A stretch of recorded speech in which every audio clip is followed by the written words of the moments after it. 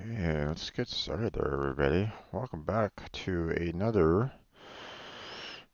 well, it's later than 1 p.m., but I'm still gonna try to do it anyway. 1 p.m. PST YouTube stream. I'm your host, Strangebird Jim, and today we got ourselves some more Pega certification to get through. We got the challenge to do today. We have the um, Unreal after that, Unreal studying in about 30 minutes or so. So um, we have um, video uploads, and I'll see what I can do about the um, I'll see what I can do concerning the website. Been kicking that around a little bit, but you know, um, trying to tackle that. It's been a little difficult, obviously. I haven't really been that focused on it, and I really should be. Um, but yeah. And last but not least, we have the Lego Movie video game, which unfortunately is pretty much a Patreon exclusive. I've been hit with copyright claims for pretty much, well, I've only done 2 videos of it so far, but every single time has been a copyright claim. And with how many times they show movie sequences in the game itself, I don't think there's really anything that I can really do about it. They're just going to continue um,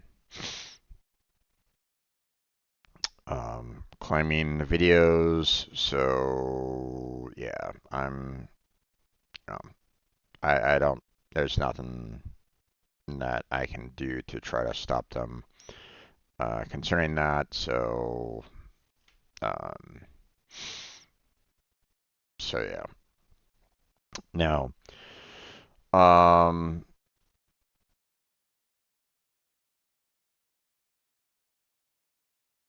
you know, uh, at least for the VODs. I mean, if it ever comes down to the point where I or someone else will do editing, then I can probably try to edit out those, video sequences and or the movie scenes and won't have anything to worry about. But yeah, that's again not much I can really do about it until then. So. Um, So the VODs will be Patreon exclusive, which, I'm still of the opinion that, hey, I'll keep it super cheap, or like, I'll still try to keep it cheap so, people can still try to enjoy the videos. I only have the Patreon at minimum $1, but still, um, that's if you have any interest in watching the full VODs of that. Um, you know, I leave that up to you, the viewer.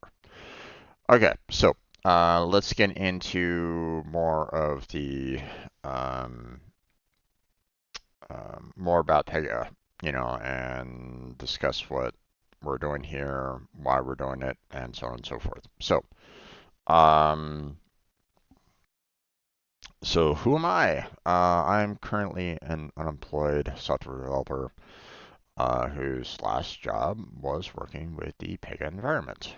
I was hired by a company who decided that um, the team that I was on, of like 20 or so different peers, were going to be trained in the Pega environment, and were given an authorized training partner in order to teach us all about it.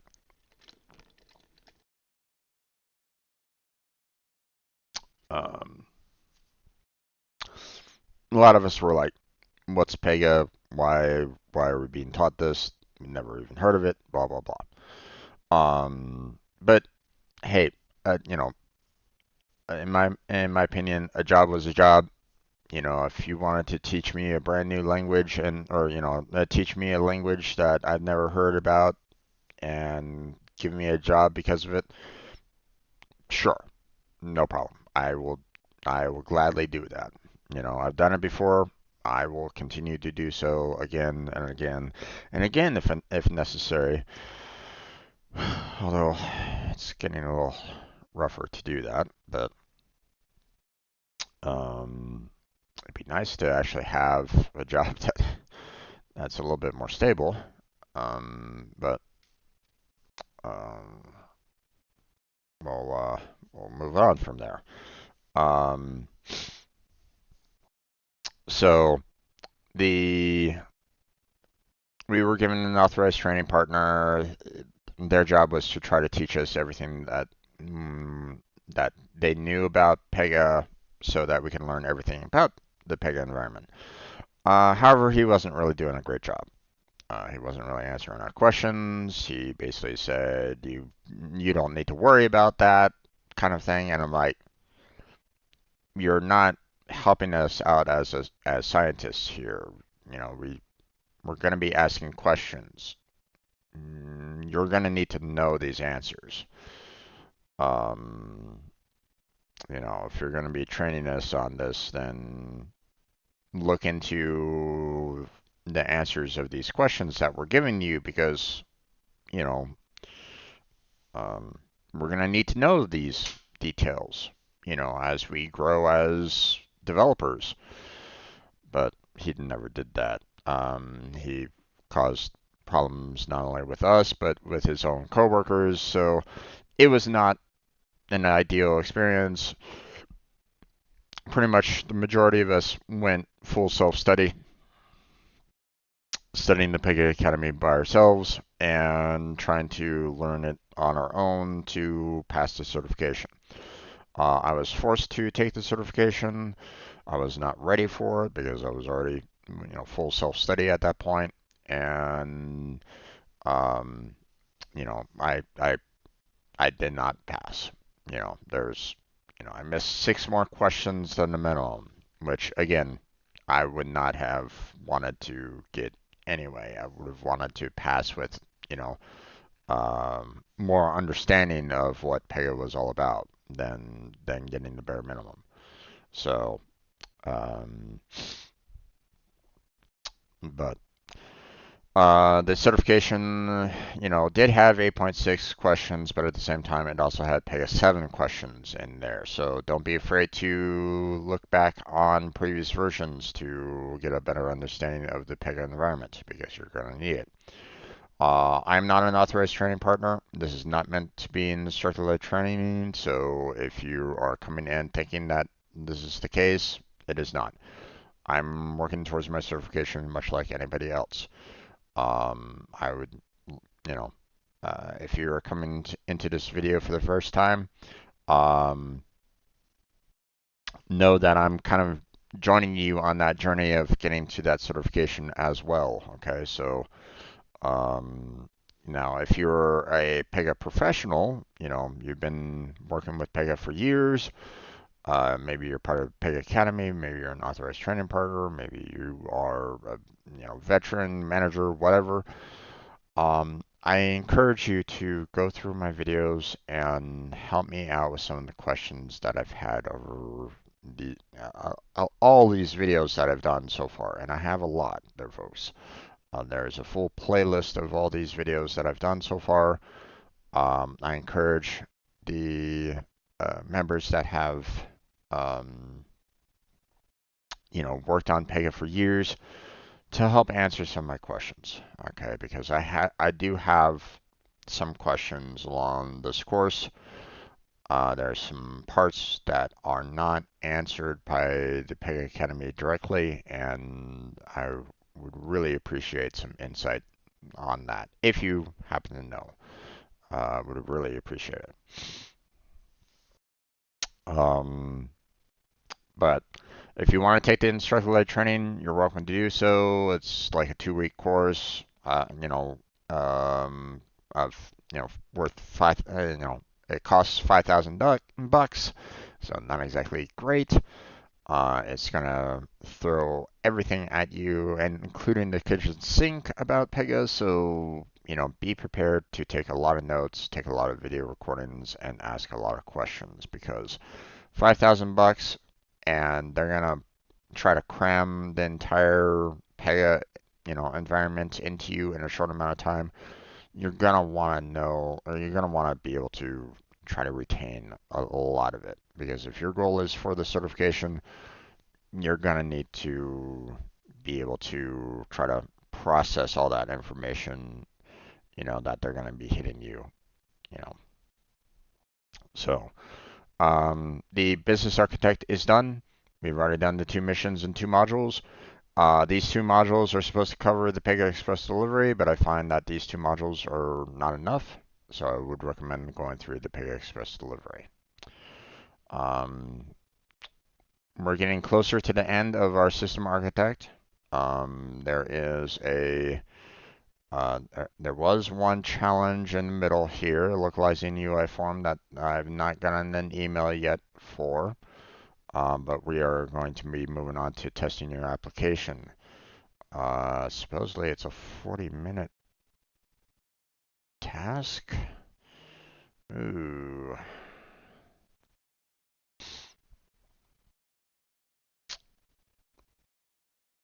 I don't know if I'm going to be able to do this today.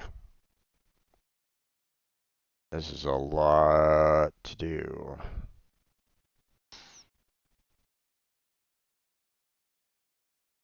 Yeah, I'm not going to be able to tackle all this in a short amount of time.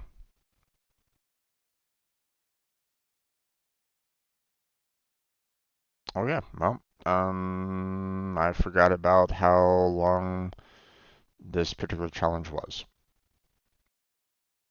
I really need to be on time. Alright, well, no one's gonna really be seeing this video, but I'm gonna go ahead and stop the recording. Matter of fact, I need to um, blow my nose here real quick. Be right back.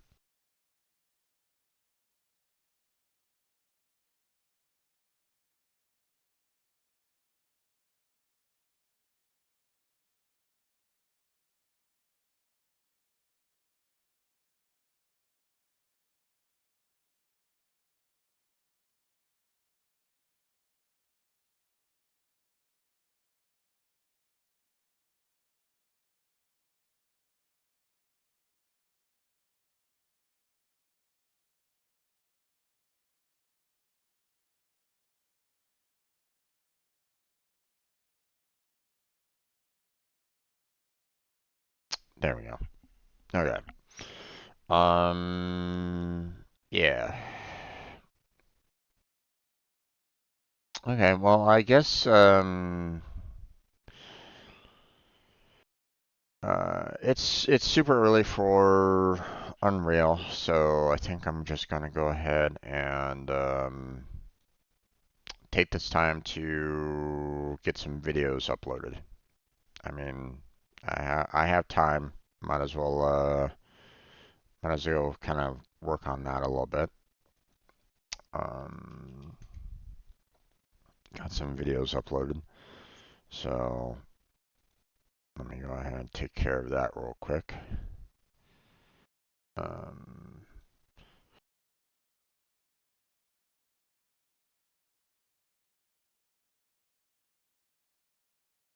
okay. Um, it's kind of unfortunate that I haven't been getting any emails um,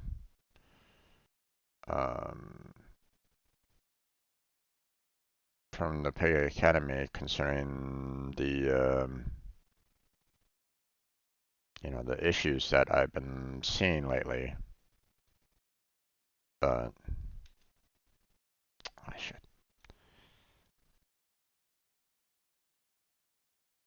you know, they used to be fairly consistent on, um, messaging me. So um, it's a little unfortunate that we're not really seeing that anymore. So,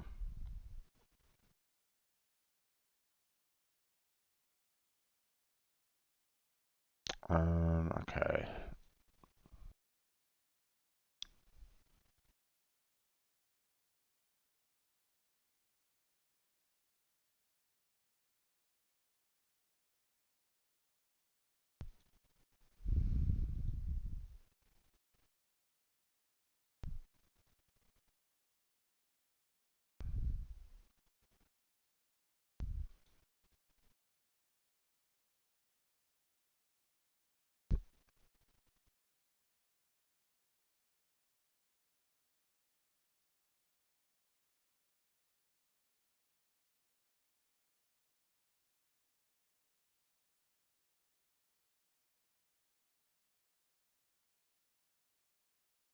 Okay. I need a better thumbnail on this.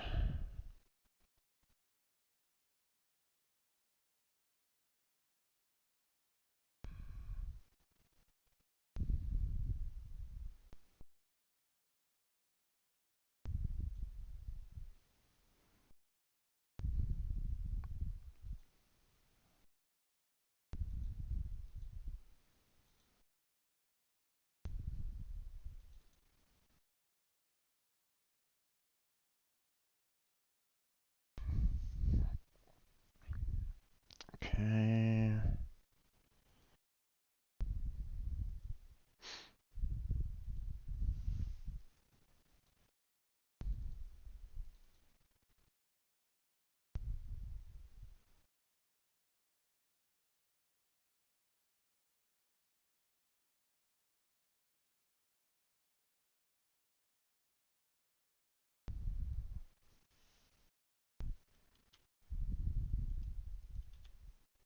Let's see.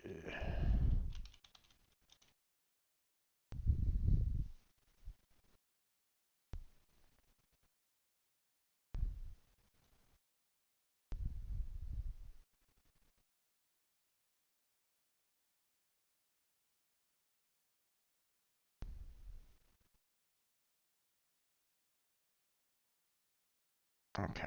We recorded it yesterday, so it'll be released on the 23rd. 10 a.m. There we go.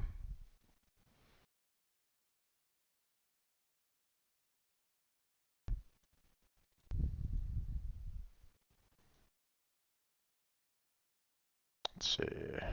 I got another copyright claim on FF7. Not much I can really do about that.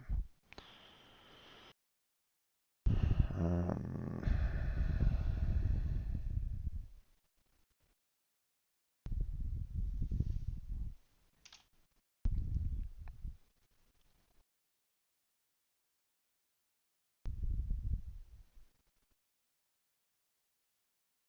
um,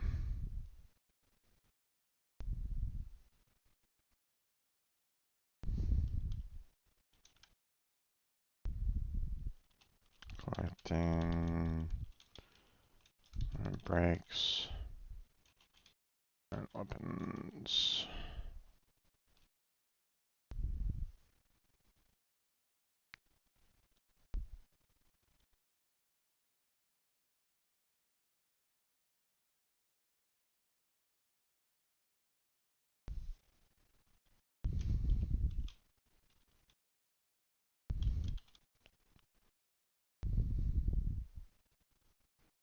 Okay. There we go.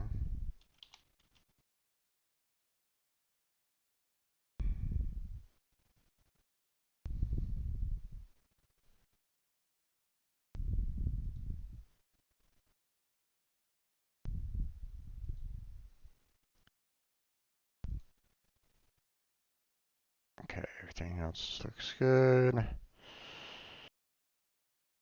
Copyright claim. Warner Chappelle. Warner Chappelle. Warner Chappelle. Yeah.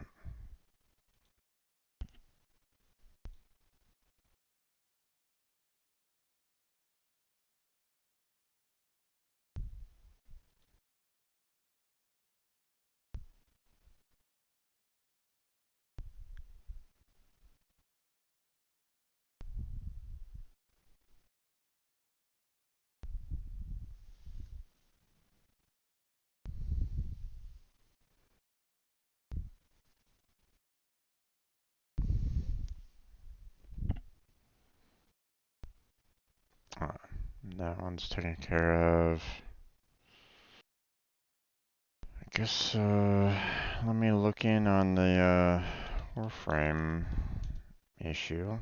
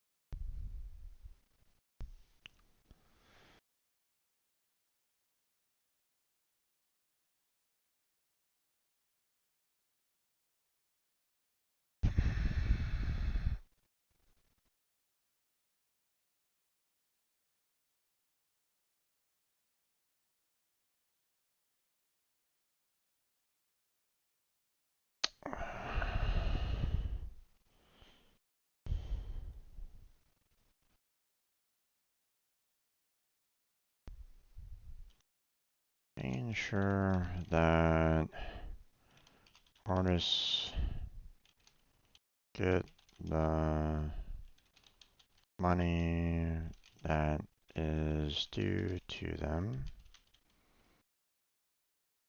is an abuse.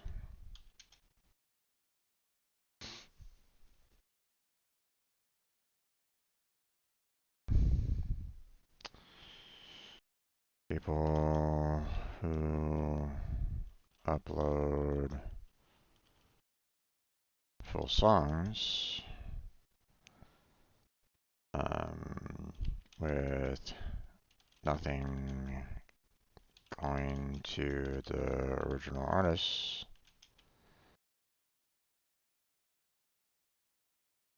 is abuse.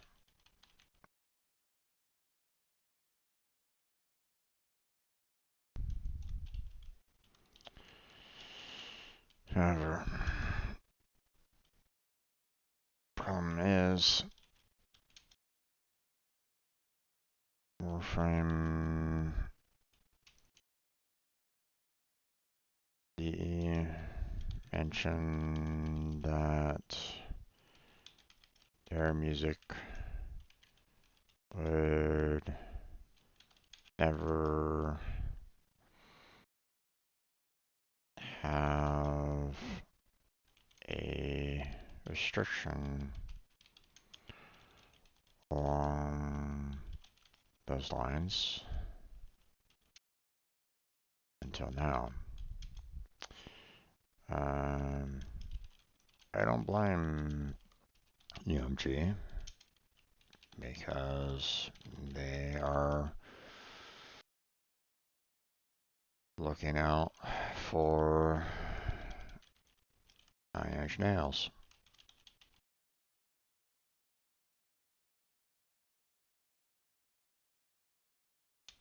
Making sure that people aren't uploading their songs without giving back to the artist that created said songs. My problem is that I would have figured that DE and UMG would have come to a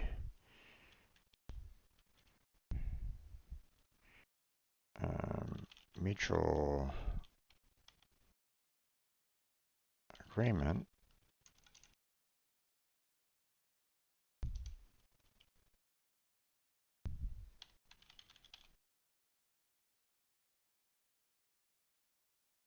that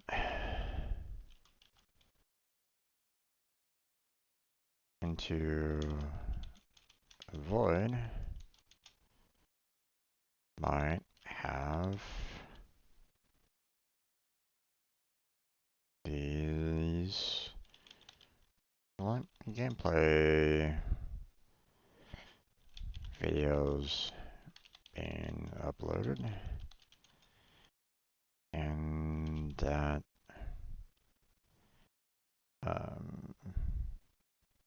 their system would need to be a little more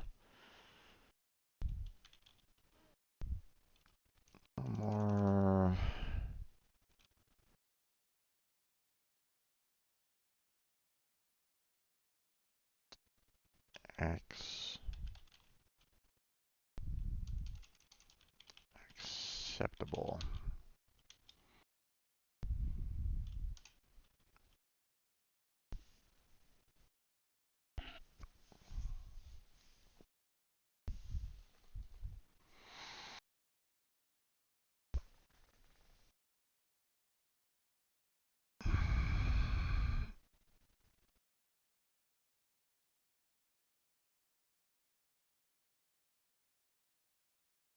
I would like to hear an official statement from the about this.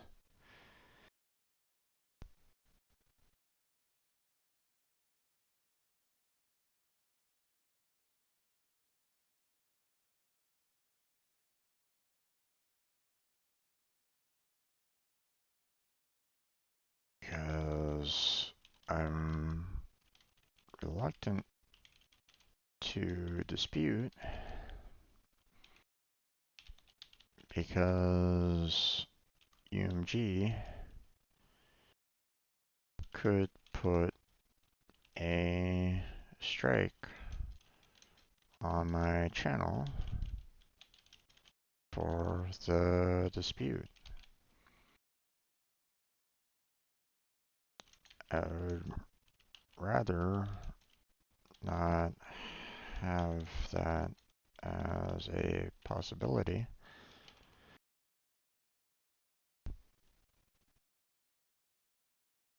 Not that I'm in major danger right at the moment.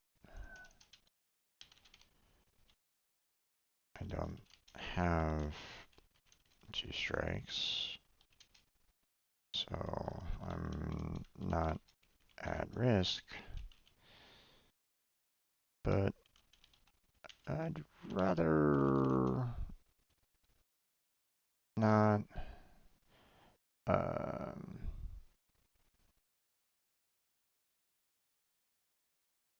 run the risk.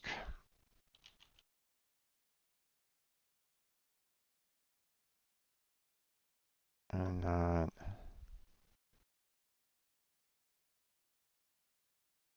tempt fate.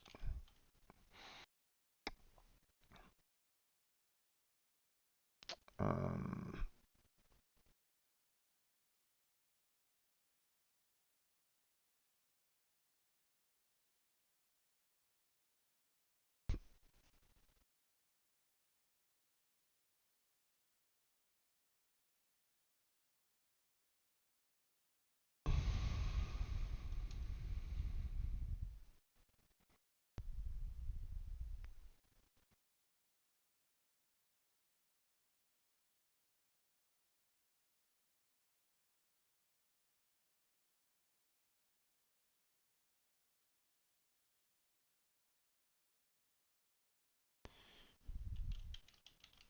Getting the song is difficult for me.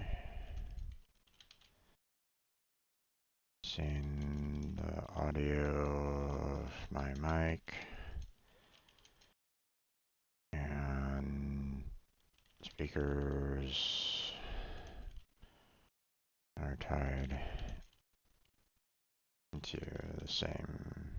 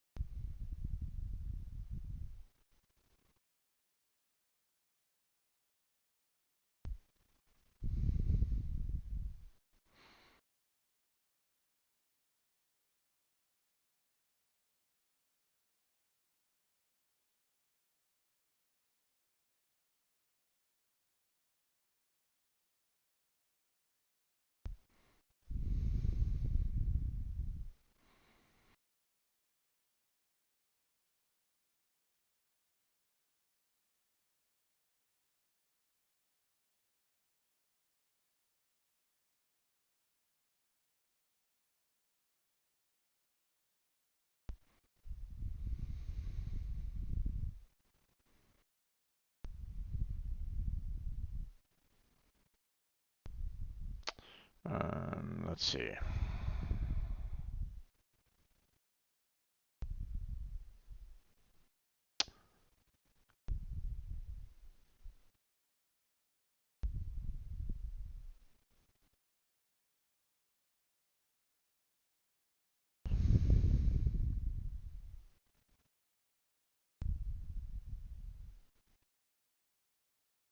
Trying to make some wood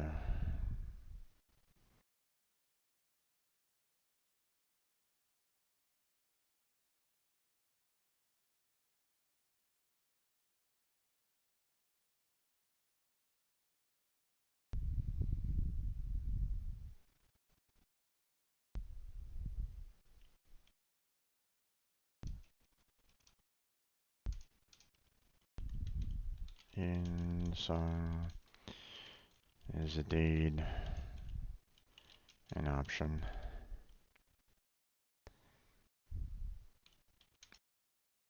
but would be difficult to do.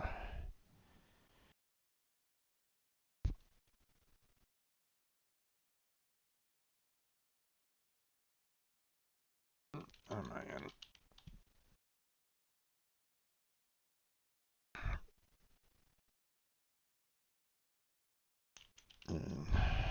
YouTube's eating system isn't the greatest either.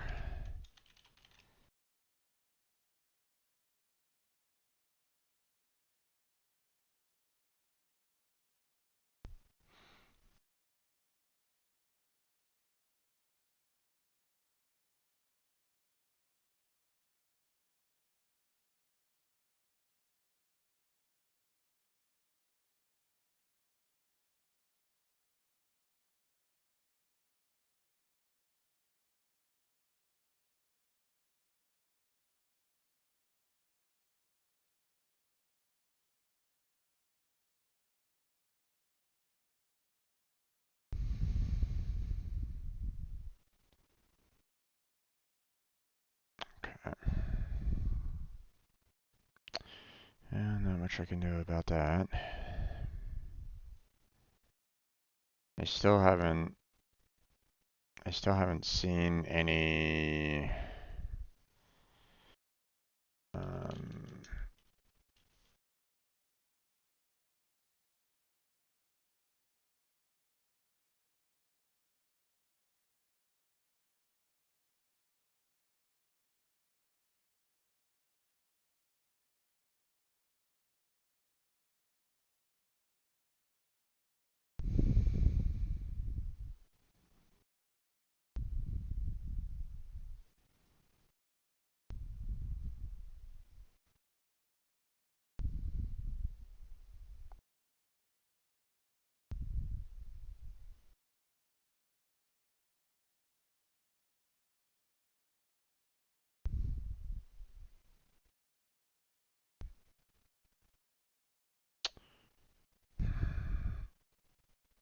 yeah, I don't know.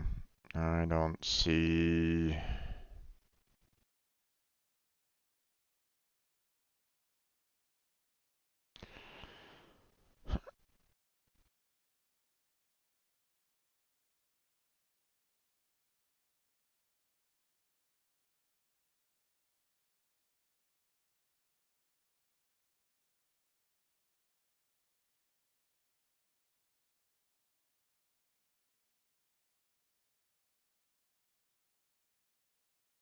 I don't really see anything else I can really do about this.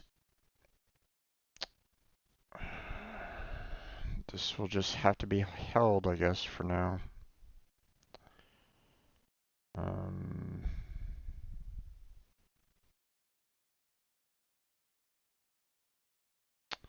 let's see. Um,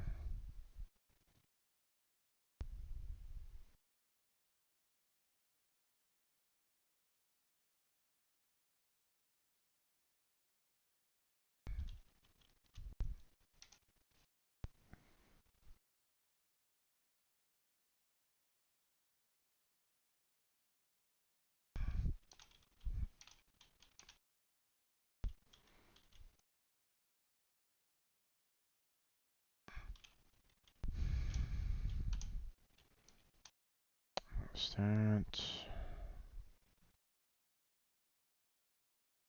Alright.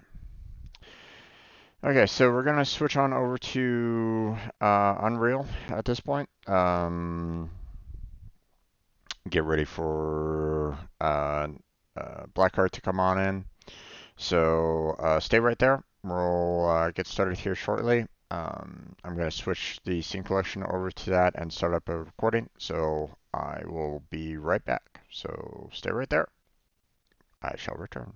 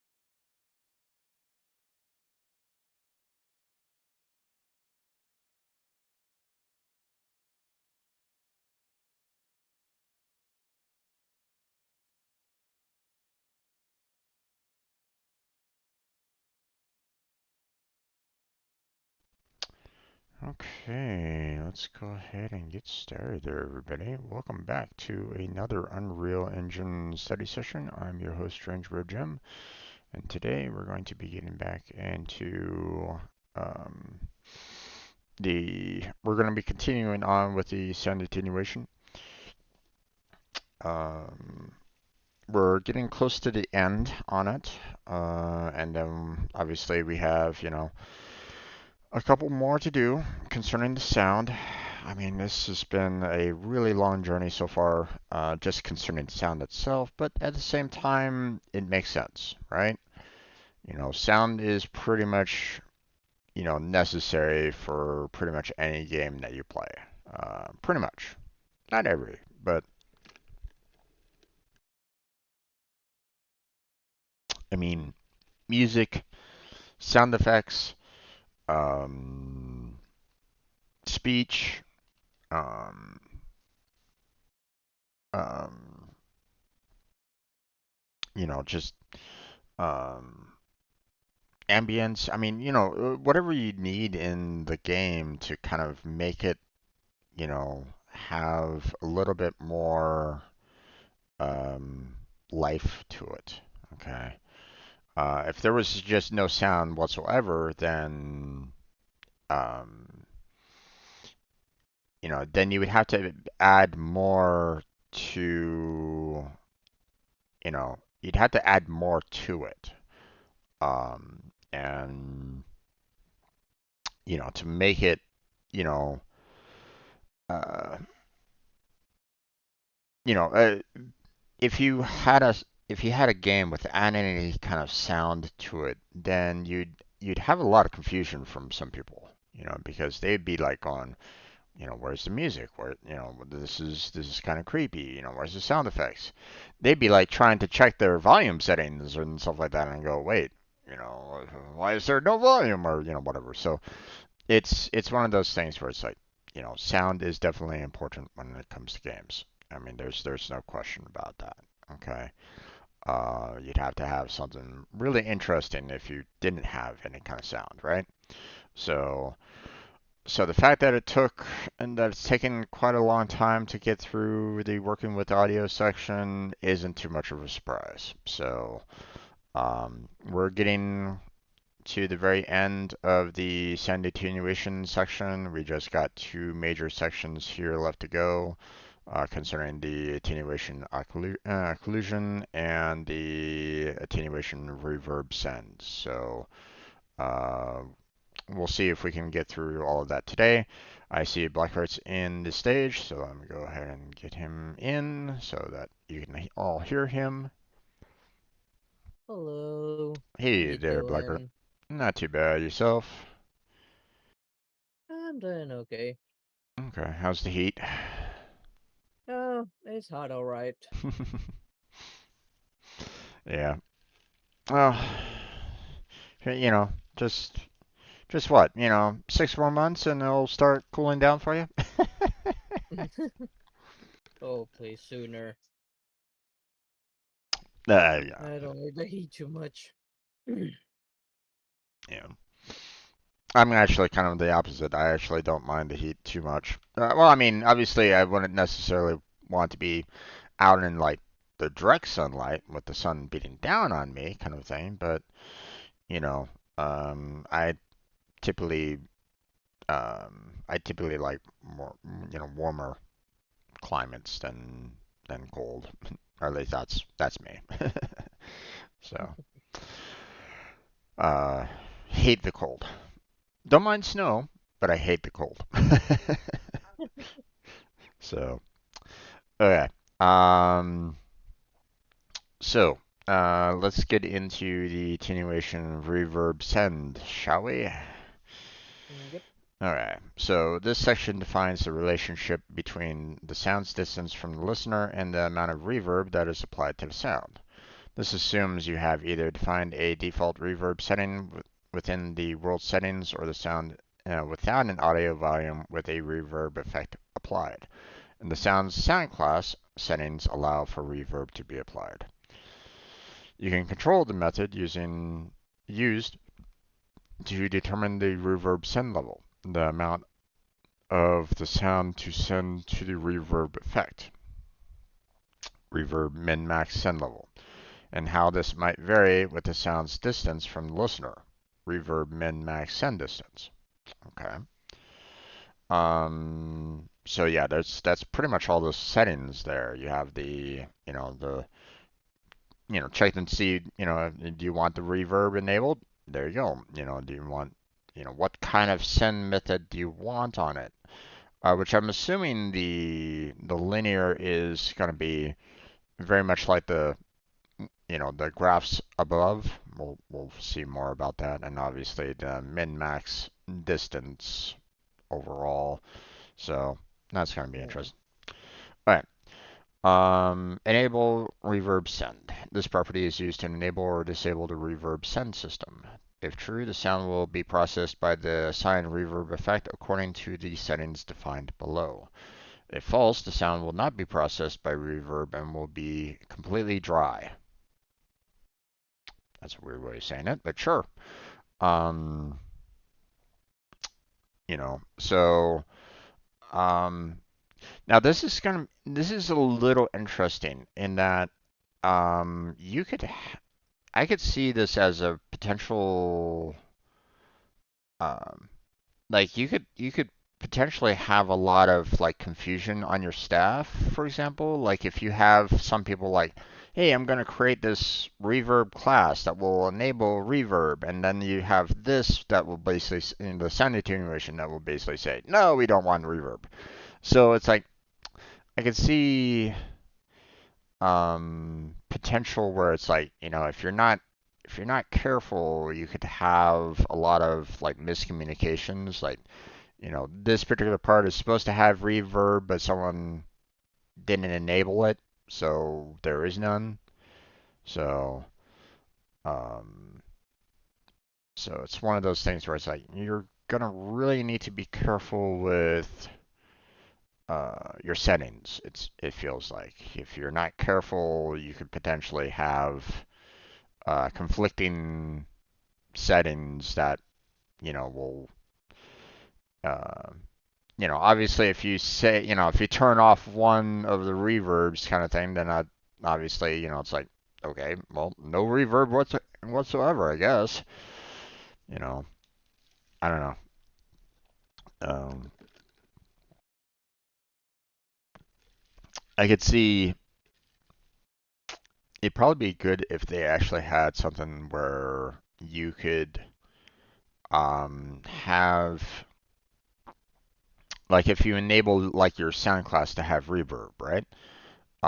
Right. That it kind of cascades through everything that sound class is like associated with, so everything knows that it has reverb. But I don't know. I don't know if they did anything like that or not, but I would imagine not, and therefore, Hmm. if you had like different, sound engineers or something like that, I don't know. Reverb send method. Okay, so this property defines the method used to determine how much of the sound is sent to the reverb effect. So you can have the amount of, and linear, the amount of the sound sent to reverb effect will be determined by interpolating between the values defined in the min-max send levels over the distances defined by the min-max distance values. You can have a custom curve. The amount of the sound sent to the reverb will be determined by the curve you had defined over the distances defined in the min-max distance values. Or you can do the manual. The amount of sound sent to reverb will be defined by a single constant value. This doesn't change relative to distance, so it's probably most useful for non-specialized ambient style sounds rather than point source 3D sounds. Okay. Um, I like the fact that um, they give a slight example here, probably most useful for non-specialized ambient style sounds. So, so I like that little touch that they did there. Um, but here's the thing, Um, is the send method not going to touch upon the other curves that are, up above, like the logarithmic, the inverse, the log reverse, natural sound? It doesn't touch upon any of those? Hmm. Doesn't seem that way. Yeah. You would think that it should, but I mean, uh, I would imagine that, like logarithmic or inverse would be also kind of applied to the reverb, send method, but, I don't know. They didn't, or maybe they're just kind of saying, okay, these are the common ones or something like that. Maybe, I don't know. Maybe it still includes those other curves, but we'll have to see later, you know, if we want to kind of check that out. So, Yeah. in the engine itself. So, okay, reverb min send level. This property is only available when using the linear send method and determines the amount of reverb to apply to the sound when the distance defined in the min distance property. Typically, you would use lower values here so that there appears to be more direct than reverberant sound when close to the sound source. Okay. Once again, they're really hitting home on the linear send method on that, which kind of makes me think that maybe they don't have the logarithmic or anything along those lines. So, hmm. Well, we move on. Uh, this Yeah. this property is only available when using the linear send method and determines the amount of reverb to apply to the sound when at the distance defined in the max distance property. Typically, you would use higher values here so that there appears to be more reverberant than direct sound when far away from the sound source. Okay.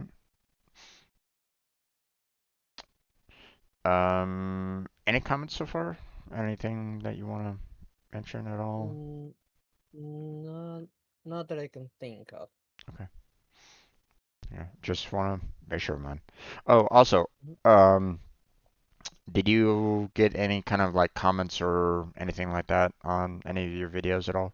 I wanted to check. Not yet. Okay. I just, you know, uh, just want to ask. Haven't received anything myself, but now again, for anybody that's watching right at this moment in time, you know, you, we're going to be coming, especially in this audio section, there's going to be a lot of information that we don't really understand. We've already covered it in multiple videos. We're going to be like going, I have no idea what this is all about. Both Blackheart and I. Um, so if you know the material and you're willing to help us out, please, feel free to like leave a comment, or come to us directly, chat with us, during these live streams and, um, you know, give us the information there. And obviously, we'll be sharing it with each other. So you don't necessarily need to go to each of our videos, but I mean, still kind of welcome that as well if you want to. Um, so yeah. Anything else that you'd like to add to that there, Blackheart, or No, no, I can't think of what I could add to that. okay? I just want to make sure.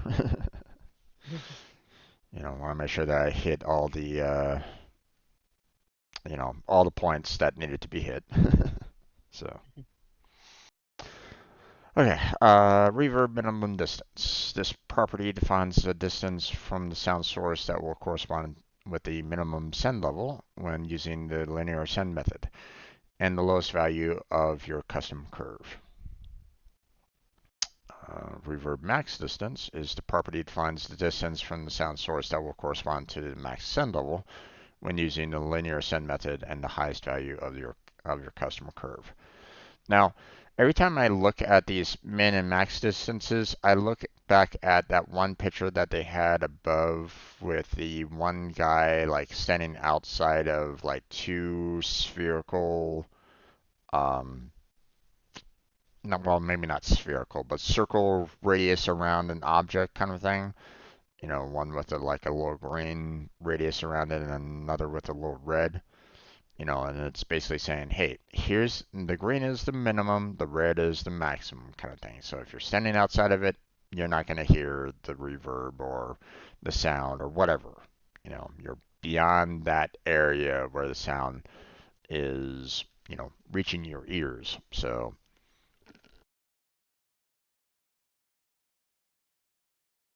of course, you can change those settings depending on, um, you know, maybe you have something that has a little bit more in tune hearing, but you know, so whenever I see like minimum, maximum, this is kind of the representation that I kind of think about, you know, really. So just saying. Okay, so we're on our last section here, finally. The attenuation occlusion. So this section defines how to build the occlusion system will behave in order to simulate the effect of sound being reduced in high frequency content and or amplitude as a result of an object being between the source and the listener. You can control how the engine will check for obstructions as well as severity of low-pass filtering and volume reduction should an obstruction be found. Excuse me. You can also change the speed that, as a result, any changes to the sound will occur. Okay, so enable occlusion. This property allows you to enable or disable the inbuilt occlusion system. If true, the inbuilt system will check for obstructions and apply the settings defined below. If false, the inbuilt system will be turned off, and unless you're using a third-party plugin, defined in plugin settings below, your sounds will not emulate occlusion. Okay. Weird. I mean, it's not wrong, but it's a little weird of how they're kind of putting that. So, um, okay, occlusion trace channel. This property determines which trace channel will be used to determine whether there is an obstruction between the source and the listener. The default here is visibility, which would probably work fine for most purposes, essentially. If the object has collision setup and its properties, then it will work with this setting. If you want to exclude any specific objects from the occlusion system so that they didn't form obstructions to your sounds, you can do this by setting their collision response property for the channel you're using. For example, visibility to ignore. You can you may have to change the collision preset property to custom to access this. This may have implications on the correct functioning of other systems, so do this with care. It may be better to set up a custom audio trace channel. Okay. Um, this is uh, hmm.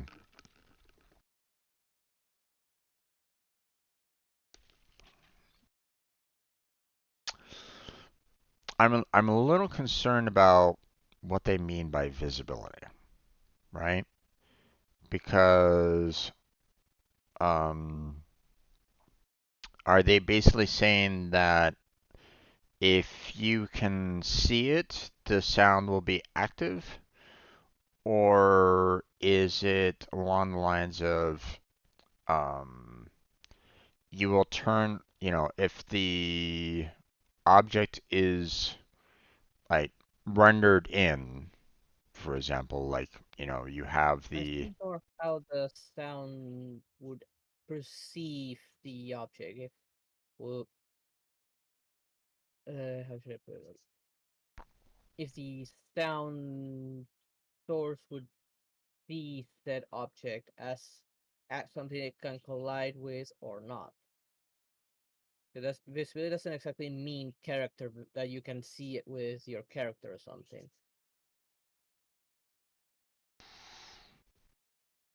So occlusion is if the sound detects that there's something in the way. It sees, okay, there is, say, a wall right here. I can't go through this. But if that sound doesn't see that wall, then it'll just go through it. Hmm. Um, I guess. Hey there, you are. How you doing there? Welcome to the channel. How's your day been? Um,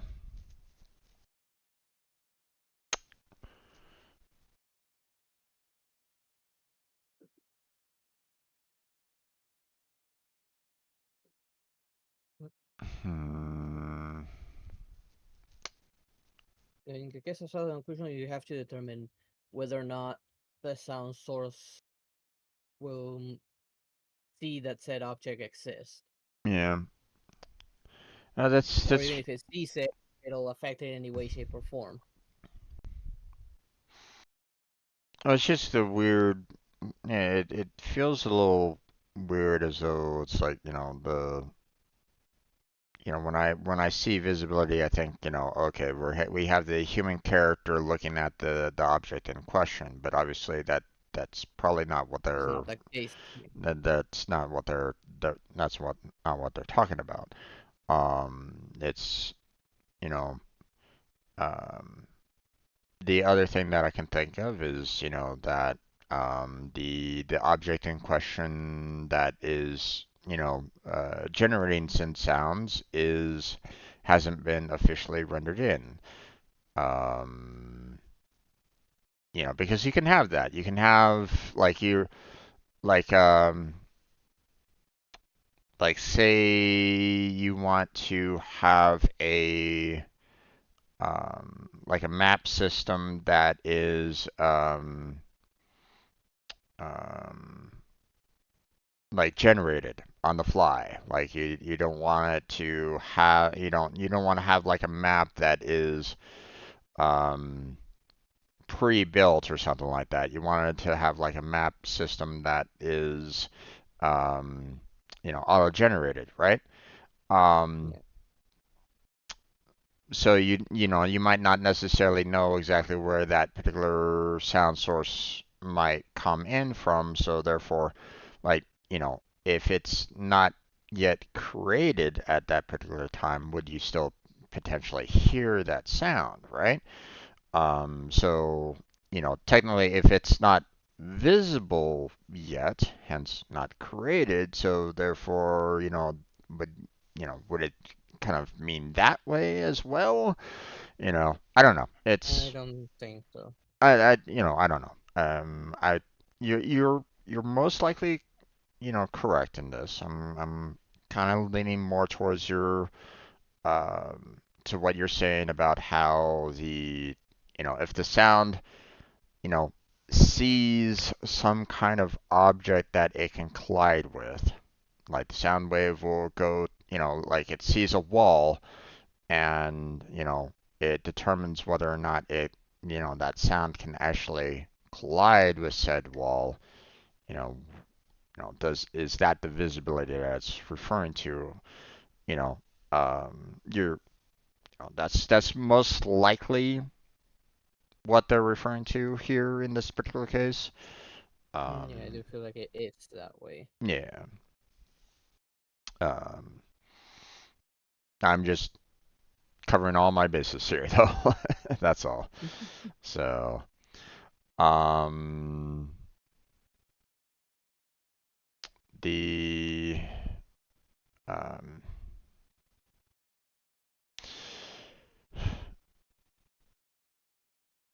Um, the fact that you have to the what I'm um the response property, however, that it you're looking at that and you're like going, okay, um are they referring directly to the objects itself that are, potentially, the collision object, or is it the response property of the sound source itself that will basically say, hey, I want you to ignore all collision, every single collisions, we're going to ignore it. Everybody's going to hear the sound no matter what. I Or, guess it's depending on how both are configured, how both the collision and the sound are configured. yeah, one would imagine, right? Because, um, if you have a sound source that, you're basically saying, hey, I want you to be heard throughout the entire level, say like music, then, you pretty much do what? Probably and ignore, most likely. I guess maybe, I don't know really on that one, but, um, um, whereas, the objects would, you might have something that is like, oh yeah, you can either, any sound that passes through it is, you know, like you have a net. Well, that's not gonna block sound, so you can completely ignore, any kind of collision with a net, right?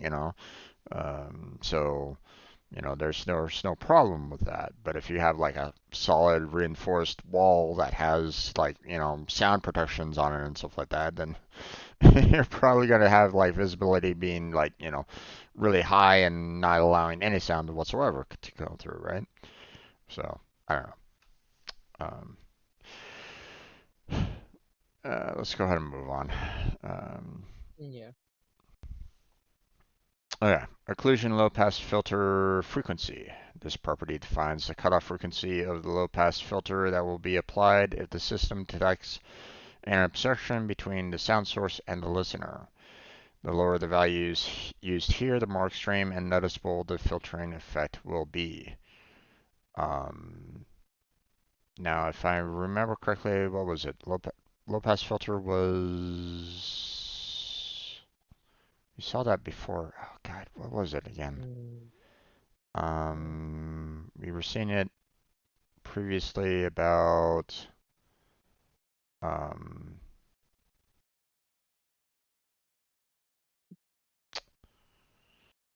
what was it again?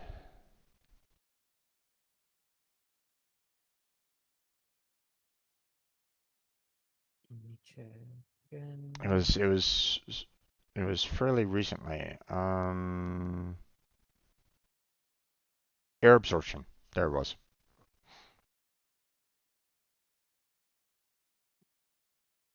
So, um, so I guess this is talking about um, how much the sound gets absorbed by the air then. So, hmm, I guess so. I don't know. It's the only thing that I can think of right at this moment in time.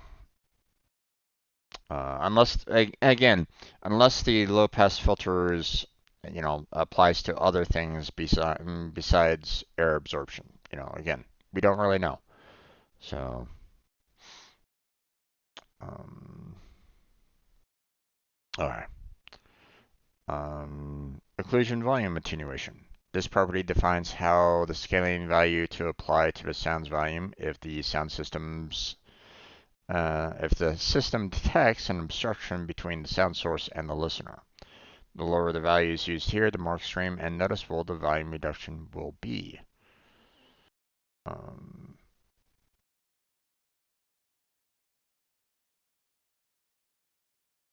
okay, so if there is a obstruction of some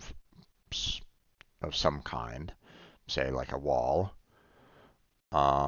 how How how much of much the sound do you want it to obstruct? right? How much will you reduce down the overall volume if the walls, you know, um, in the way, right? Like if you have like a wall and a door or something like that, how much sound will just be dampened by that? So, if you have a really low value, apparently, like if you have like 0.000001, then you're probably not going to hear any volume, apparently. So, um, but again, I don't know how what their scaling is in terms of the overall values are, you know. So I mean, if it, does it like use percentages or does it use like, just a whole lot of digits? And if so, what's like the maximum number that you can put in there that so that, there's no loss whatsoever, you know. I don't know. Occlusion interpolation time. This property defines the transition time for the occlusion effect as a sound alternates between being obstructed and not obstructed. The lower the values here, the more responsive the system is able to be, but if depending on your settings, this can produce some fairly extreme behavior. It's a good idea to experiment with different time values to find what works best for different situations. Hmm.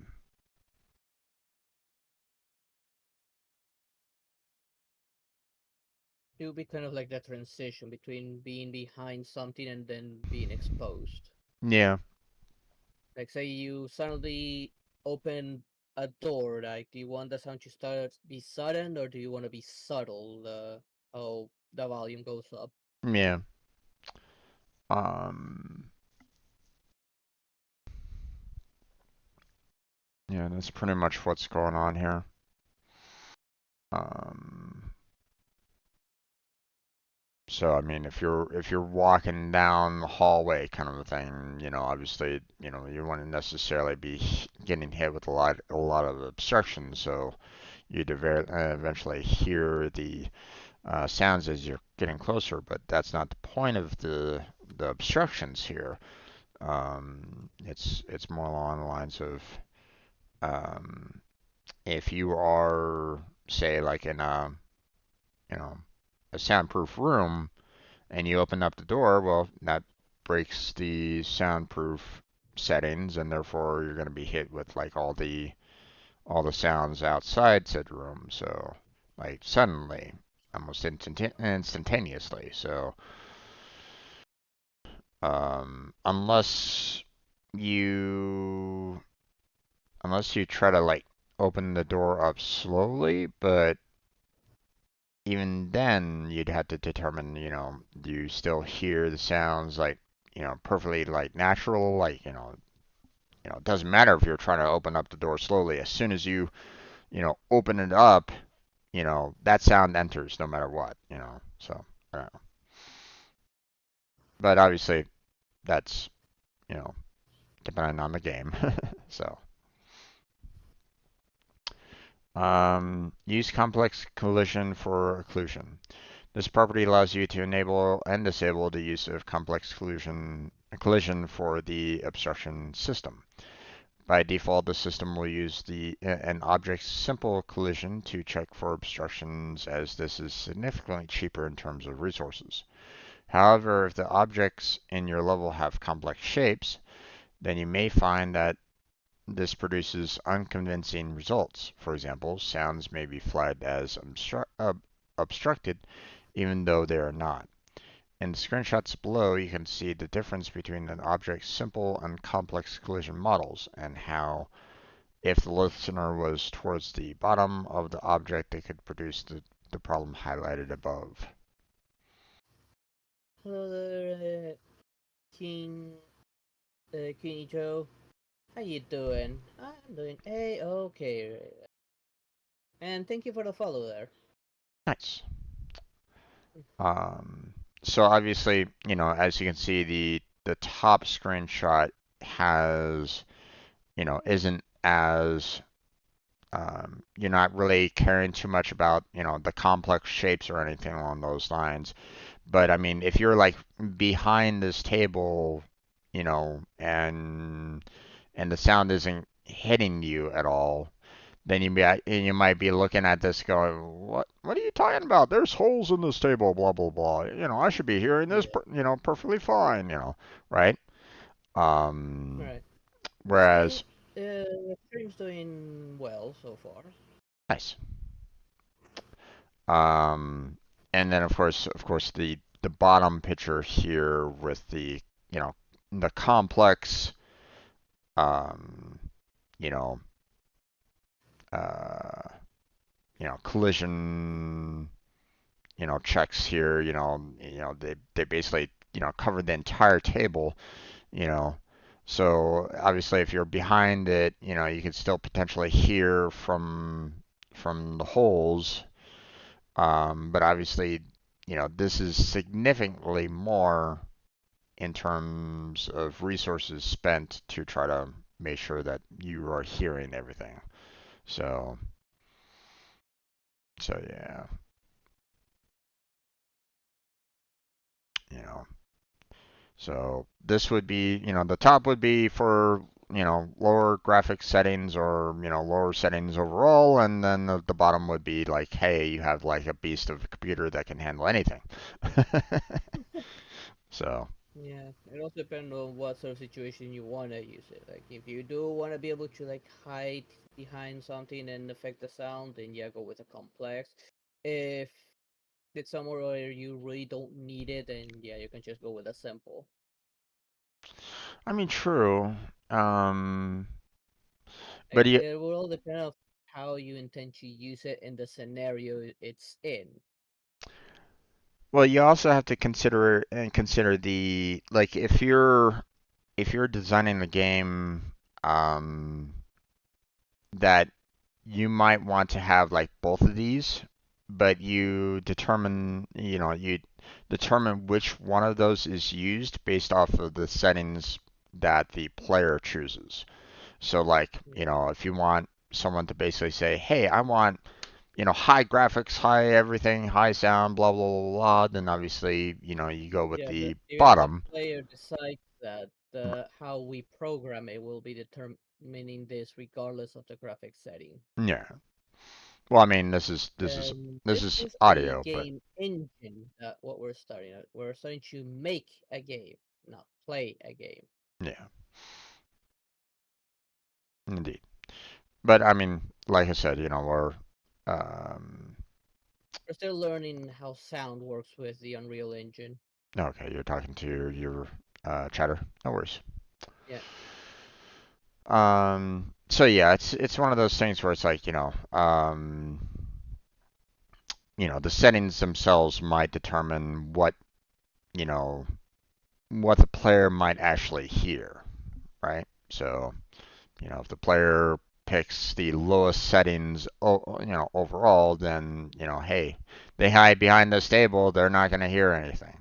But if they pick the higher settings, then they might actually hear something, you know. Um, it all depends on what their computer or, what the console can handle, right? So, um, it also determine it might also fall on us as well as to whether or not we actually want to do something as complex as what that bottom image. We might like look at this and like go, we don't really care about the if someone's hiding behind this table, blah, it doesn't matter.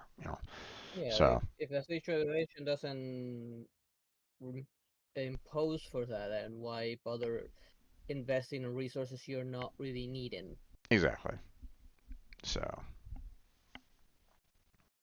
um, okay, attenuation plugin settings. This section allows you to define any settings made available to you by the developers of any third-party plugins you choose to use for either spatialization, occlusion, or reverb. If you're using the native built-in systems, then this section will be empty. So, and Thank you, Kenny. there's all the other settings being added there. So there we go. Yeah, those are some And that, plugins. yeah, all the different plugin settings. But it's like, okay, well, they didn't really add much here, but I mean it all depends. I guess it depends on the plugin that you add to it. Yeah. So um, Yeah, it'll be depending on what sort of game we end up making. well, yeah, yeah, yeah. Well, I mean, the plugin obviously will, if we even want to use a plugin, then that will go in there. But that, yeah. So we'll see. Okay, so we have the sound cue editor next. Um, it's a fairly short-ish section. Shall I shall I continue on it, or do you want to like maybe save it for tomorrow? Uh, Since the next part is also sound cue, we might as leave it for tomorrow. Like we have the sound cue editor and sound cue reference, so all that's left. So might as well leave it for tomorrow. Well, don't forget that we also have the sound cue editor UI to look at as well. If you expand out the sound cue editor, there's that section as well. Although it doesn't really look all that much. Hmm, It's just how to navigate, like what part is what on the UI, like Yeah, understanding the UI itself. It's not exactly what it's actually for, no, what it does. It's more on the initial part of, okay, this is what the sound cue editor is for. yeah. Doesn't really describe anything really. Device Yeah, profiles. Brings up the device profiles in a separate window. You don't say. yeah. Wow, Let's I see never the. I never would have thought about that. Hmm. Yeah, I think we can skip the UI one since like it's we're looking at it right on the very first image of the sound cue editor. Yeah. I want to know what it does, how it works, like what does each thing does. Like I can already navigate the UI pretty easily. Yeah. I just want to know what am I clicking on. Yep. You know, the fact that it's like, hey, it brings up the debug tool. Well, great. What does the debug tool do? You know, you're not really helping me here with this whole brings up a debug tool in a separate window. That tells me Yeah, nothing. What is the purpose of the debug tool concerning of the sound cue editor, their game or in their documentation? Unreal. Please explain this to us. you know, um, Yeah, you're not really, great. It opens up in a separate window, but what is it all about? That's what that's my take on it. but yeah. So okay, we'll save this for tomorrow. Um, hopefully they'll cover a little bit more of it, but it seems like they probably won't. At least not I think very. maybe on reference we're gonna have more information on sound cue than we will on the editor. Oh, reference Yeah, is reference is massive. yeah, reference is indeed a very long um This is where probably will get most long of web our page. information. You Yeah. know, they're including a lot of properties in here, so there's going to be a lot of kind of going over what each property does and so on and so forth. So Yeah, I this don't will even be. know if we'll even cover all of it. This is big. Mhm. I'm still going down. Like I'm scrolling down and I'm still going. Mhm. Oh, there's the bottom. Yep. Finally. I mean, and I'm just looking at the attenuation node properties, and oh my God, so many so many properties, actually associated with it.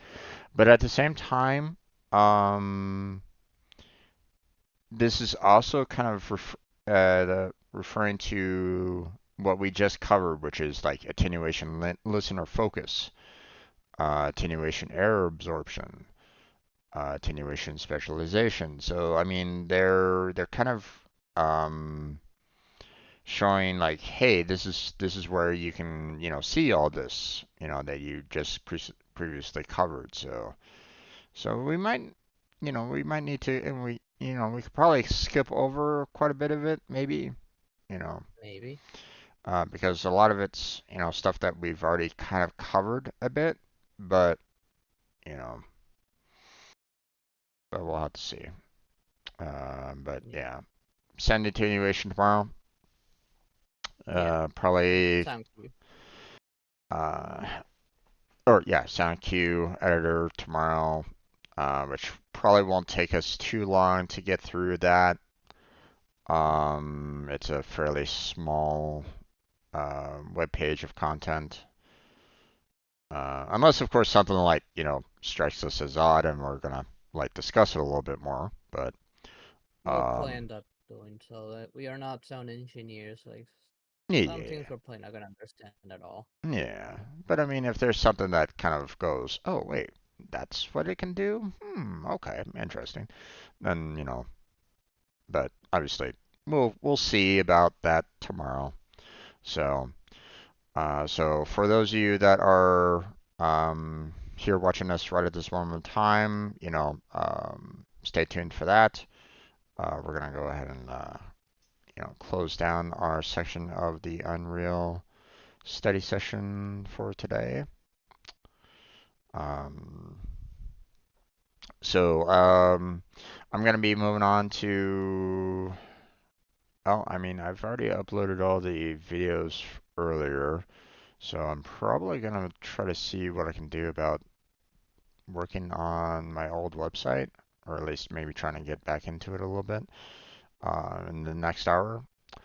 And then I will be going on to the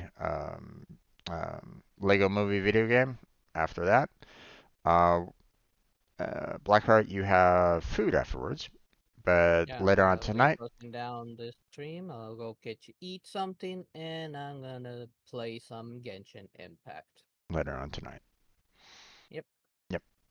and roughly an hour or so. Yeah, indeed. So for anybody that's kind of curious as to what's going on, if you're watching my channel right now, you can go check my description for Blackheart's channel, and I'm pretty sure he has the same for me as well, if I remember correctly. So, so we, you can, if you're interested in seeing what we're playing, there you go. Check our description for various links that we have down below, links that help us out directly, the content creators. There might be some links down there that might help you out. Um, like, you know, I like to try to promote, Team Robot, and Team Robot's kind of try, built around the idea that everybody helps each other out in whatever way we can, right? So, um, so that's available if anybody's interested in that. Um, if you are sound engineers and you understand everything that we're kind of going over on this Unreal, studying, uh, Unreal Engine studying, please feel free to, give comments about it. Help us out with some of the topics that we're not really understanding very well. We welcome it. Um, Obviously, if we might occasionally get oh my God, you guys are complete idiots, and well, that's not really helpful. Um, but I mean, let's face it, And may it's like explain it to us, or maybe give us links to someone that might have explained it with examples. yeah, yeah, that would be very appreciated. Not only would it help us, but it could potentially help out someone else. Um, so we encourage that at least. Be more constructive. Um, let's see. Anything else? Is there anything that you might want to state? You want to promote anything on your end there, Blackheart? I already took care of poggers before I joined your stage. All right. Well, I'm just saying, you can do it again if you want. You know, sometimes it's sometimes it's good to do like at the very beginning, at the very end. You never know. So, Probably before I close down, I'll do it again. okay then. All right. Well, then I'll leave you to it. So, you have yourself a good time. Enjoy Genshin. Enjoy your food, and I will catch up with you again tomorrow. All right. Bye. Bye. And that's it there, folks. We're going to go ahead and close on down for our um, Unreal section. I want to thank you all for joining on this session. Hopefully, it was enlightening. Again, please, you know, we welcome any kind of help along those lines. But like I said, feel free to check out the description.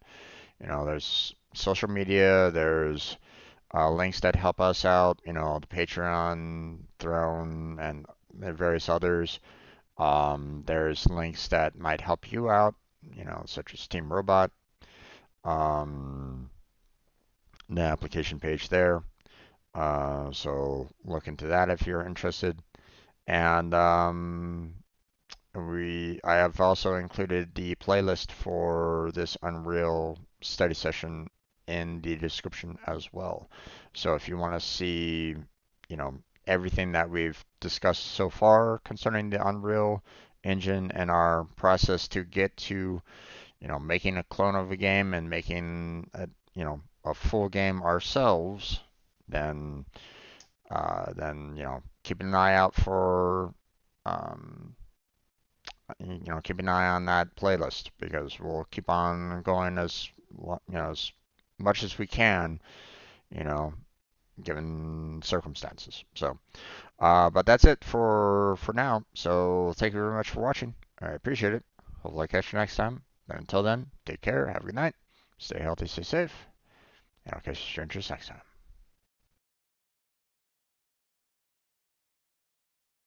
Alright, recording is done. So,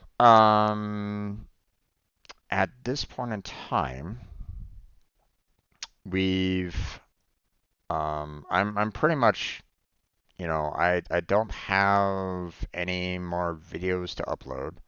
Like my YouTube studio is clear. I mean, I don't have like I still have the one video that I still need to upload concerning Warframe, but again, I'm been concerned about the copyright, so I don't know what I can really do about that.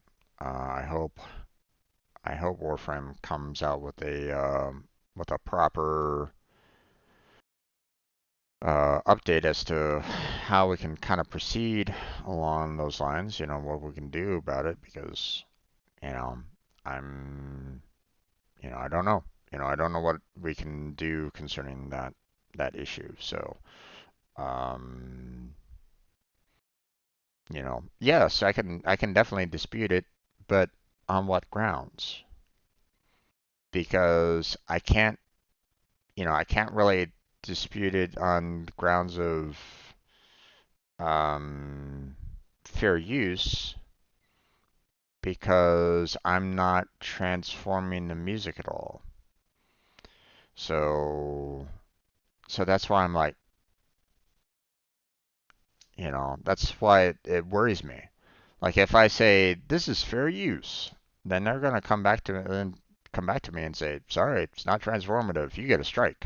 It's like, um, you know, um, so that's why it's worry that's why it's worrisome for me. That's all. Um, yeah, I can try to dispute it, but that's worrisome. Now, of course, again, I can try to use YouTube's system of like muting the song. It does have that option of like trying to mute the song, but it might also take away what I'm saying during it as well. So So it's going to be really problematic along those lines. So I don't know. I want to wait until like we get like an official until we get like an official notification from DE about it, before I really do anything with it, which is unfortunate because, um, like the, um, I really want to get that video out there for everybody to watch, but at the same time, it's like, you know, um, I, you know, there's there's concerns that I haven't been, that have not been officially addressed yet. So it's like, so just gotta wait, I guess.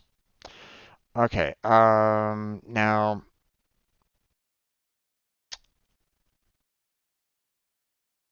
one thing. So it's been quite a long time since I've worked on um the website. And I don't know, you know, I could try to do a recording of it, but um again, I don't know um how much I can show at this point in time. So, and yay, another rejection letter. Woohoo!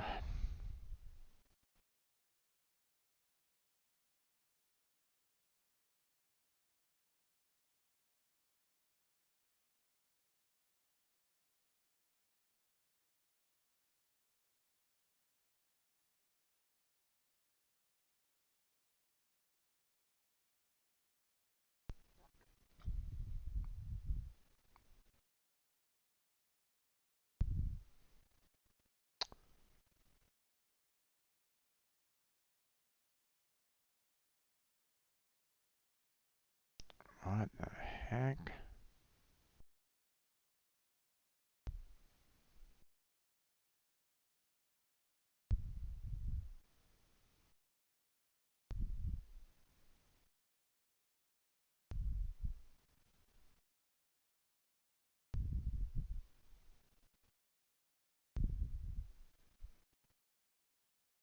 Sorry, I'm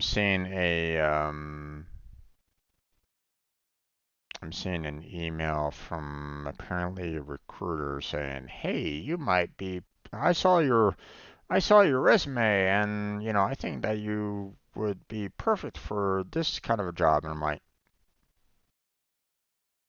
um, according to your job post, you're looking for a senior, for the contract role. I've never even touched this system before, much less know what it's all about.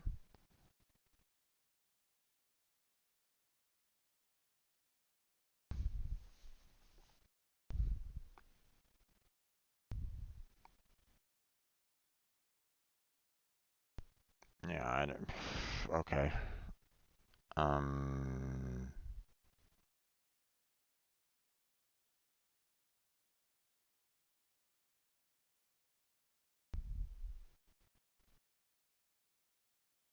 they're basically saying experience, FarmNet, 5 years required. FarmNet build, 5 years required. It's like,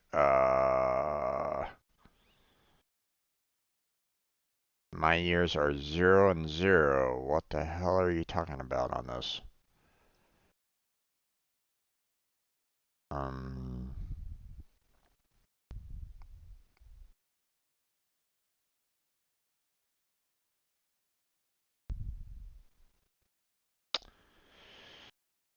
um,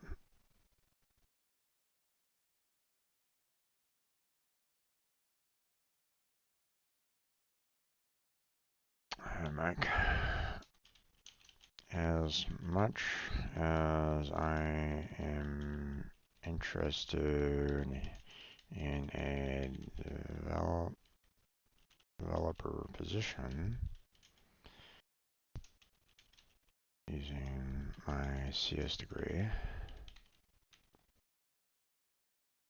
um,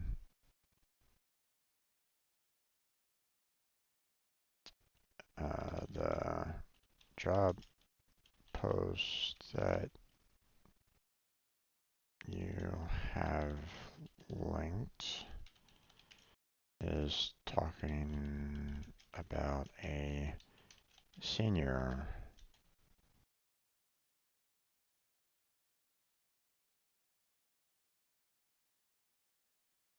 from that consultant. I've never seen, heard, or touched from that before.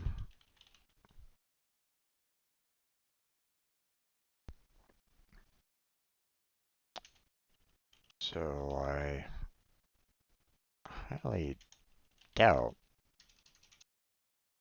that I would fit in that position of being a senior developer there. Um, if the position is open for entry level, then and I wouldn't mind looking into it, but I would most likely need some form of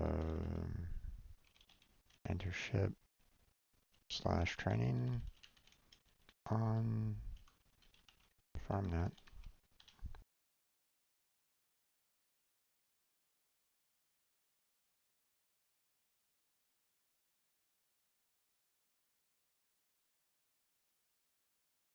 Let me know if that is something that we can work towards.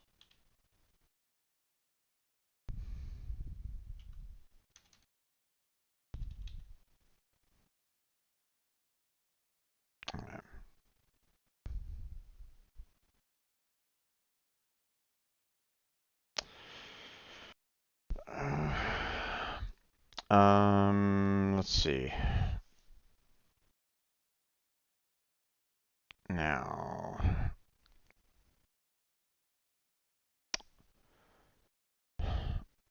let me look up the information that I have concerning the website.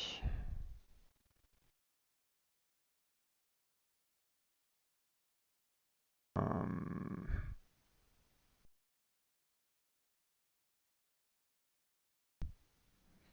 hmm.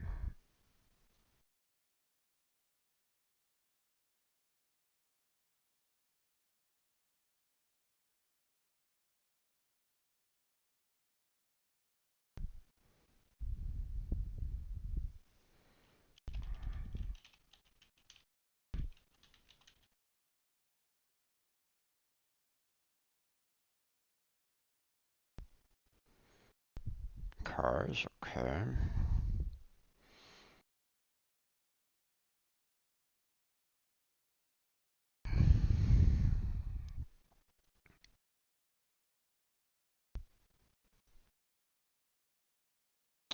Okay, there.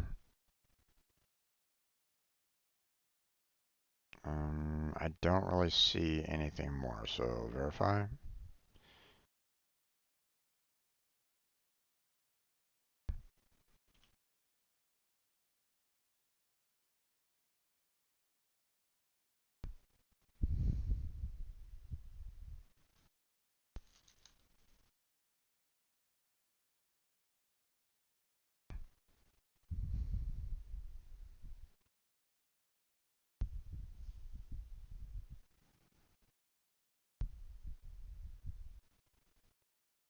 Oh wait, I don't think. I think this is my old phone number, not my current one. So, um,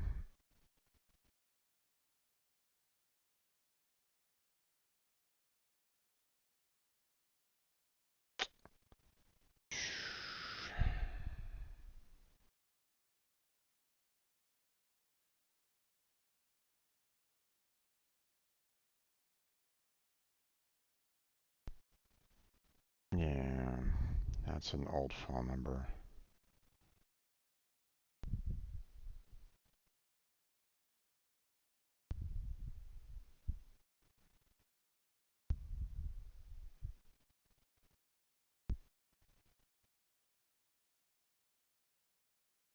Oh.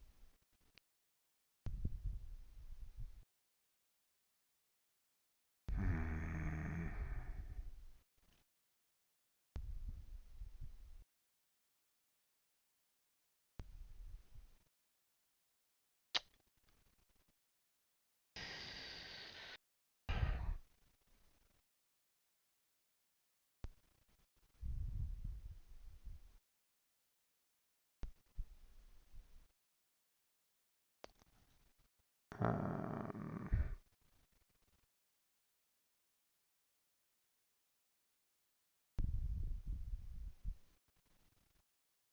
hmm.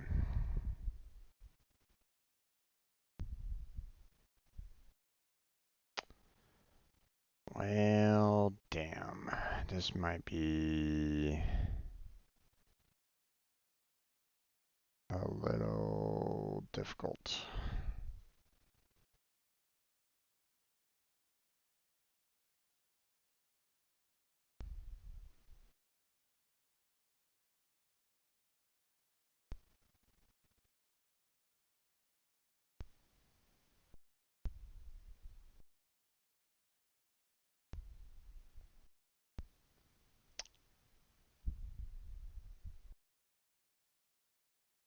Hmm.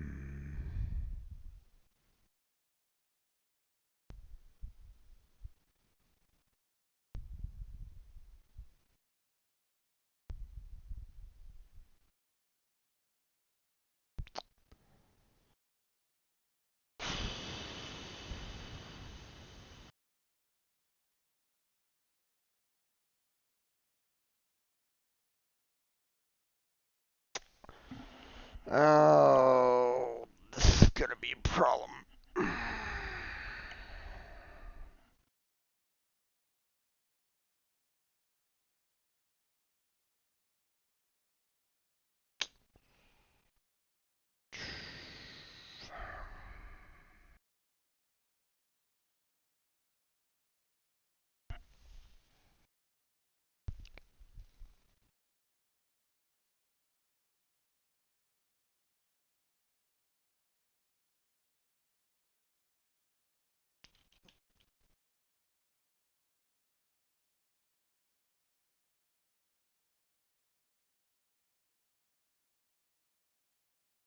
Hmm.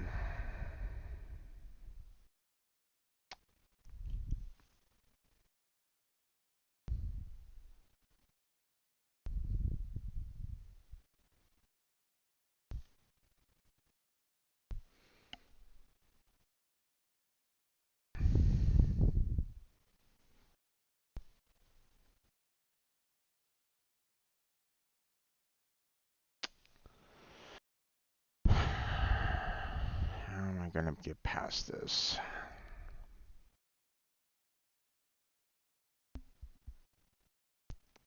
And here's where the two-step verification becomes a problem.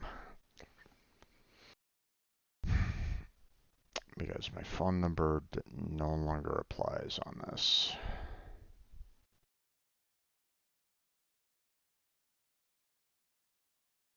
Um, remove two-factor authorization, Gmail.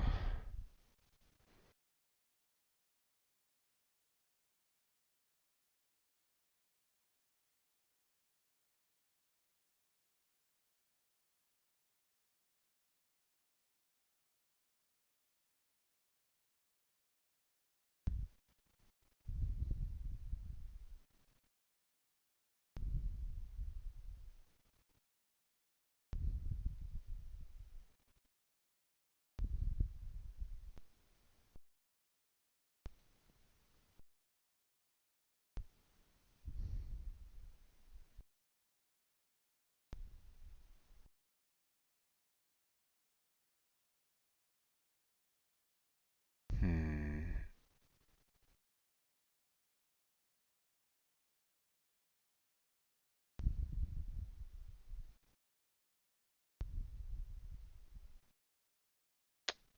Let's see.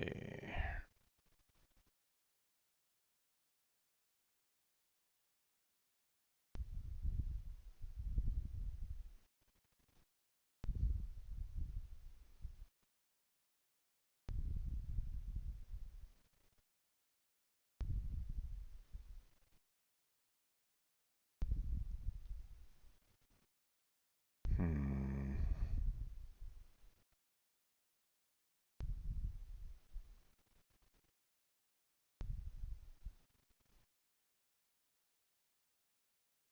Don't think Gmail has anything. Um, doesn't really have any way of contacting them directly.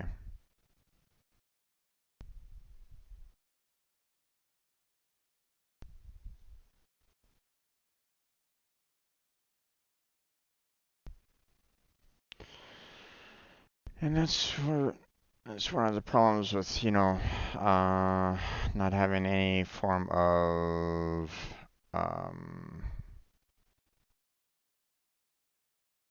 you know, individuals kind of behind the scenes helping customers out. If you don't have like, live people, then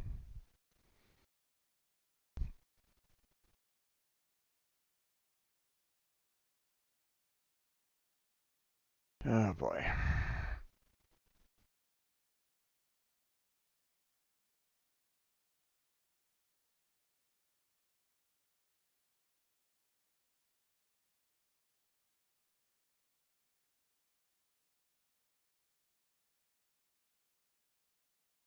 Try another way.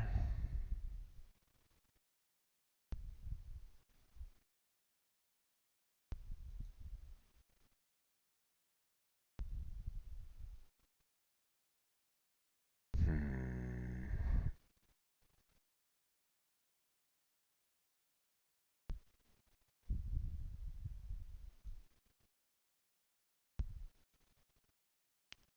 Let's see. Let's sign out there.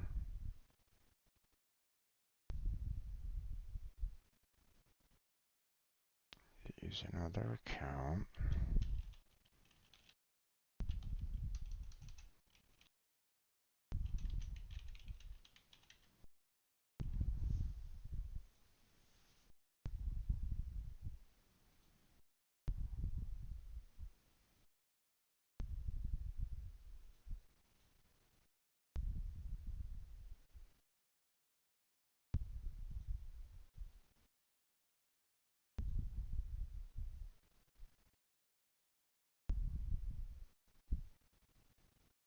Hmm. Let's see.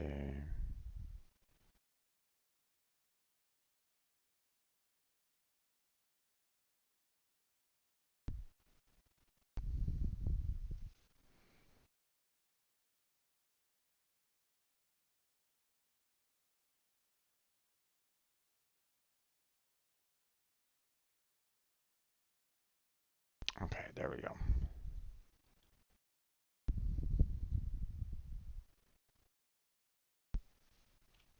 Got a verification code to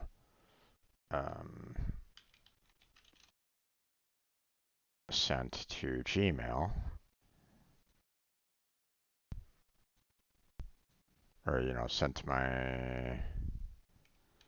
um, to my main account.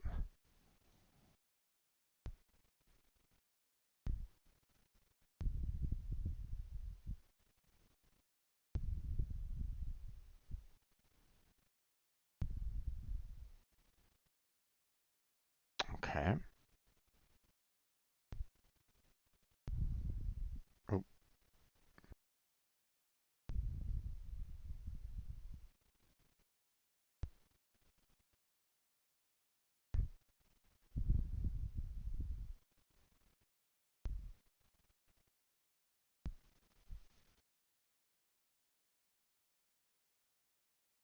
Okay.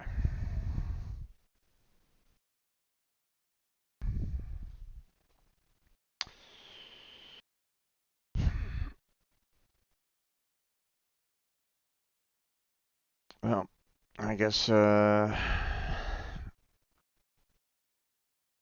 can't get into that right at this moment in time.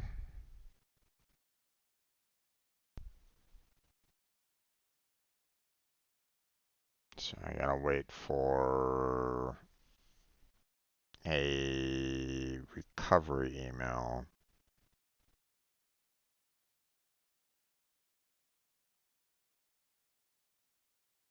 Okay. So we'll have to kind of wait on that.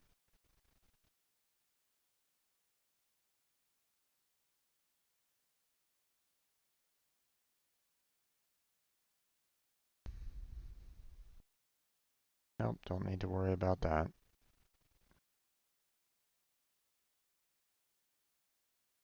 Don't need to cancel it. I want it to be able to access that account. So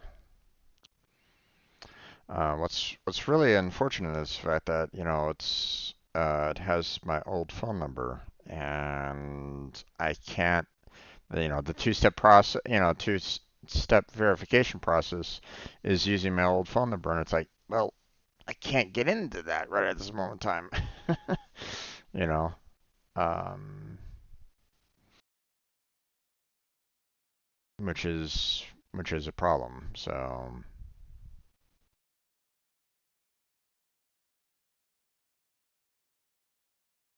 um,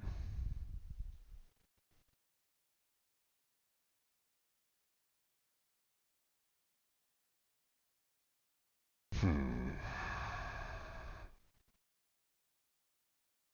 So I just gotta have to wait on that, I guess, for the time being. Um,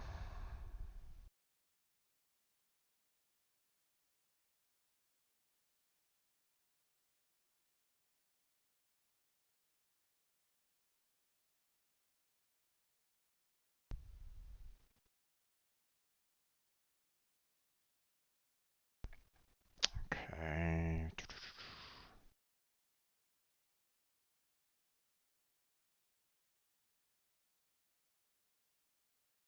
Hmm.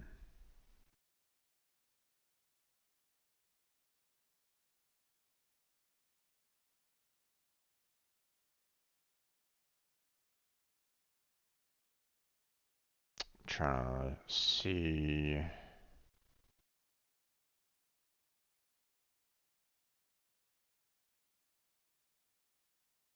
if there's some way for me to kind of log in.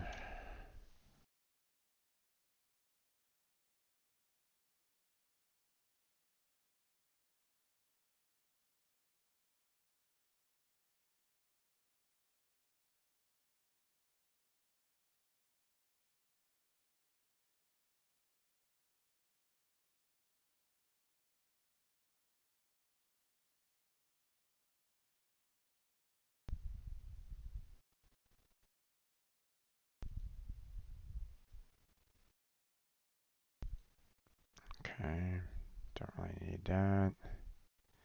Close that down. Hmm.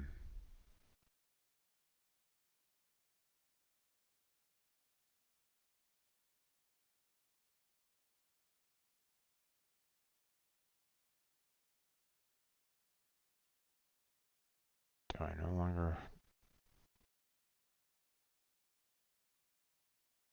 They might have closed it down due to um, non-use, or for because I haven't really done any kind of work on it at all.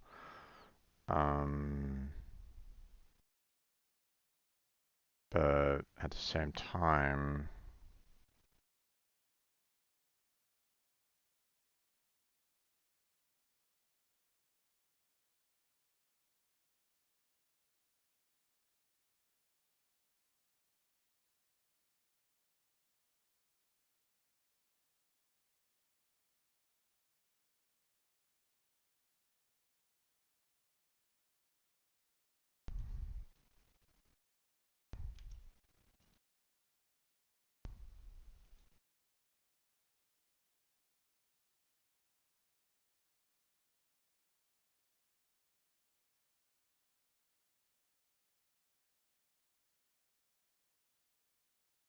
hmm.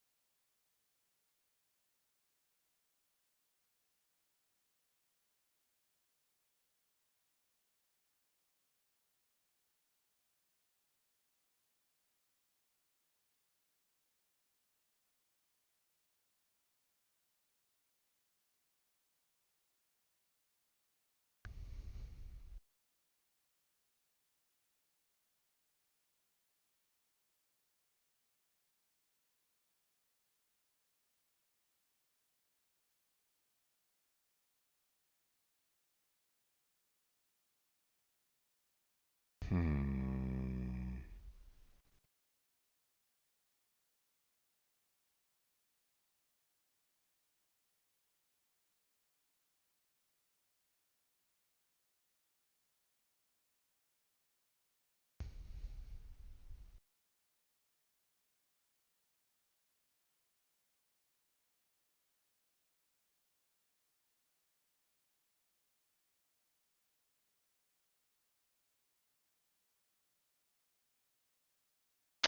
Let's see. Hold on.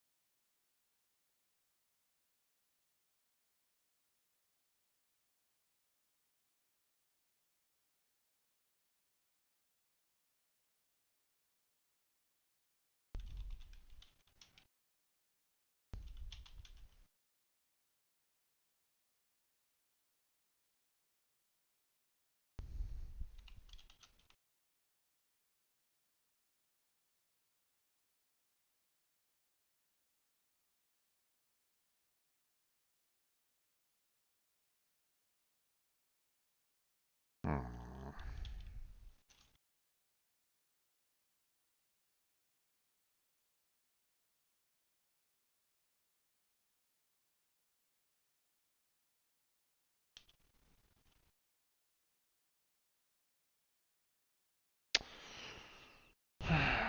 Bridges. Okay. Bridges. Sure. Bridges.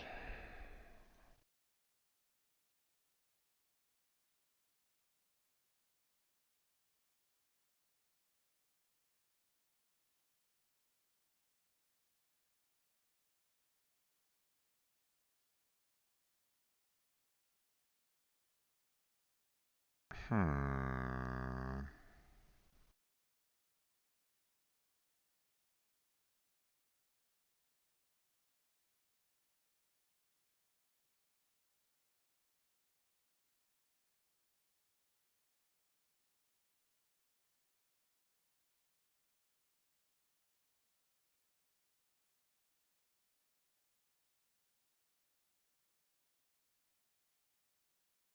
Okay. I think I'll have to wait on this a little bit.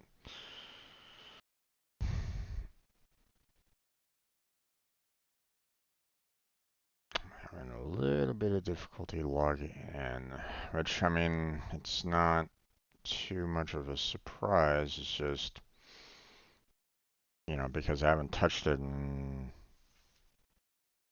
probably close to 2 years now, I think, now.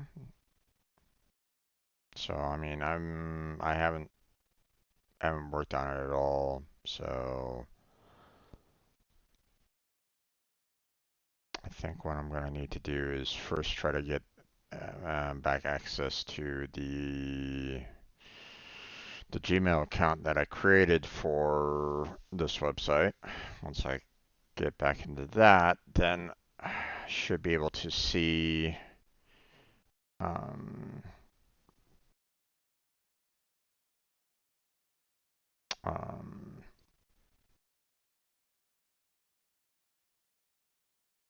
I should be able to determine um,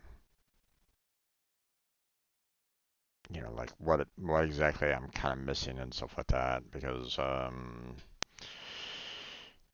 clearly I've forgotten some things since then, since the last time I worked on it. So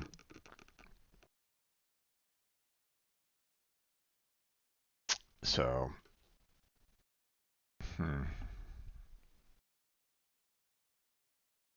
um, as it is anyway,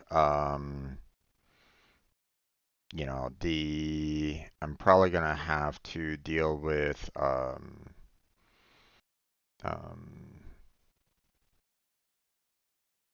I have to see like where is my database? Did I add it to the website already, or was the database that I was constructing prior on my old hard drive? I don't remember. If it's on my old hard drive, then obviously I'll need to boot that up and get back access um, to the database files that I was kind of working on. The I'm working. I was working on um, the the types of columns. The different tables for the receiver and the giver. Um, and all the information that I was planning on kind of storing for each of them. Um, and again, I wasn't one of my main concerns about the database was that I'm not a SQL expert. I'm not a DBA, so I don't know if I was going to be making mistakes concerning the database on it. Um, you know, uh, Now obviously, there's things where it's like, need to make sure that information that gets sent to it, doesn't absolutely wipe out the database. I know that much. Um, um, you know, the I appreciate when I see information and you have like a little bit of humor tied into it. Um, uh, I'm blanking on the name of the comic. Uh,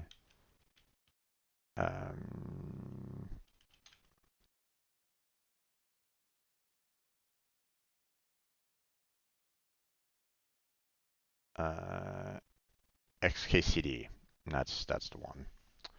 Um, so one of the things that I was like, I was looking at, you know, or I the comic XKCD, fantastic comic. I just haven't been able to read much of that lately. But um, one of the comics that they put out was about Tommy Tables. Let's see. I think it was Tommy Tables. Was um,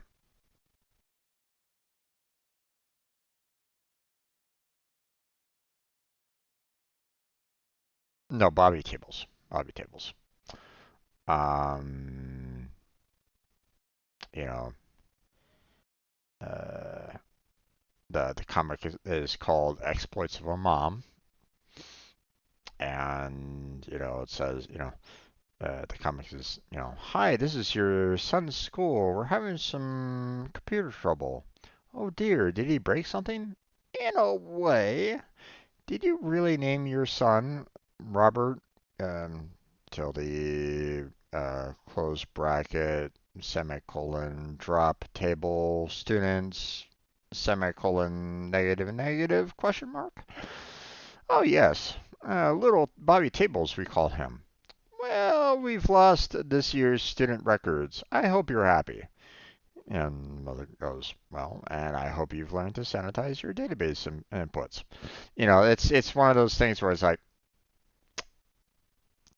um, those small little, um, nuggets of, uh, you know, what what to do and what not to do, with a little twist of humor into it is always a nice touch. Um, Website that I used to love going to for the longest time as well was um, uh, the WTF, or no, it was the Daily WTF, I believe it was called. Yeah, Daily WTF. The curious perversions of information technology. Um, I loved going to that website for the longest time because it would show um people would send in screenshots of you know of messages or pop-ups or actual code that they saw, that made you go, wait, what? Kind of thing, like, confused, like, huh? What? What's going on here? Um, uh, I showed it to the Computer Science Club a couple times, because one of the nice things about it is that it shows, you know, um, it kind of shows what not to do. um, and the um,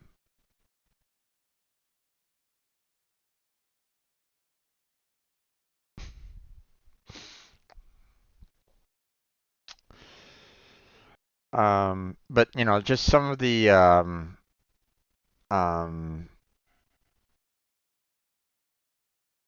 just some of the code snippets, that you see and the like. Um, uh,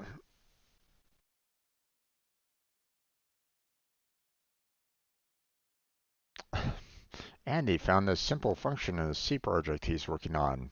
Void clear val int of x is equal to 0.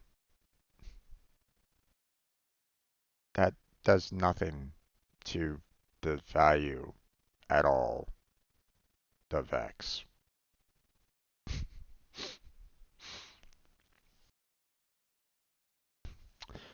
Yeah, congratulations, you're setting an integer to 0. That's not setting the integer that you're trying to pass in 0. um, this is a thing of beauty right here. For the very first premise, the function is useless. Set an integer to 0. It's not even clearer about its intent than the original one-liner. Arguably, it's less clear, but it also has the benefit of not doing anything. Whoever wrote this function perhaps intended it to take a pointer, but as written, it just creates a local variable called x, which starts with whatever value the caller passes in, and then sets the value of the local variable to 0. Nothing outside the scope of this function gets changed. Um, it's those, it's those tiny little nuggets there, you know. Um, um, X is equal to file not found. To do, optimize. Um, I've yet to see a function that's clearly justifying the keyword void as this one. But it's so optimal. The compiler will remove the function and calls it as the function does nothing. Pretty much. Um,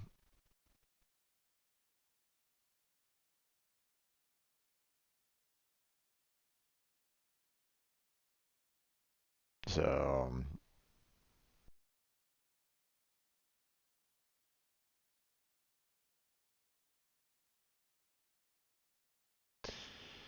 um, my first thought was, okay, this is a newbie who hasn't wrapped their head around pass by value versus pass by reference. It can seem weird that modern languages like C# would take an integer by value, but an object instance by reference, even though the code looks the same in both cases. But this is C, not C#, which doesn't have pass by reference, hence Remy's comment about using a pointer. Even C++ takes values by objects by value unless otherwise specified otherwise, which in my opinion seems to be one of a number of mistakes that more modern languages learn from. Indeed. So, um,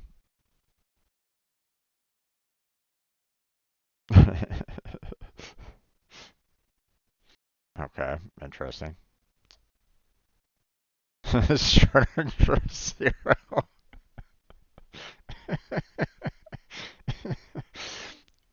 Cute. Um, so um, I enjoyed the daily WTF just because of these little small snippets of code that you sometimes see. Um, I forget exactly where I first saw, um, where I first saw the site. It's been obviously it's been years since, one I've you know looked in on their site, but it's also another one where it's like um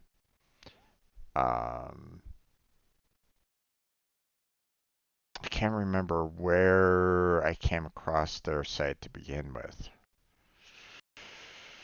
Uh,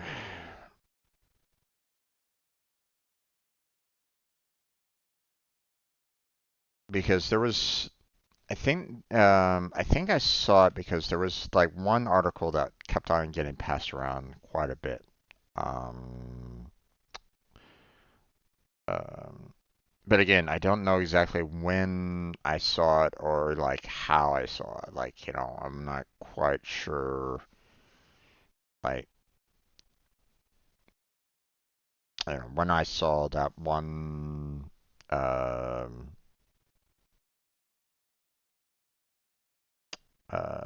So um, the one the one article that they had on the Daily WTF that I first saw um, was you hacked our site. That was like the first one that I ever saw. Um, Obviously, that was quite a long time ago, um, but it was definitely one that was like that got spread around quite a bit. Um,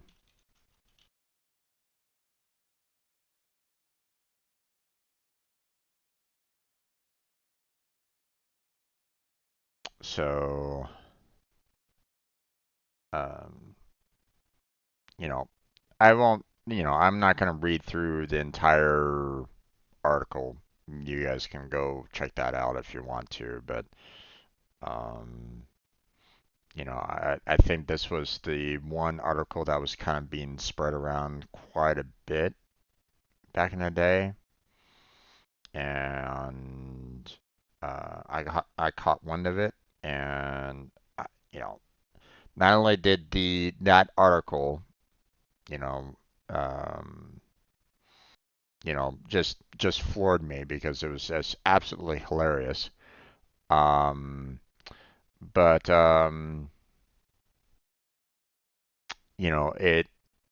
it basically turned me on to that website in general because it was basically showing all of the problems um, that programmers would find from time to time.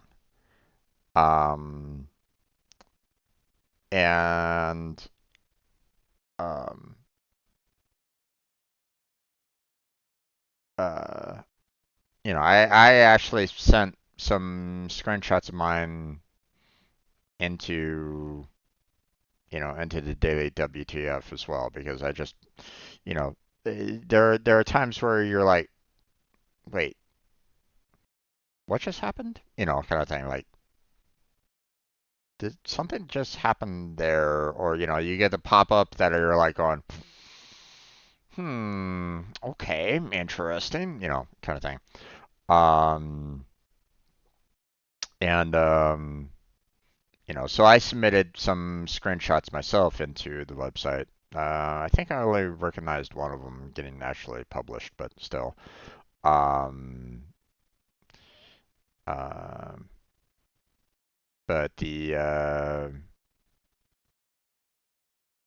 have a thing called errored, um, where um,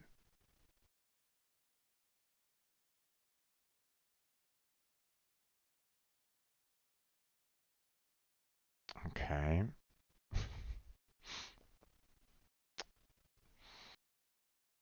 okay. So, like for example, if you go to the daily WTF, if you go to the errored section, you will see like um, screenshots of it. Of people sending screenshots in, and it's just hilarious sometimes. Like this one right here, patience. Is the name of the article here. The first image here is like all about hey, we're getting the delivery package is scheduled to arrive today via laser ship. Just a few more stops before your adventure begins. Yay!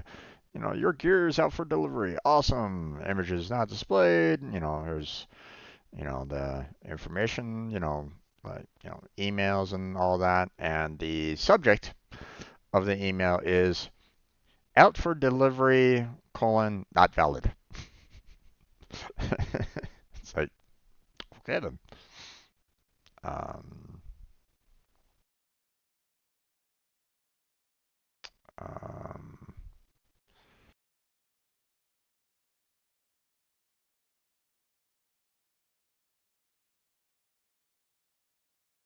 let's see.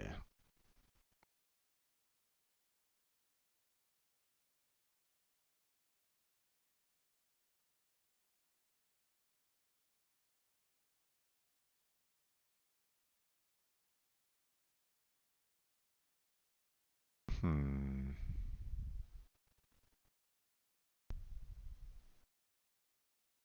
Let's see, access denied. You don't have permission to access this blah blah blah on the server. References number 184F7 dead. Okay. Um.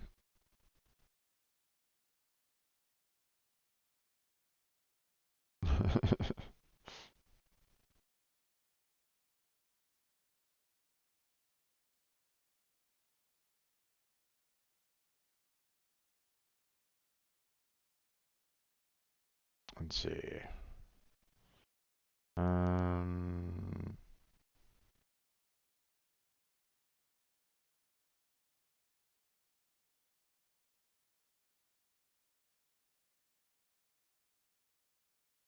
Let's see. I'm gonna quick look on Power BI. Showed a worrying trend for last year, but after more than a thorough inspection, I noticed that it abused statistics. This one took me a minute perhaps because of the faint font. Target availability is 100%. Uptime continues to decrease, but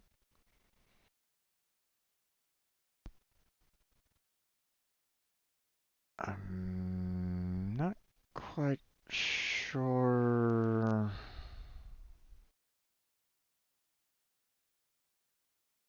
what it's really referring to here.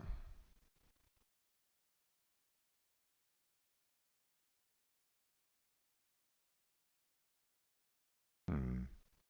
Not really getting that one per se. And I'm not really understanding that one. Um,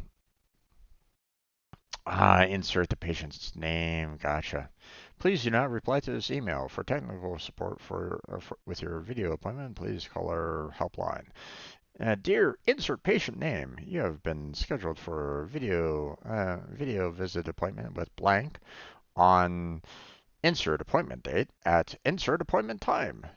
If you need to cancel or change your appointment, please contact the provider's office at insert phone number. It's like, God damn. Um, what's nice is that, you also have the, pretty active community that would, you know, talk about the, um, the information provided. So we recommend that you do not accept this comment. Um, how did they know that 4213 is my special secret number? um, I think Ryan as was planned. Uh, um,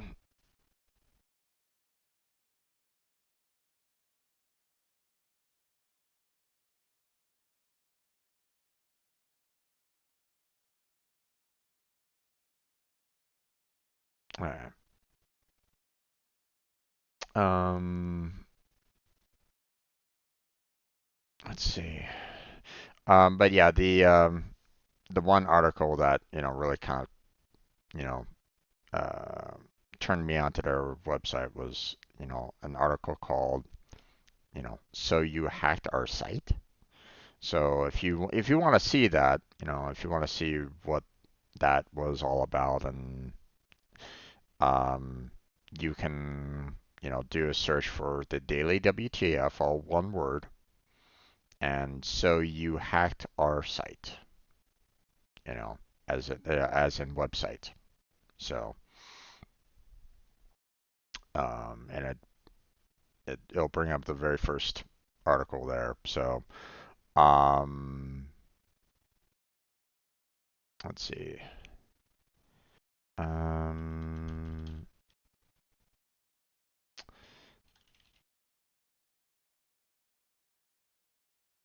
I wonder.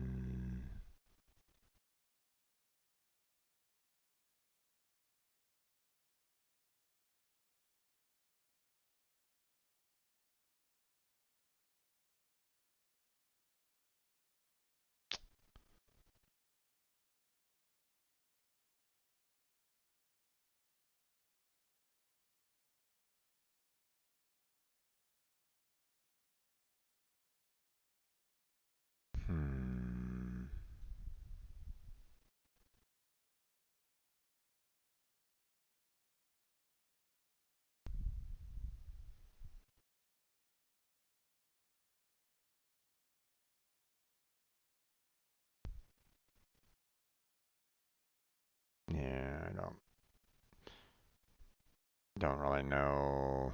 Um, I would have a hard time trying to find where my original post was, or where my image was. It's a long time ago, so um,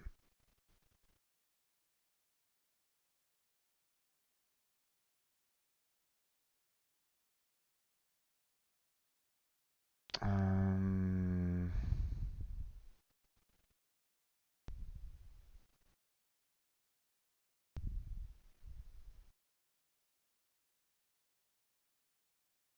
um,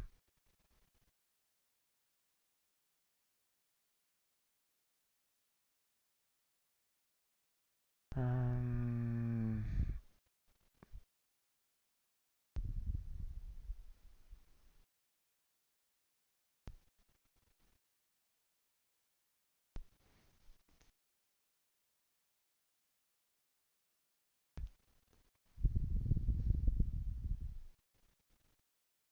uh, well, I think that's for. I'm gonna have to kind of close on down here.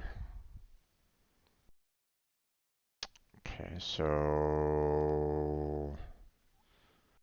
let's see. Let's go ahead and get started on getting the Lego game up, which is going to be a little bit of a problem because it's like um, trying to make sure that everything is running correctly is going to be a little bit of a pain, but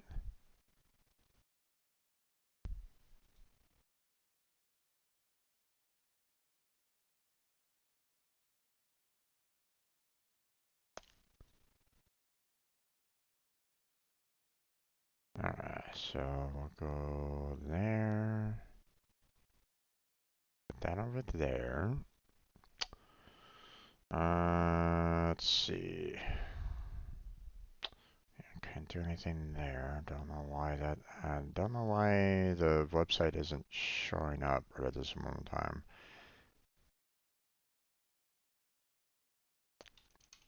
Actually, hold on. Let me just.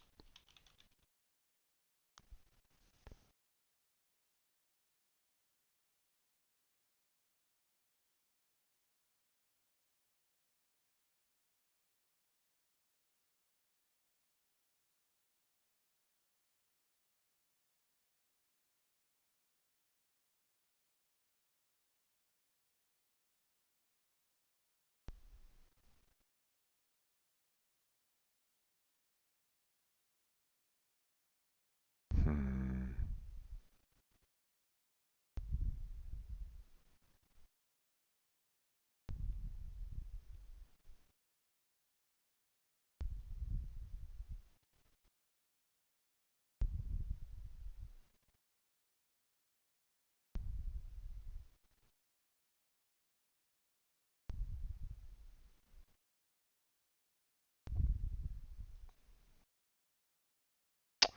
Yeah, not sure what's going on there.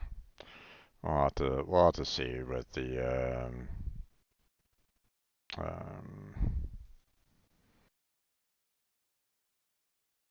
we'll have to see a little bit later about that. Okay. Well, seeing that Lego Movie will be kind of containing the entire screen, I'm gonna have to move everything over to my side screen here, which is gonna be a little problematic here and there. So let me go ahead and close out of my stage here. We'll go ahead and create a new stage for the Lego video game. Continuing Lego movie video game. There we go. So now we have that up and running. So I'm going to put that down there. And now I'm going to change the Okay, um, so just so everybody's aware, okay, what I'm gonna do is I'm gonna change the scene collection over to the Lego Movie. We're gonna have the start screen up, and we're going to, that's gonna be there for a couple of minutes, and then I'll get into the game proper, okay? Um, know that, I'm still here, but obviously I'm doing the intro for the video, right? So, so just kind of bear that in mind.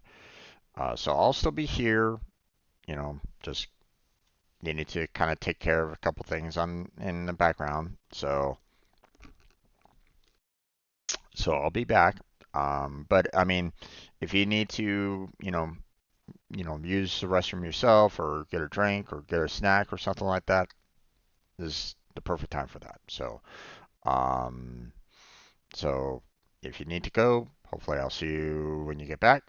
But yeah, that's where we're going to go ahead and switch on over. So I shall return.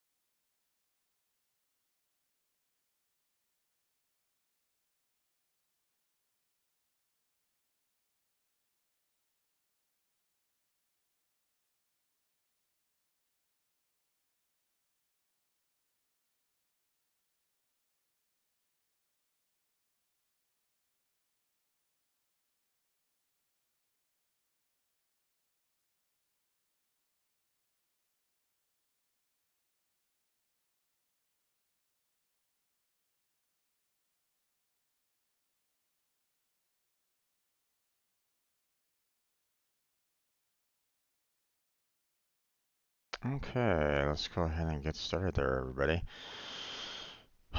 Welcome back to another video game Lego stream. I'm your host, Strange Bro Jim, and today we're going to continue on with the gameplay of that. Again, I want to thank everybody that's on my Patreon that is watching these videos. If you're here for the live stream, thank you very much for stopping on by and joining me for this. Ooh, I almost forgot. I need to get the I need to switch the video type over. I forgot about that. One second. Let me fix that real quick.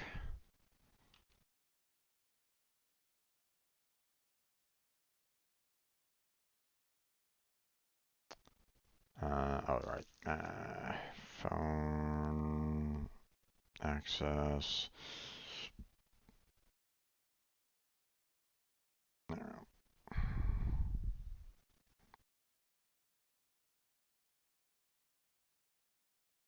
Okay, and let's see. Let me make sure that we got this set up for the category being gaming and the game being the Lego Movie.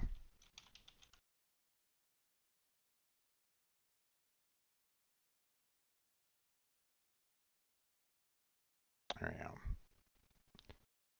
Alright, that's done. So we got that taken care of, so we can close that one down. Okay, so I'm going to switch on over to live.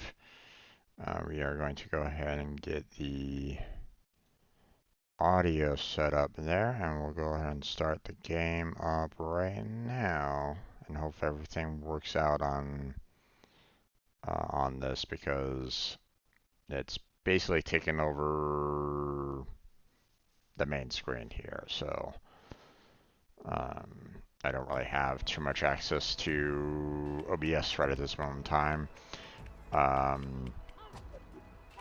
I will try my best to kind of keep an eye on chat, but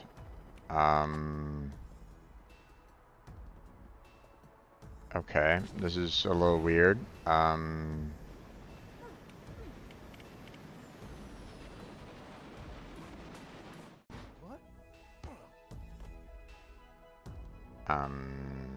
It's not showing the game to me right at this moment in time. I don't know what's going on here.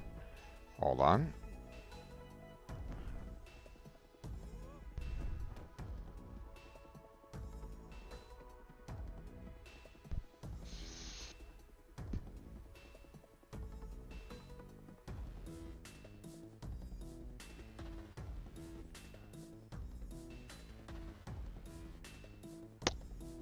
I can see it perfectly fine over here on OBS, but I can't see it at all over here on my main monitor.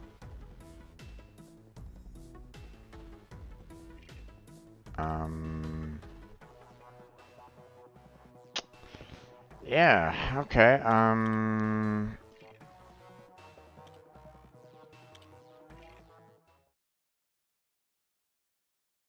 not sure what's going on there.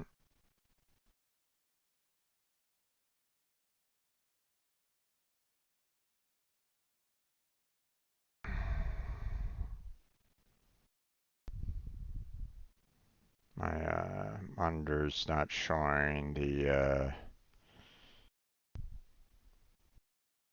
it's not resizing properly. Hold on, give me a second.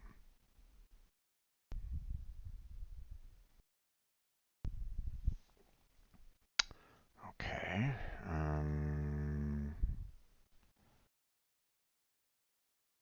maybe let's try that again. That was weird.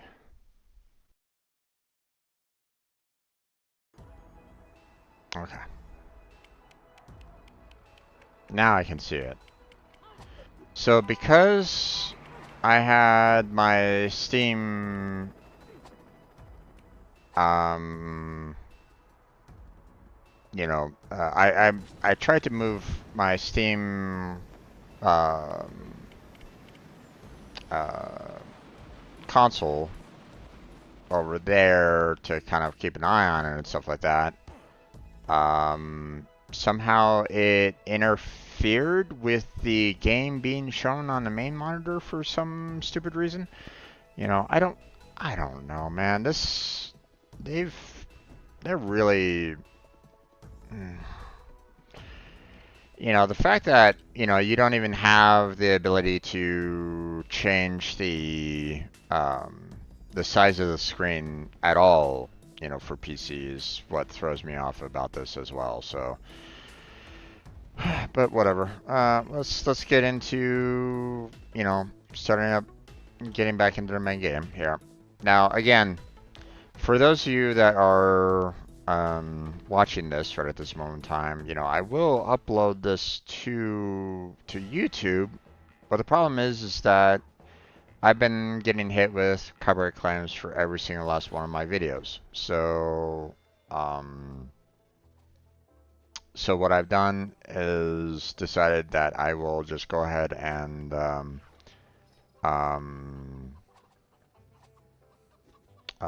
put this on the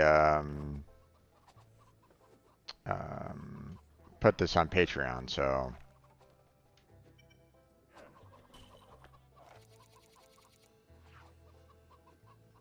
okay, I want to have, actually, hold on. Let's change him out with our demolition guy here, and let's go ahead and get ourselves a lot of money here, shall we?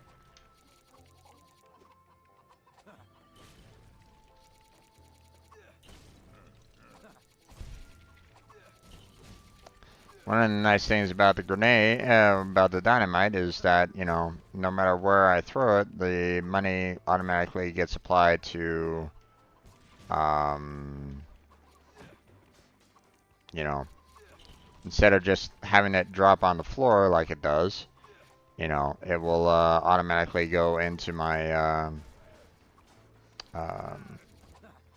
my bank account. So that's one of the nice things I like about the grenade. You know, the fact that, you know, just punching doesn't automatically do that, you know, already is, you know, personally kind of annoying. Kind of wish that they, you know, did, you know, that whole, you know, like, hey, you know, we're gonna go ahead and give you all this money anyway. You know, it'd be nice if they did that, you know, just in general. You know, that way I don't have to worry about, like, you know, money like falling off the map, right? You know, it will just automatically give me, um, you know, instead of like trying to, you know, run to pick up everything, you know, it will just automatically give me what, you know,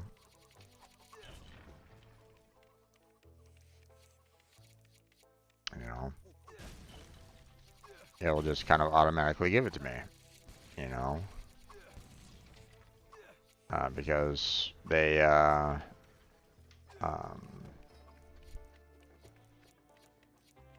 this has been quite, um, you know, this basically follows the trend of, um,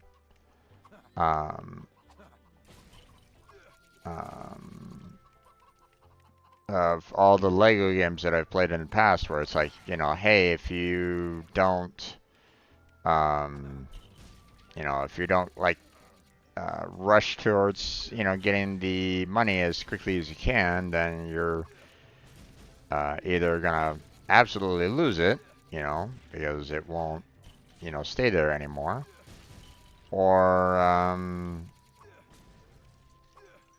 you know, it's gonna, you know, fall off the map, and well, you're pretty much screwed. So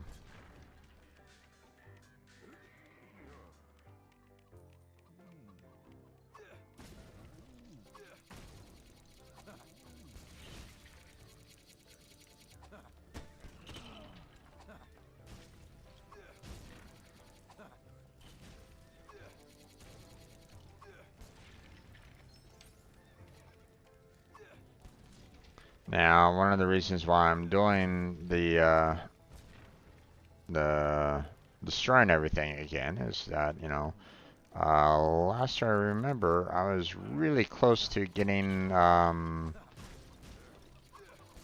like one of the characters, but I just needed a little bit more money. I think it was like I needed like 500,000 or something like that, if I'm right, if I remember correctly. So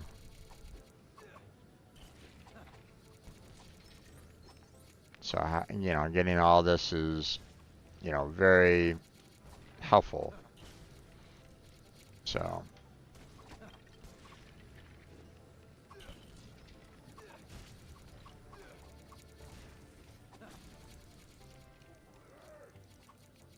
okay.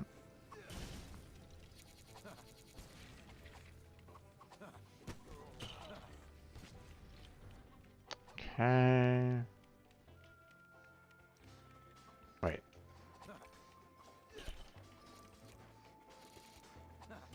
Thought I blew all that up.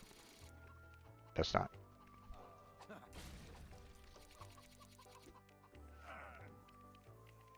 Okay. Break that. Nothing there. Okay.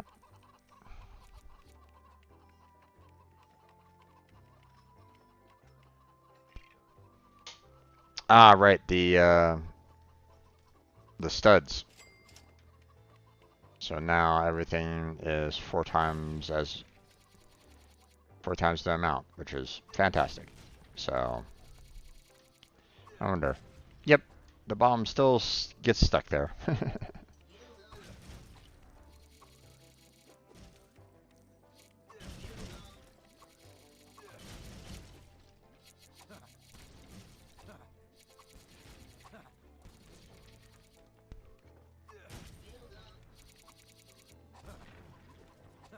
Alright. Just kind of continue to break all the railings and stuff like that because that's a lot of money that I can get. So.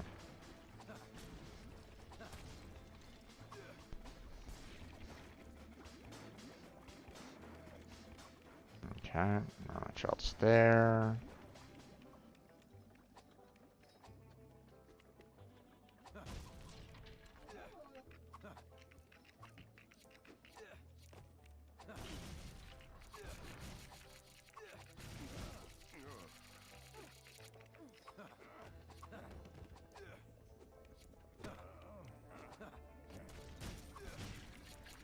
Did I just punch Batman? Oh no! I'm in trouble. How dare I punch Batman?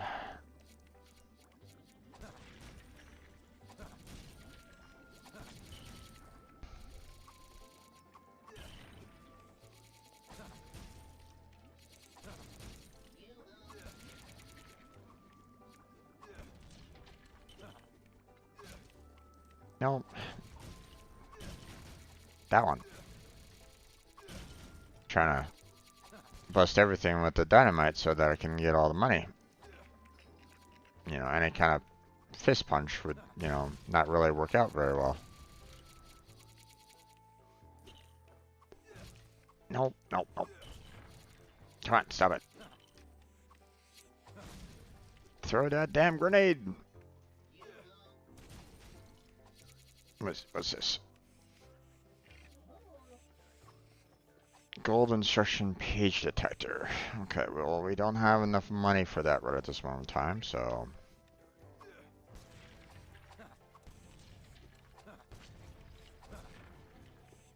Okay.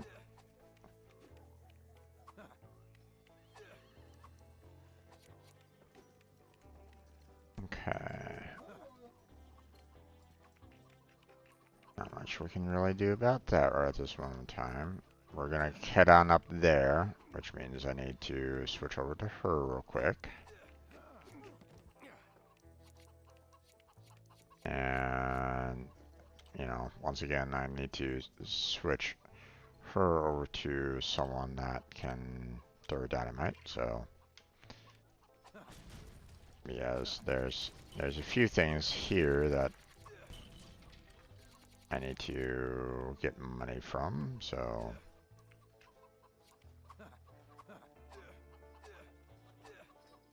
Okay, that was interesting. It kind of grabbed a hold of it, and it's like, well, you know, sure, you grabbed a hold of it, but you can't really use it, so.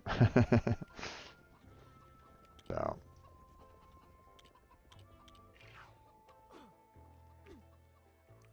There we go.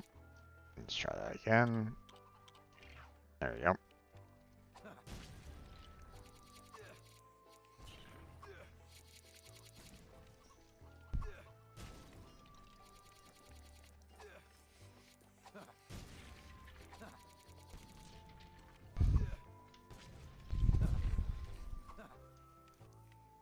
Alright.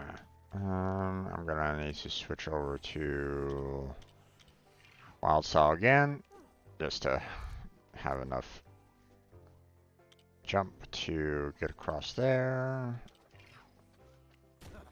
No, no, no, come on. There we go. And that's it for that. Okay, I think we have like everything that we need to do here. I don't think I think we've pretty much covered everything that we could do. Oh, then again, maybe, hold on, maybe not. Let me, there is the building that's over here.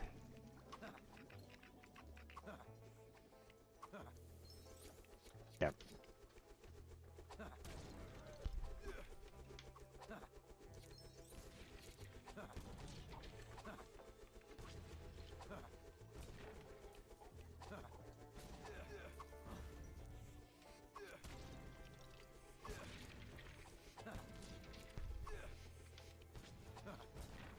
Okay, yep, okay, doesn't really look like it.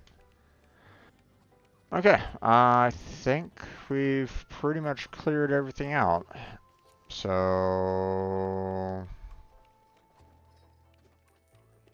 now obviously, you know, we still have the horse over here that we need to tame. Not quite sure exactly how we're gonna be able to do that. I don't think we've gotten a character that can do that right at this moment in time. And I believe this right here, um, you know, we still need our unicorn friend to come in and help build this or finish building that. So, but yeah, I think everything is pretty much done here. So I'll just have to move on to the next portion of the story, which, as you can see, they're pointing to the way here, which um,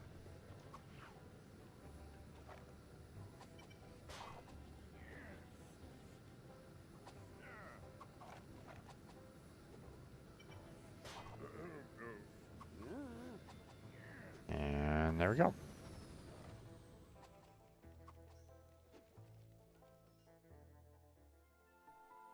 Cloud Cuckoo Land, huh? Okay.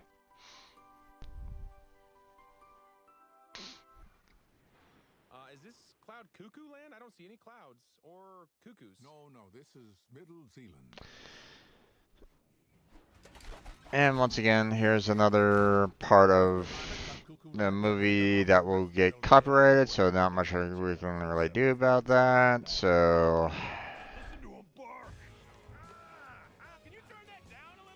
yeah, I'd be just be nice if they didn't include these, but oh well, not much I can really do about that. So, I mean, if you really want to watch the full-on movie, it's out there. Go watch it. This is not meant to be a reaction to a movie or anything along those lines. The fact that they include the movies scenes in here is kind of annoying, but The oh way well. in is under that rainbow in the distance. More rainbows.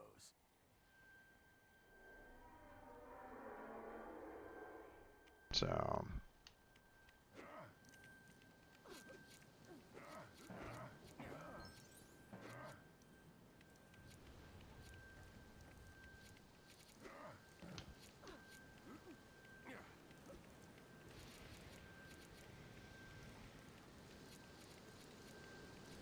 just going around collecting all the money. Or all the money that I can see anyway. I gotta be careful because, oh, okay, that's interesting. I'm afraid that if I take one wrong step off the edge there, then I'm gonna be, Time to meet my grapple gun, kite. you know, then I will basically lose all the money that I've collected so far, or, you know, a lot of the money, I should say. So I gotta be careful with, not falling off the edge. So.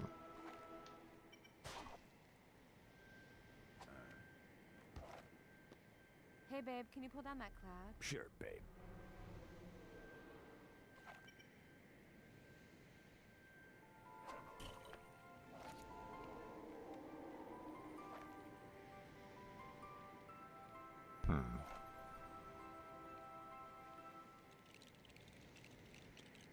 Aha.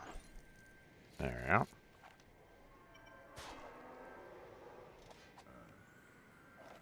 Thanks, babe.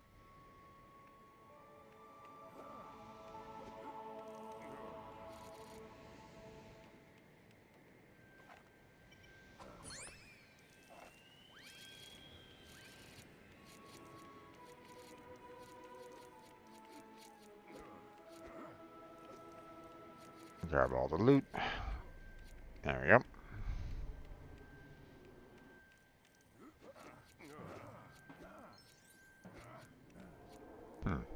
Alright. Aha. Okay.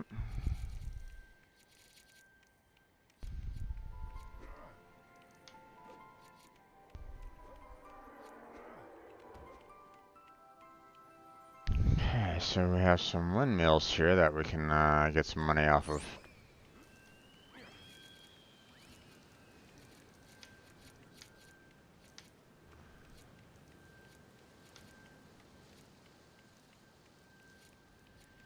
There we go. Oop. Missed out a little bit there. I think that's gonna be it in terms of the, actually, I wonder.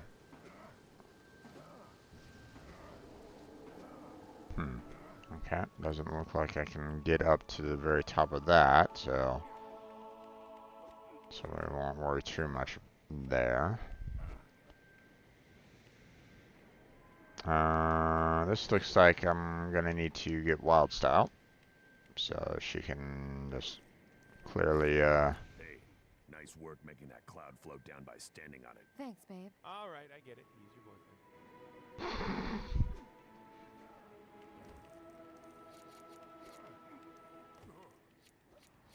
I always wondered where helium balloons ended up. Well, these ones are gonna end up burst by my batarang. Oh, can I at least have that green one? No.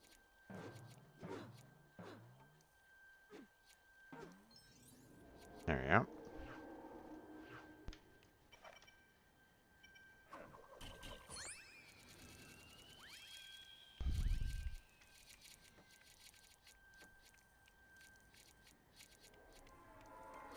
Okay, new thing to note is the fact that I can actually hit these little small little cloud formations there, or you know these little I didn't know that those were exactly breakable. So now that I know that, let's go ahead and break everything else.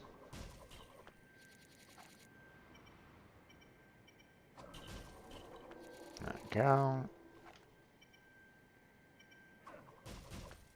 There we go.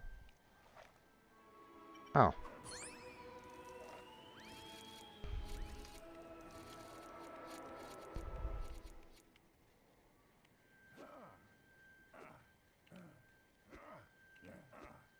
Okay, Wild Style, where are you?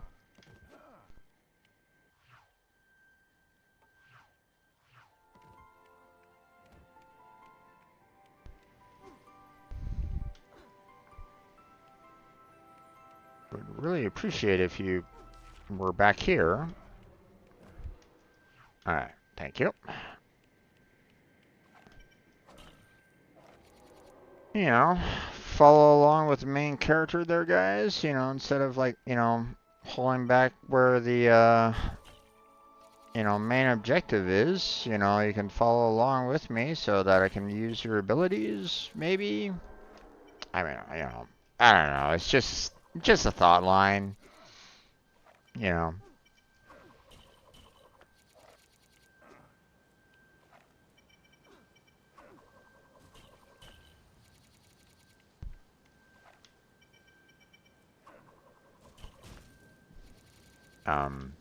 I picked these two here.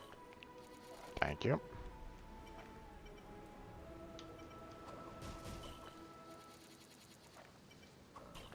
Okay, and looks like we're done. I don't know, you know, we can't hit that right at this moment in time, so, you know. Oh, we got 2 more formations there. Okay, done. Awesome. Anything else? I don't really see anything else. Yep, it looks like we're good.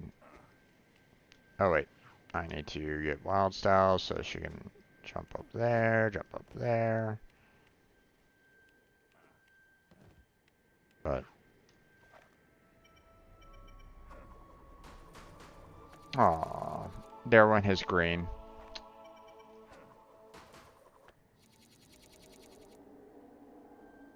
Okay. I'll clear there.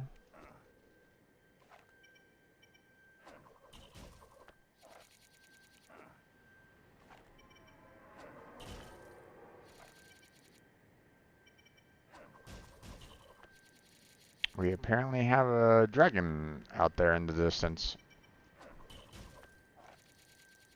Okay.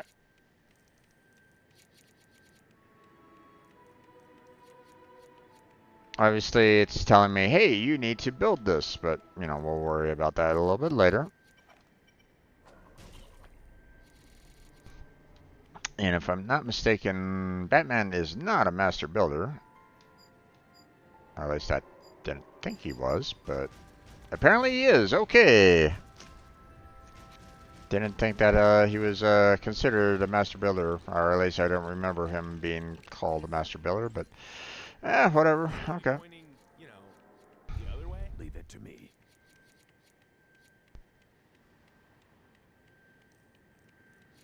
It's been a while since I've seen the movie, so you know.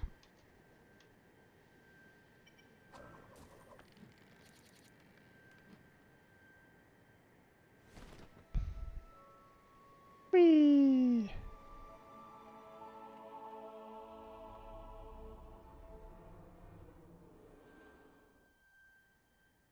Alright, let's see. Can I hit anything on the sail at all? No. What about this little knob over here? No. Okay, so nothing I can do there right at this moment in time, so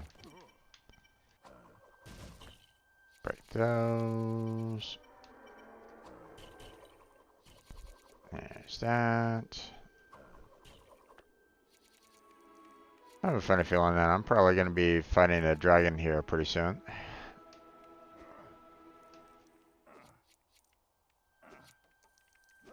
There's no way up there. Maybe we could build a giant kite and fly up there. Or one of us could build some stairs. You know, like sane people. I guess that could work too.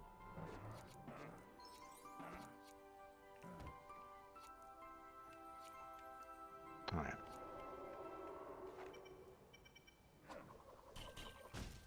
Okay.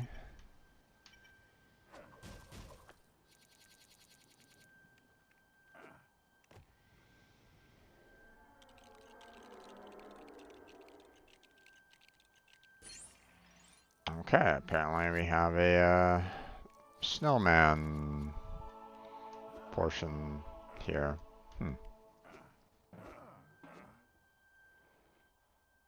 Oh, okay. Well, apparently I can't really not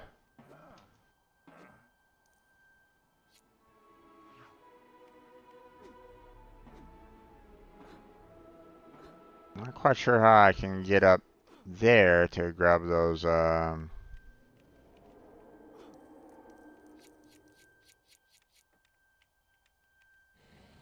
those blue bits, but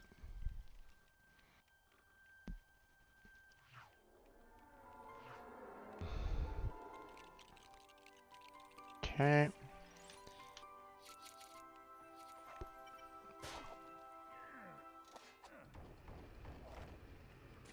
There we go. See, I still have, you know, those up there that's like, you know, hovering, but not quite sure exactly how I can get to them, really. So,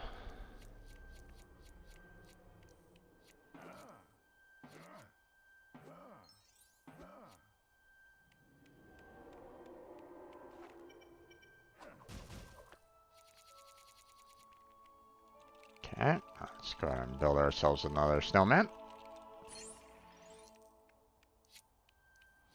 There we go.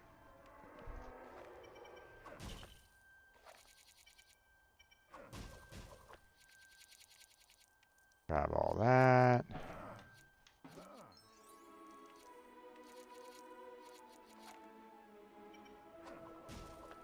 Okay. Build our second, our last snowman there, and ta-da! Awesome.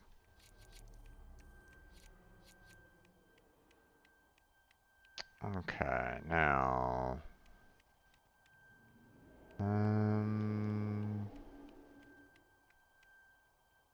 oh, okay. Come along now. I'll use the secret knot to get us in.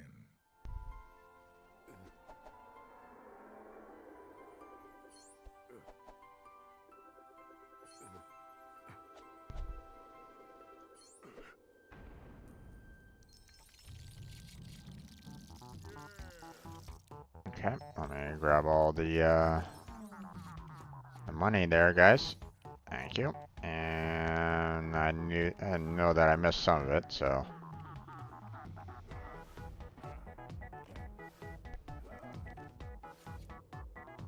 Actually, hold on. I need to get wild style. So that I can grab that up there.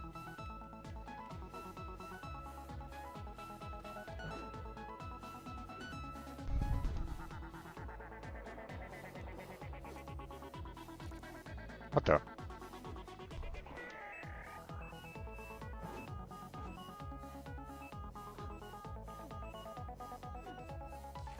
There we go.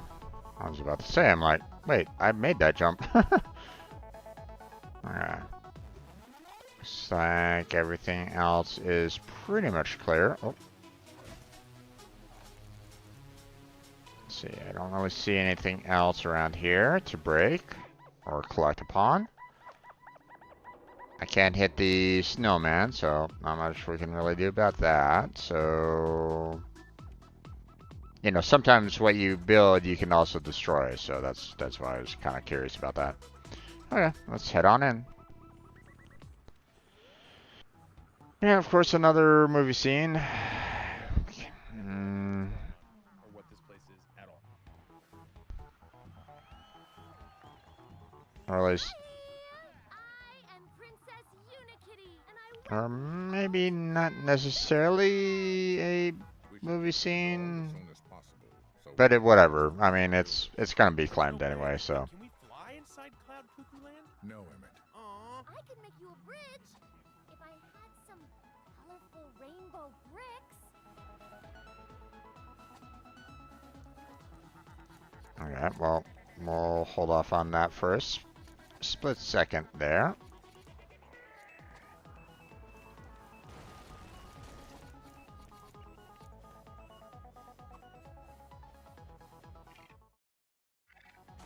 Save and continue.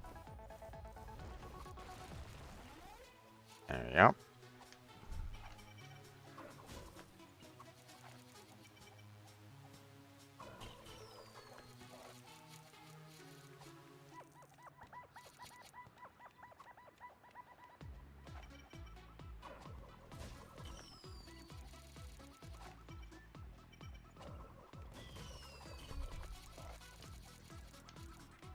the money isn't necessarily going straight into my bank account anymore. So I was like,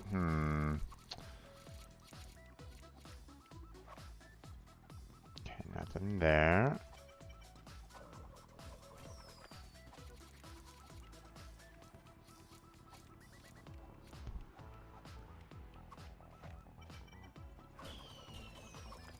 There we go.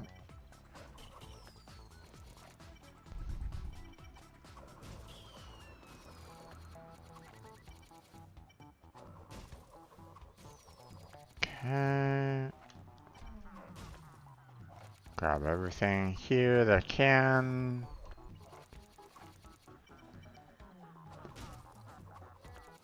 Okay, looks like we are pretty much clear, I think. So,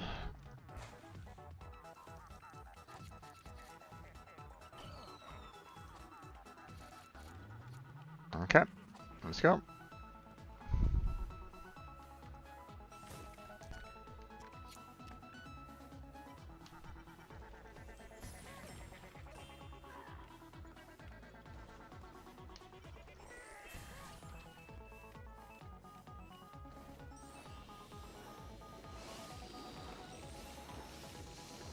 Okay.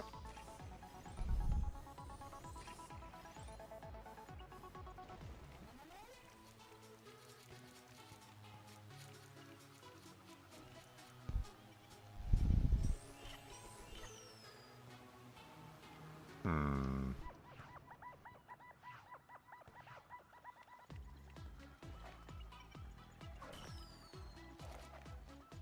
It didn't seem like I was getting any money from her explosion, or, you know, her jumping on the object, so I'm like, Okay, nothing there. Nothing there, okay.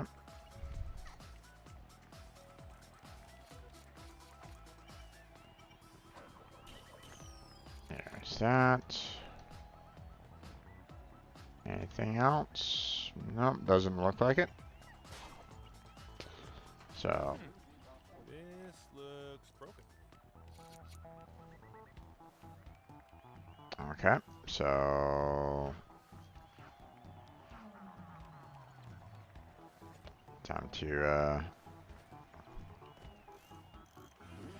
time to repair it.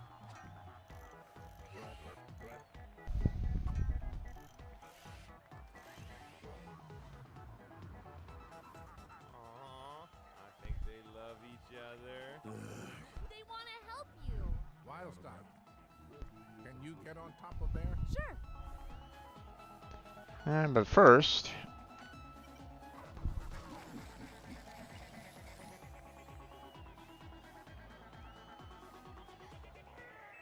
there we go. And we need to get you there. And then there's that.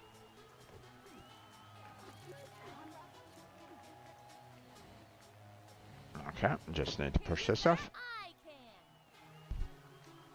can. Okay, looks like we are pretty much done there. Okay.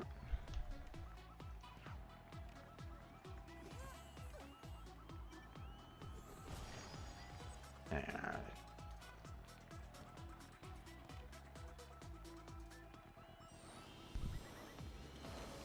come on. Build it, please. Thank you. Use this magical rainbow catapult to get up. I'm gonna have to shower after this.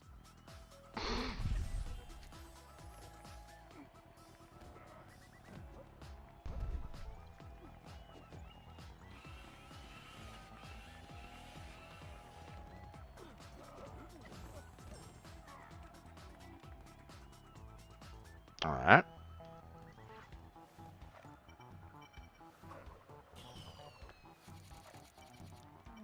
Break all the flowers.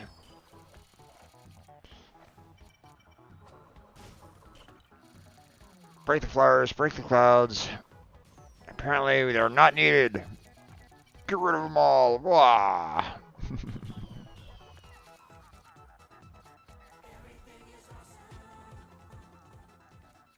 Alright. That's all taken care of. That's good. Let's see, anything I should be aware of? No? Okay. Let's see.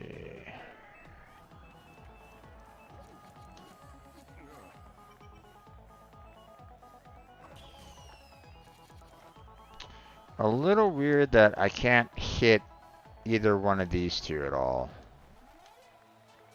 So I wonder if I can use that. Nope. Okay. Well, apparently I have to manually hit them, which is like kind of weird. You would think, you know, you should be able to. Oh, okay. Well, apparently that little piece of money is, you know, unavailable. Oh, there we go.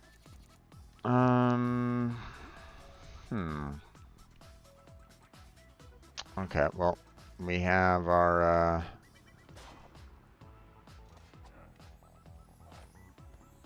let's bring that in. Oh, this is more wild styles. Area of expertise. Let's go ahead and take care of that. Everyone else, get up here! We need more weight to push the handle down.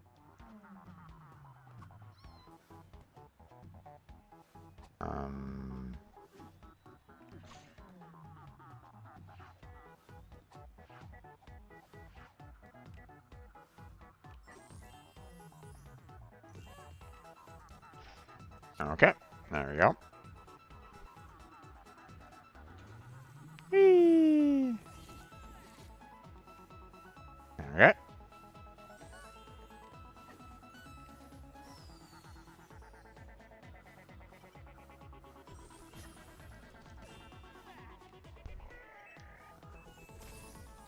There we go.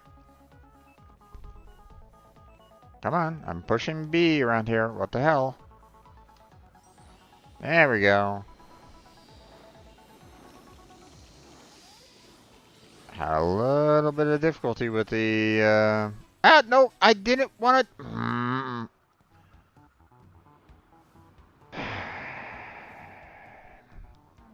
Okay, well, apparently we're there now. I wanted to get the money first their game. Not use the catapult right away. But apparently I can't really do that right at this moment in time, so. Alright. Alright.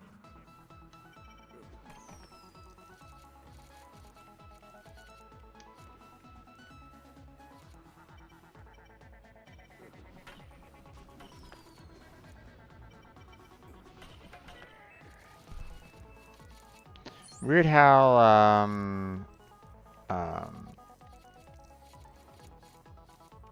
when I hit, you know, I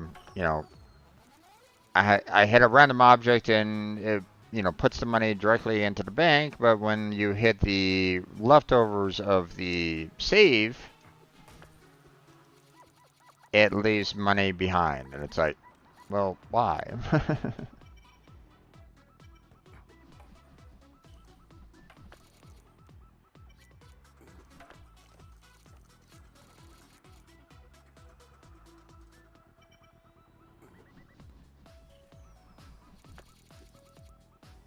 Okay. Guess we'll get to those sooner than later.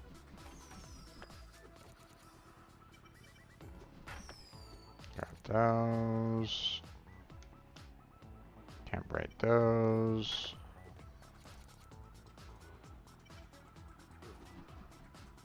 Oh, that's all the way over there. First off, let's get Batman to pull this down. Get rid of all the rainbows.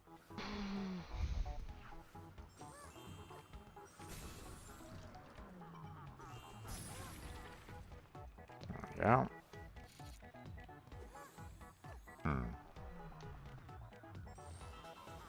There we go.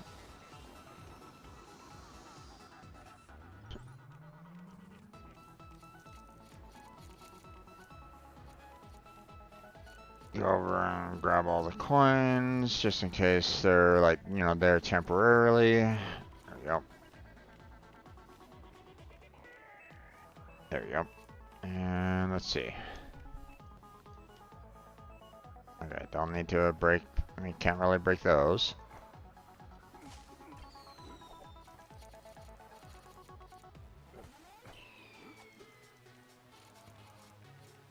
Again, we have some coins that I cannot pick up because they're off the map.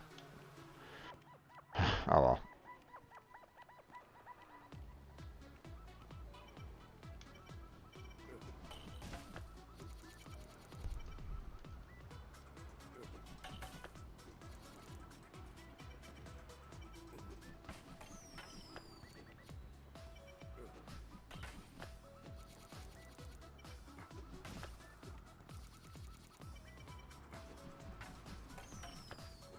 Okay.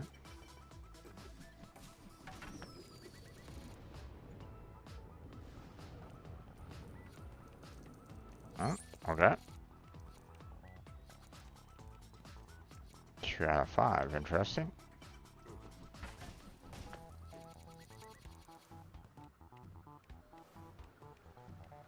Alright, next.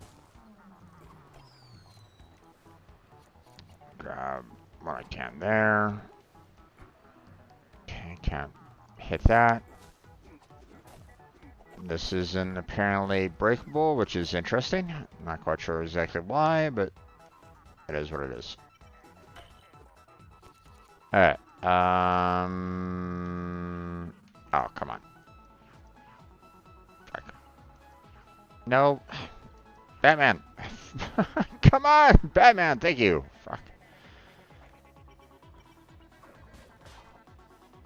Alright, there we go. Bring that down.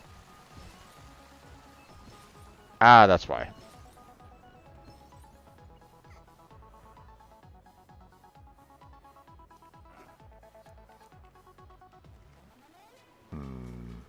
Okay. No, no, him. Okay, and now we'll get wild style.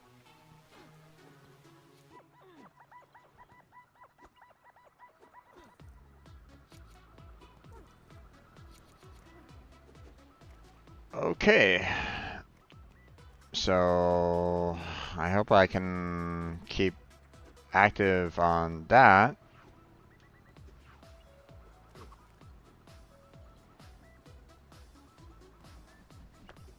Okay, and put that there. There we go. And whoop.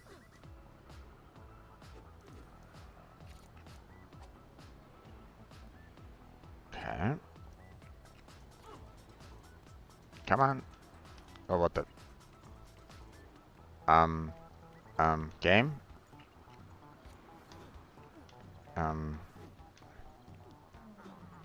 Can I get up here? Thank you. That was a little weird.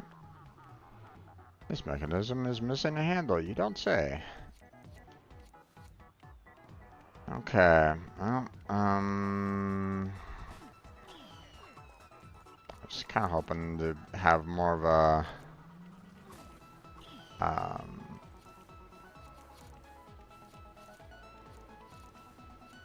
you know, Batman destroy everything kind of scenario, but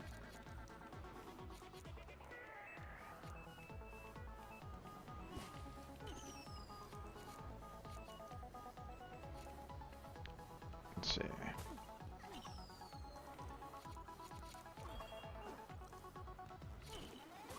Okay, grab all the money. There we go.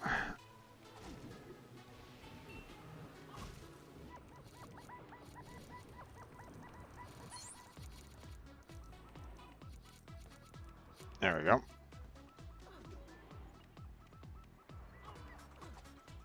Okay, so I gotta get Batman up here somehow to break open, you know, to pull down the jaw a little bit so that Wildstyle can grab a hold of the bars and I guess get the handle for this.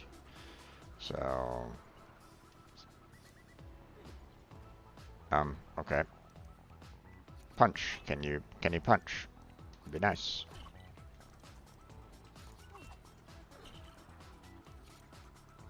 Okay.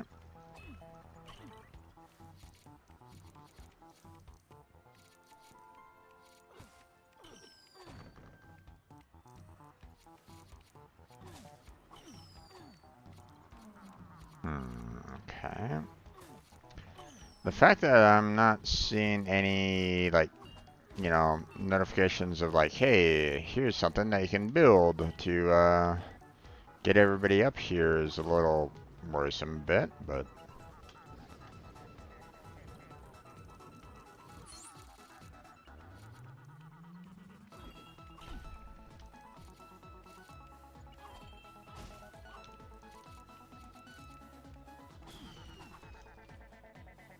okay. Ah, here's the handle that it's talking about. Gotcha.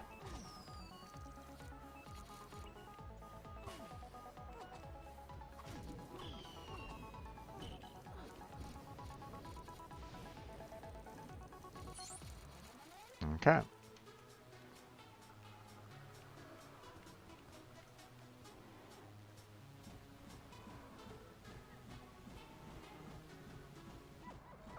There you go.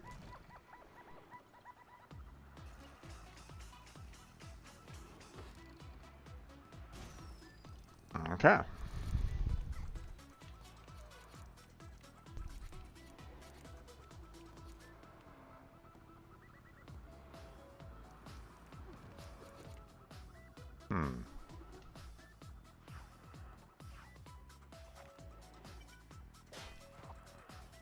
I hate clowns.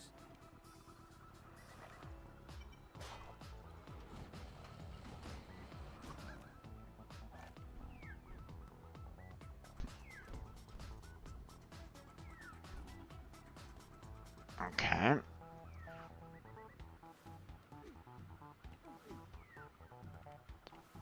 Am I gonna have to go? Am I gonna have to go and do this all over again? Okay.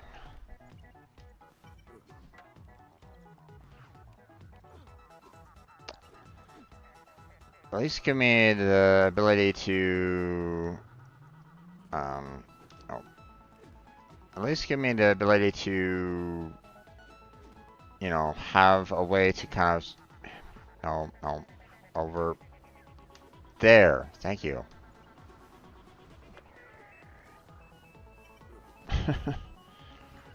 If you're indicating the fact that, you know, you can switch over to Visarius for, you know, jumping like this, then at least give me the ability to, you know. There we go.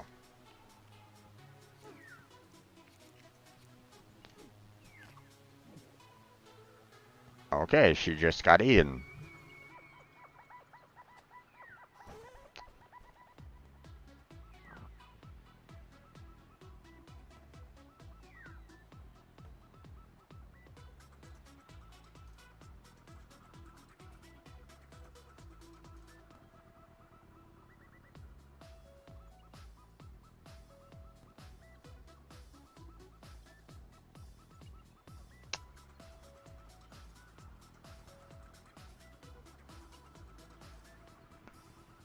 Okay, that was not something that I really needed to see.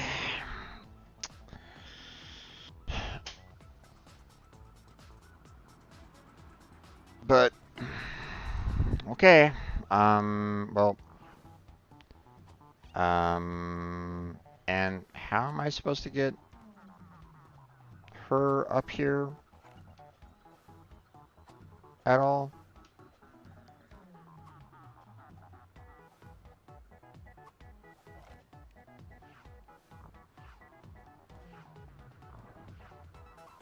Oh, I have to get her to go over here. Gotcha. Alright.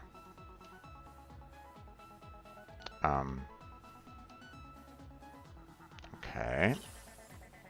There we go.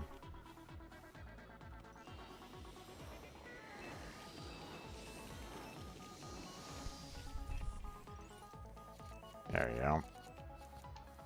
Now I've collected all the money there. So now we can just Babe, whee. can you help me with this?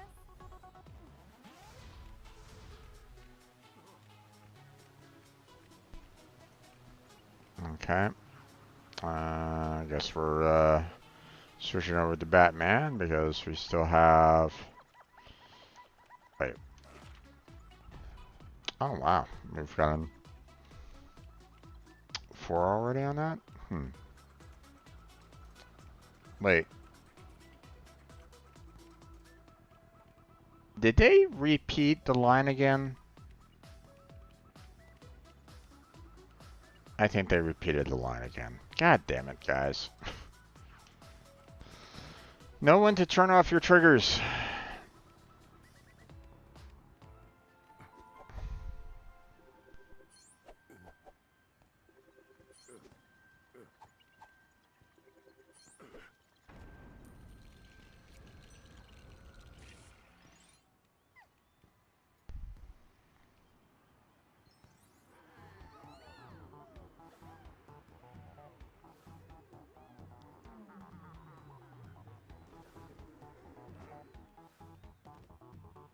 Okay. Hey, Another checkpoint. keep an eye out for instruction pages. You don't say.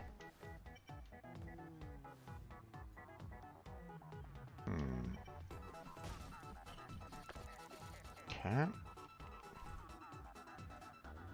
Okay, cannot break the railing there, so. Okay, let's, oh, There's an instruction page up there. you don't say. Let's go ahead and save that. There we go.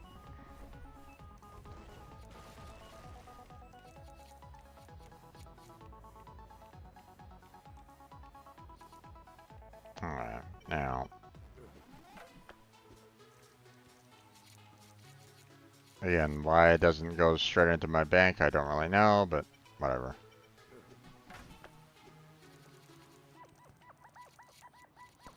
Not really being very consistent, which is unfortunate for the game. Okay, you guys, you kind of are in my way of seeing things. Get the heck out of my way. Alright, we're all done apparently. Okay.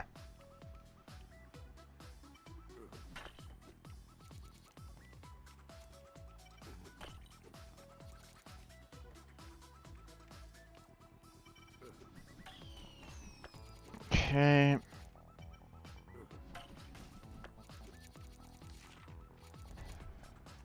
Oh, that was an easy page to get, but sure.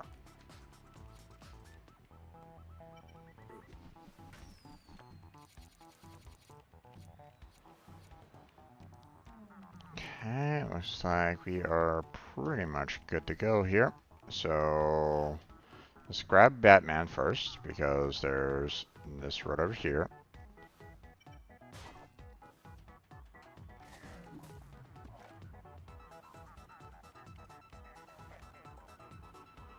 Okay, not sure what that was all about, but alright, well, let's go do some drilling.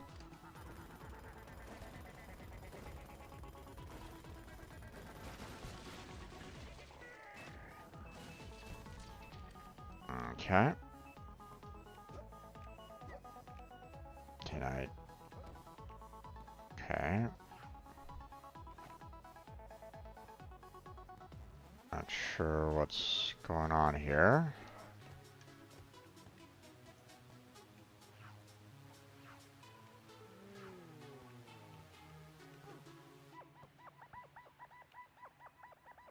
What am I missing here?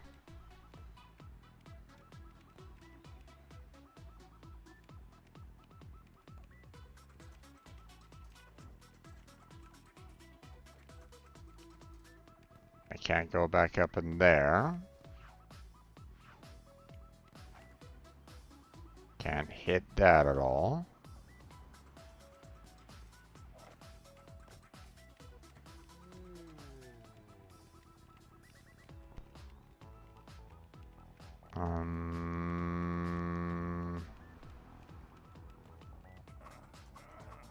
Can't hit this at all. Can't aim at anything around here at all. So, what just happened?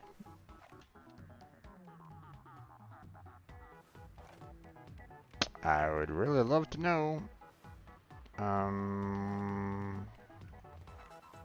Did the game glitch out again? I think the game glitched out again. I have a funny feeling that whatever was supposed to pop up over there didn't. So,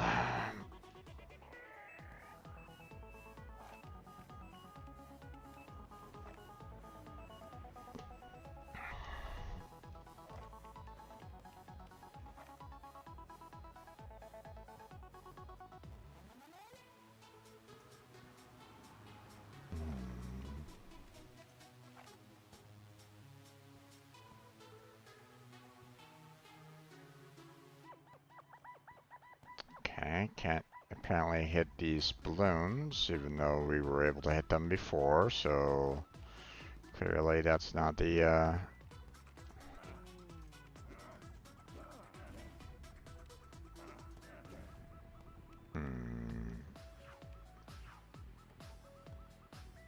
can't throw the, can't throw a staff up there. Thinking like maybe I could, you know, set up wild style a little bit, but apparently no, they can't really do that either, so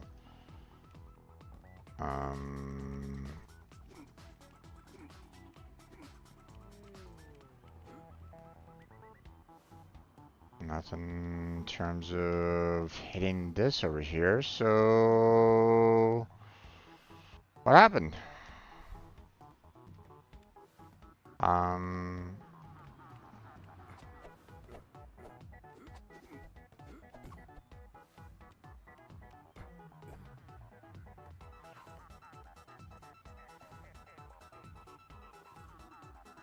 Okay, she can't break anything there. She can't break anything there.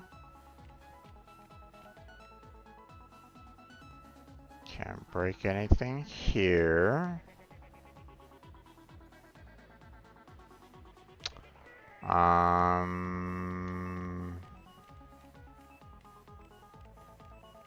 Okay, what about our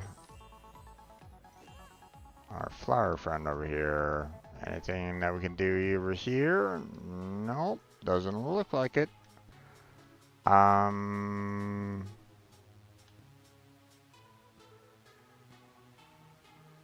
Okay, I don't know what I can do here.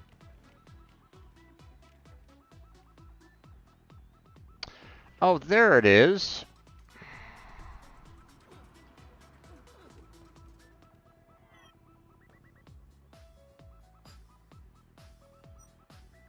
Don't worry, I know how to get that elephant out of the way.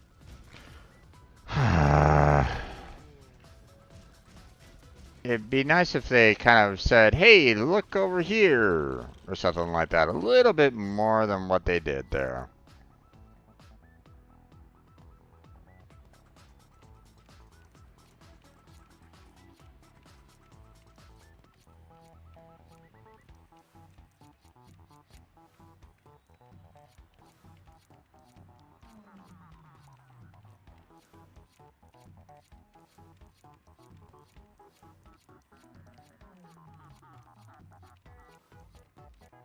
Alright.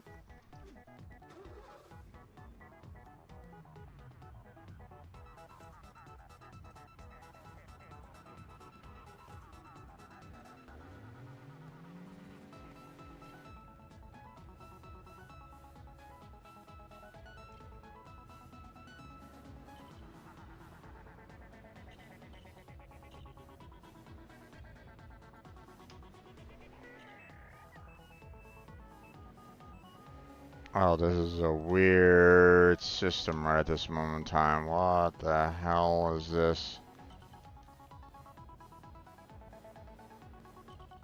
It's... So, I'm holding A, and it's not accelerating.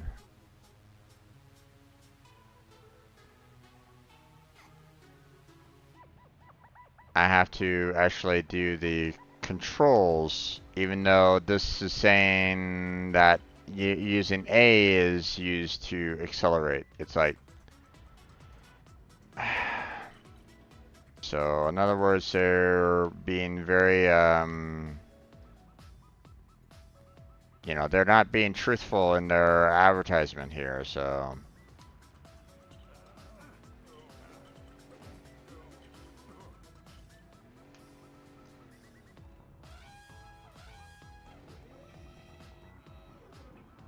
Alright, I was... Wow. I never knew cartoons were educational.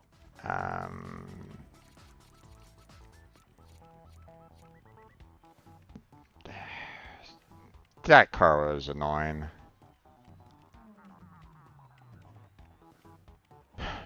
You know, A wasn't accelerating.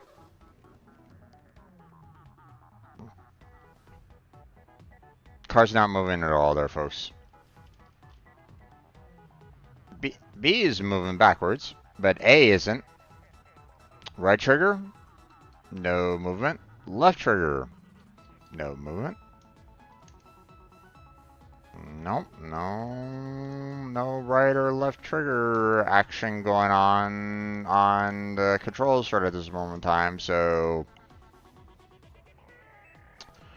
the only way to accelerate is trying to control it with the thumbstick, and that's it. And it's like, you know, at least when it comes to you know, having any kind of forward movement, which is really fucked up. I don't like the fact that you have to use that in order to accelerate. So...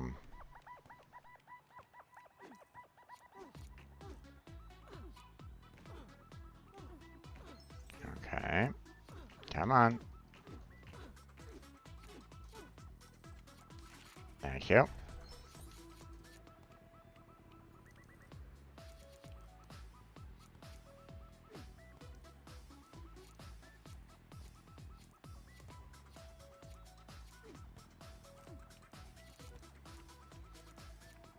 Okay, grab all the money.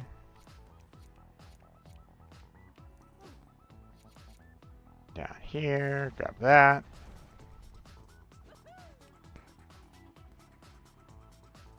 Okay, and now, no, I don't want to drive that. I want to get,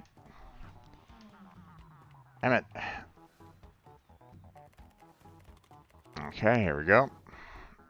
This is also a little annoying in terms of, you know, trying to make sure that the parts match up. It doesn't always line up correctly, so, you know, oh. It wasn't showing the part right away. It's like, okay, which one are you referring to?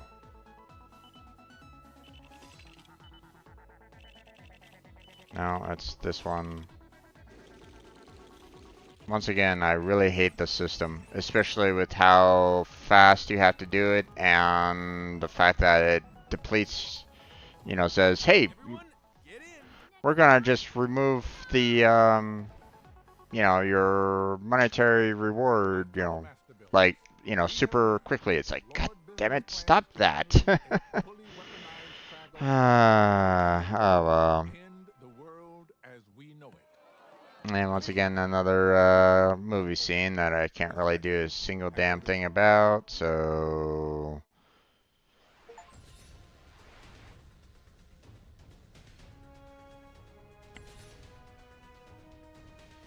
Until we have all the,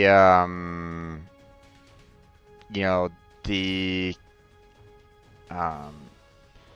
So obviously there's elements in the game where you can't unlock areas unless you have specific characters. So We have to wait until they basically introduce said characters before I will be able to go back into the worlds through free play. So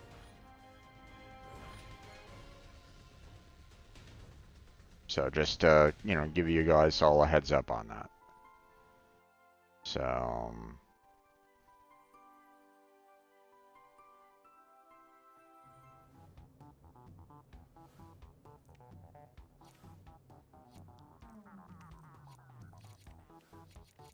oh, okay.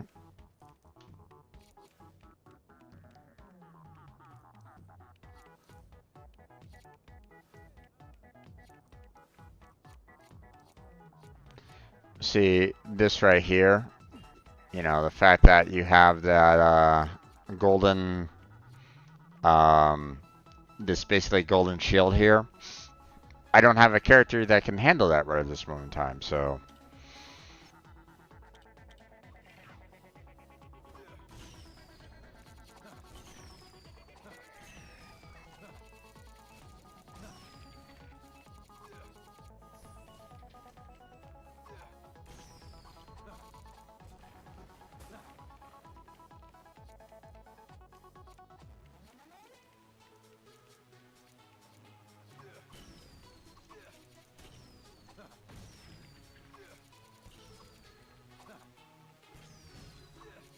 Now with our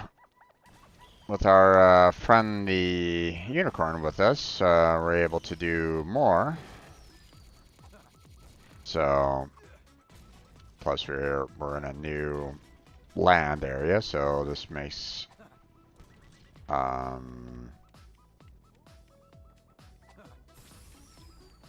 know, we'll be able to do a little bit more in terms of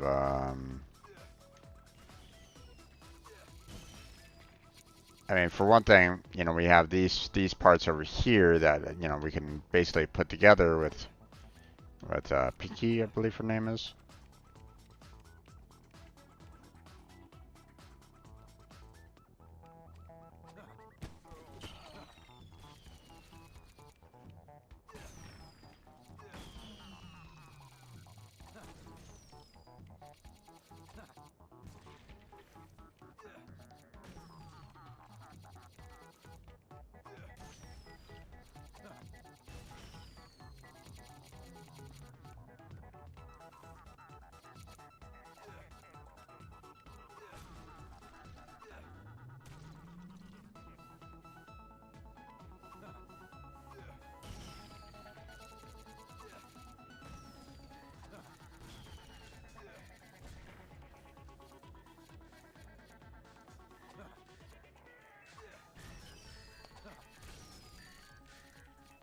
Like that. There you go. Now, I will want to go back to the Wild West to use Pinky's ability a little bit more, but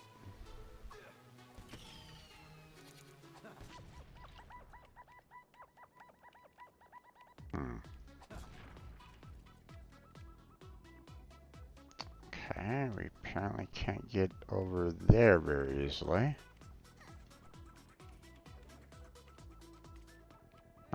Okay, let's get Batman. Let's see about this cup here.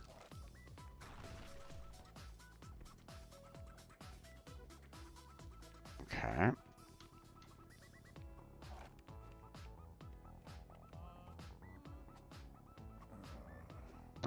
Okay.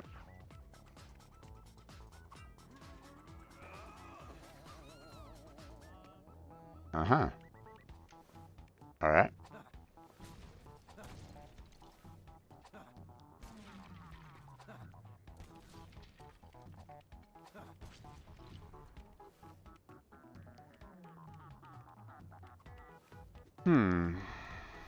Okay. Will beat her enraged unit. Can you keep chaining attacks to keep her enraged for longer? let's not do that right at the moment.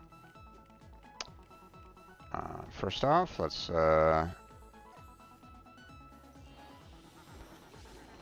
see if we can put that all together. Okay. Not quite sure what that was all about, but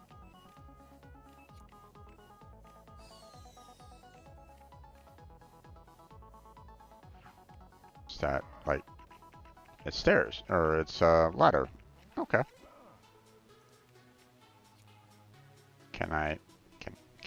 I can't jump right at this moment in time. Okay. Am I supposed to be able to get in? Oh!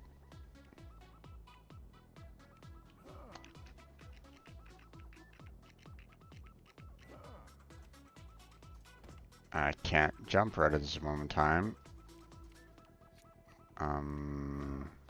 There we go. Not sure what was going on there, but we had a little bit of a glitchy problem, you know.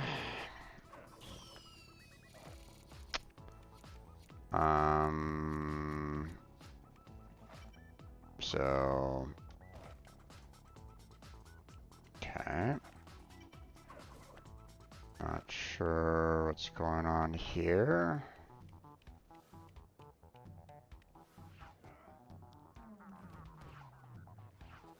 Let's see, maybe I'm gonna need some dynamite up there. Let's see. Once again, can't jump, can't jump, can't jump, can't jump, can't jump, can't jump, can't jump, and suddenly I can jump. Okay. Just needed some TNT. And that was it. Or actually needed some fire. Okay. Alright. Nothing else up there apparently, so we'll just go ahead and go. Let's see, what about up here?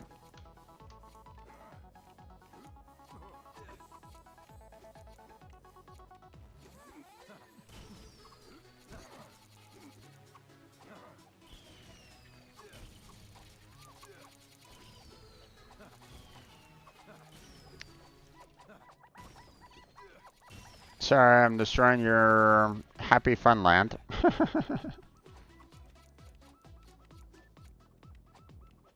Okay.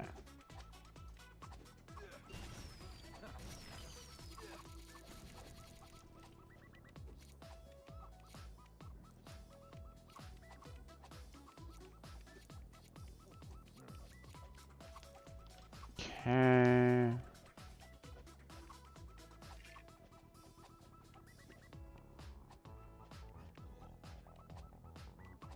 Wait.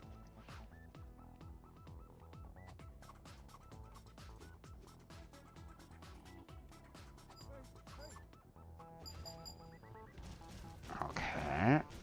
Not quite sure why we're suddenly doing this all of a sudden, but apparently we have ourselves a staircase now. Okay. I should be able to... No, I don't want to... I don't want to buy the magician their game. I want to fix the...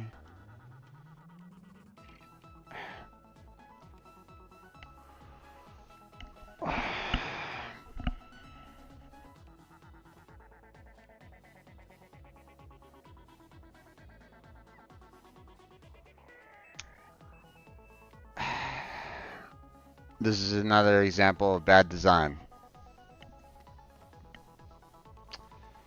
Because I can't repair this right at this moment in time because it's automatically assuming that I want to, you know, purchase the magician.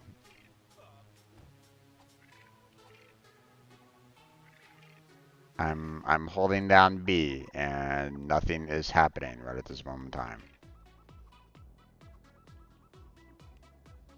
Okay, well, apparently I have to purchase the magician before I can even interact with this object. I shouldn't have to do that, their game. There we go. You know, but you know, I was already planning on doing it. I just didn't want to do it right now. So that was extremely irritating. Now I'm having to, you know, replace all the money that, you know, pretty much I was forced to lose on that. You know. Now I need her.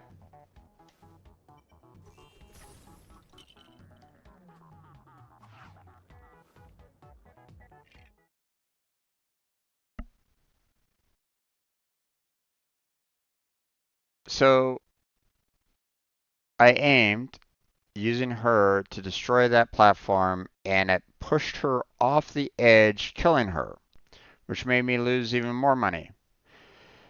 They really fucking needed to test this particular map out because oh my god. Oh. Game testers, do better.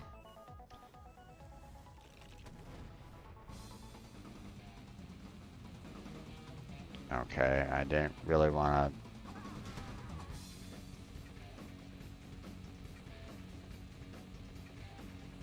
Can I stop?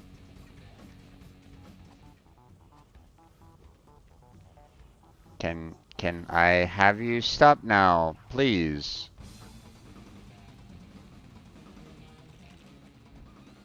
Thank you. Okay. Thank you. We're putting that all together. That's exactly what I wanted you to do in the first place. Okay. A little bit of bits underneath the platform there. Okay.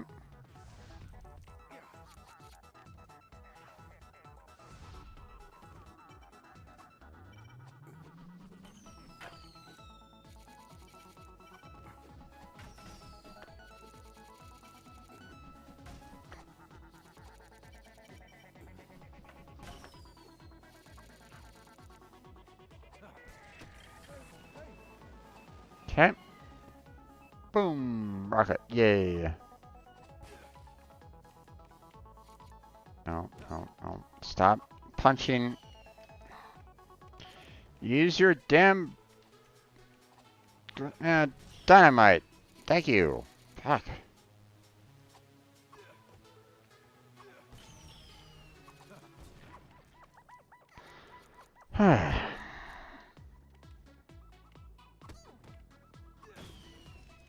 Thank you.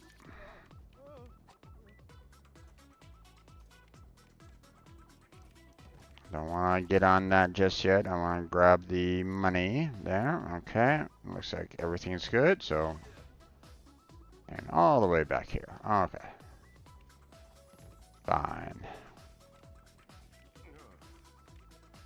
Let's go ahead and get to here. Put this together. There we go.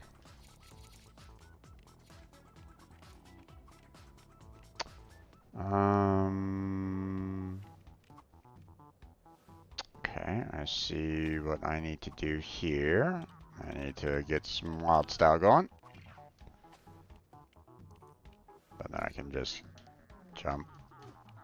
I can,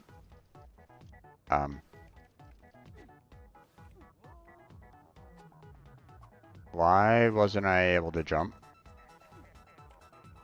I'm not able to jump right at this moment in time.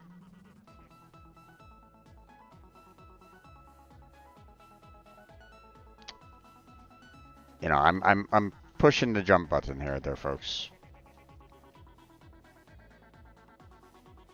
And I'm not jumping.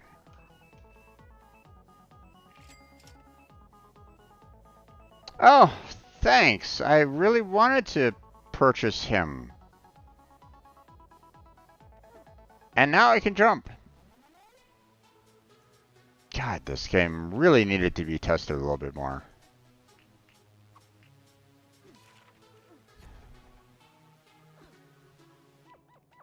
That is some serious bugs.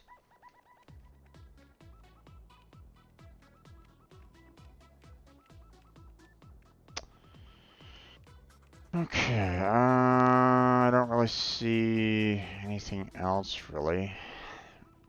Out of the bunch, except for maybe over here actually, now that I think about it. I still have to kind of go up these stairs and see what's available. Okay.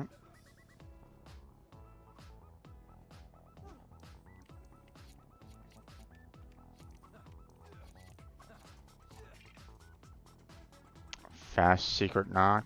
Well, apparently I don't have enough money to buy that now, so you know, just have to wait on that for the time being.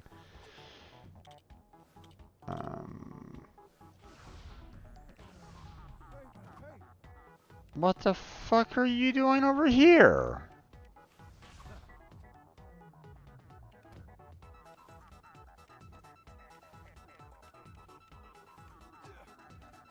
Let's see.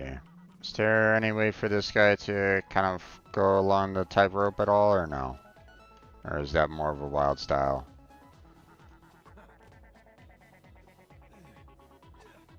Nope, just a wild style. Okay. Okay, game. Um, okay. Thank you.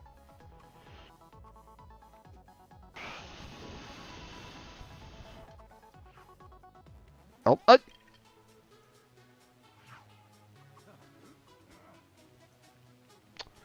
okay.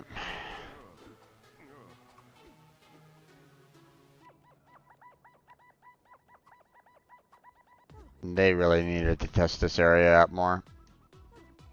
This is, really bad.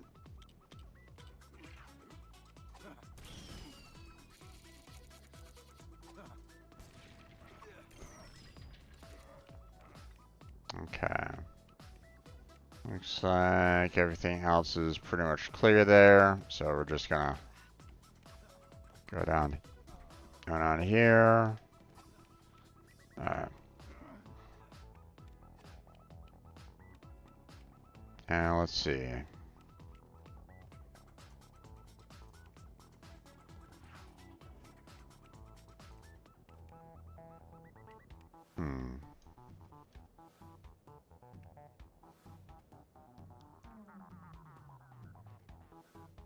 Seriously think that there's something over here that I need to construct or something like that, but it's not giving me that opportunity.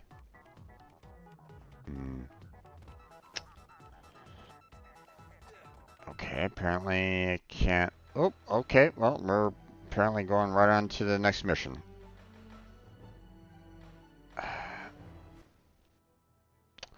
Another movie cutscene. Yay! I'm gonna love this. So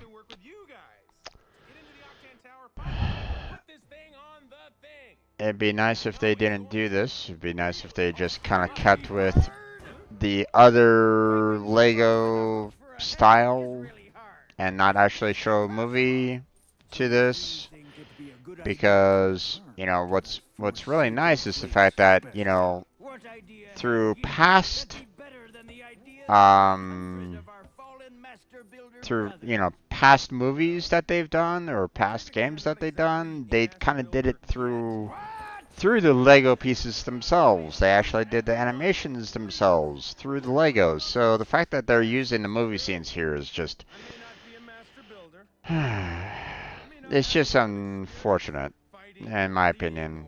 They could have done something so much more. They could have done something a lot funnier.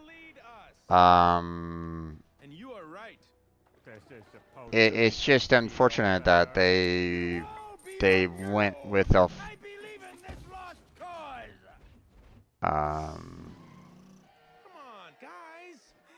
it's just unfortunate.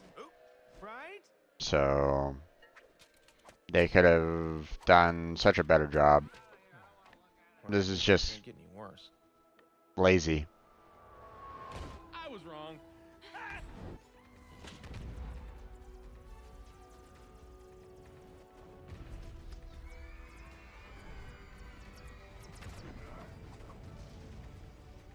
Okay. Okay.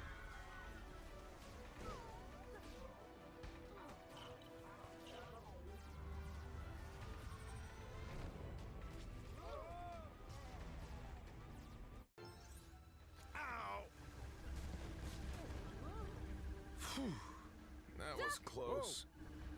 Yep, but we're completely safe now. Hey! Emmett! What was that? One of Lord Business's micromanagers. Come on, we've got people to rescue. The micromanager took Emmett over there. Then we better put this fire out.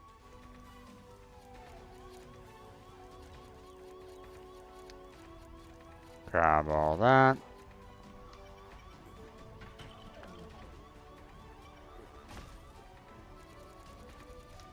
Maybe Okay. there's some water on that ledge above us.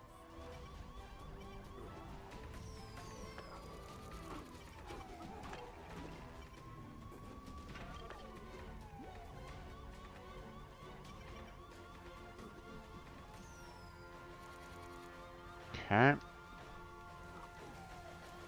Oh.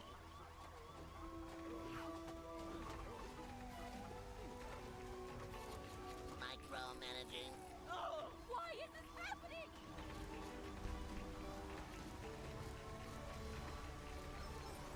Oh. I didn't want you to. Laser. I didn't want you to jump yet. Lego. Okay.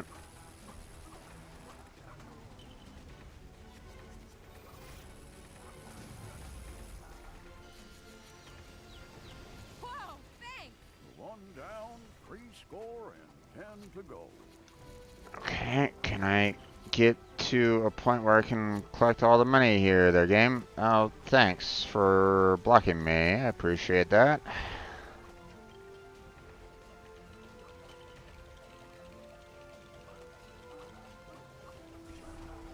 Okay.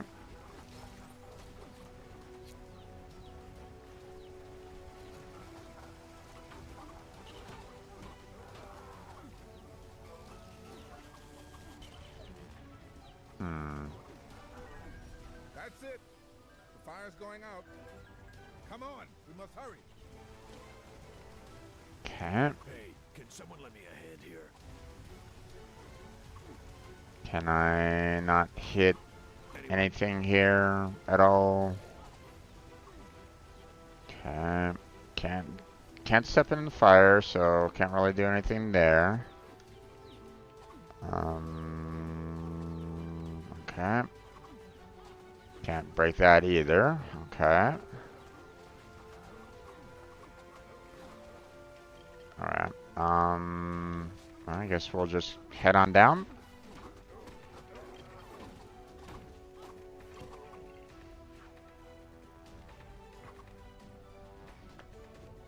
Go.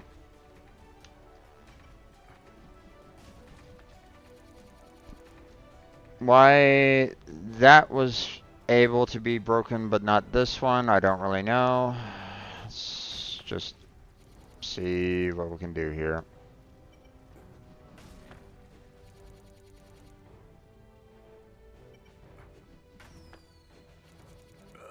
This is embarrassing. Can you guys help me out? Not without a drill. It's okay, guys. I'll find one. Right, so I'll just wait here and catch up with my reading, huh? Sounds good. Ah, God damn it. I was trying to hit him with the damn staff.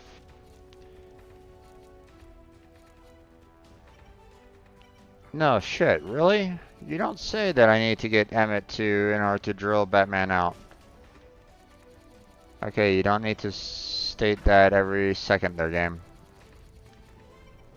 Well, at the same time, this game, is, Hang on. meant to try to get, Behind this wall. the game is kind of intended more for little children, so I get, I get the necessity of like saying, hey guys, remember, you need to take care of this, this way. So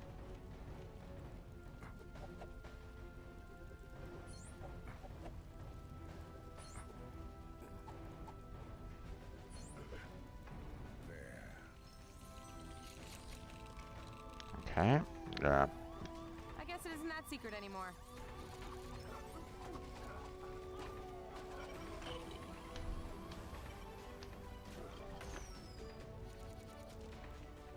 Okay.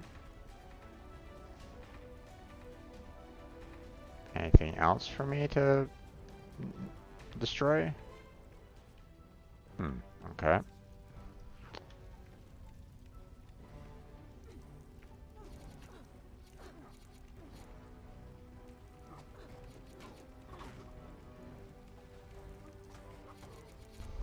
Okay.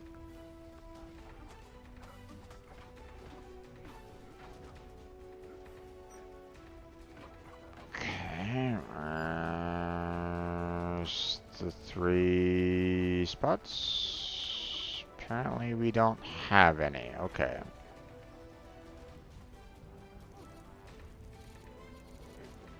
Aha.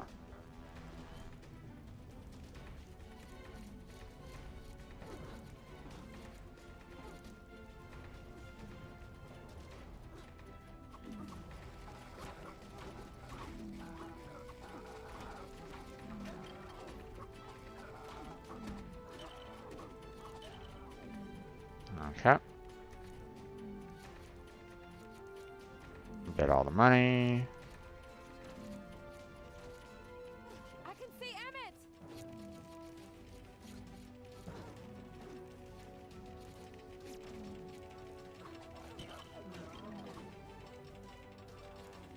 Okay.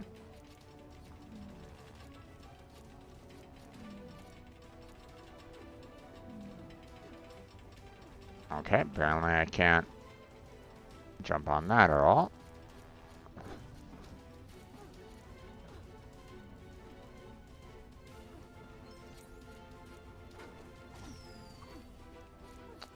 See, even those were, that one's breakable. Let's see, is the other one breakable? Yep.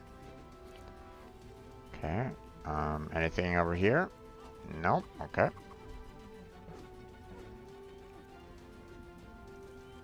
Hey, Wild Style!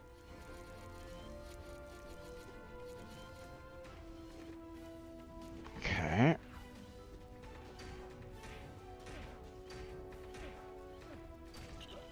There we go. Batman, come on!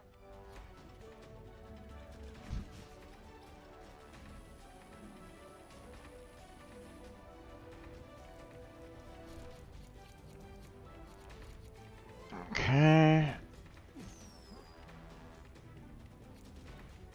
I'm gonna be so happy when I can get, like, dynamite going on this one. Yes, I don't know exactly what's breakable and what's not here.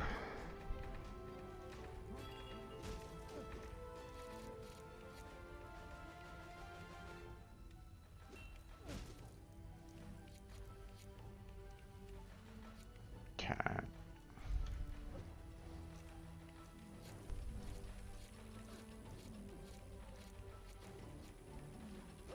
Keep out of the way of that laser, Emmett! No kidding!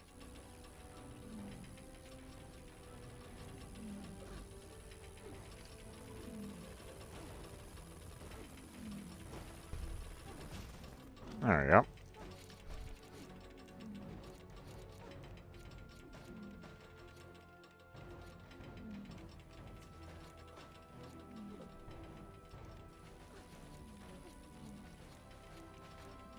Okay.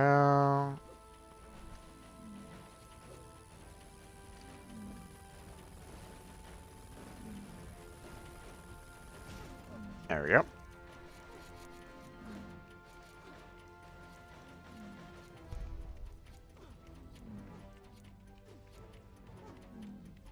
Okay.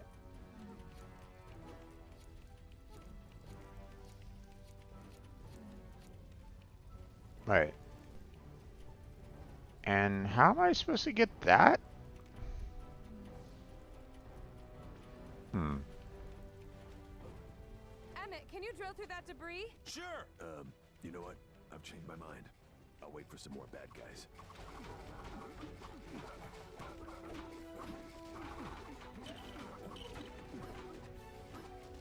If I drill through too far, just yell. So this is how I die.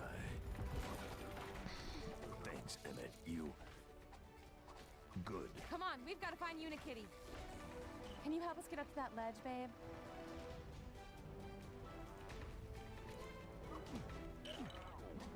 Okay.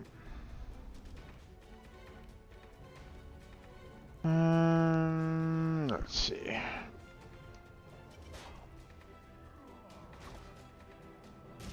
There we go. Oh, lots of money, lots of money. Okay. Let's try to get the money. Thank you.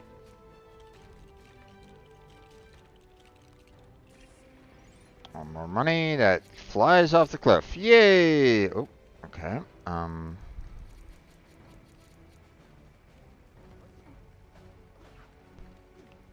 Okay, break this.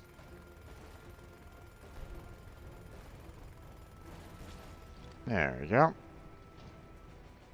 Now...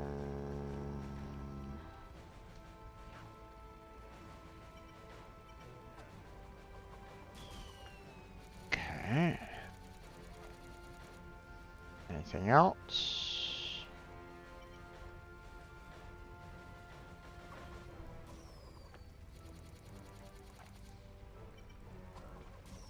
Apparently I can only destroy those flowers one at a time. Huh, okay. Am I still unable to put everything together?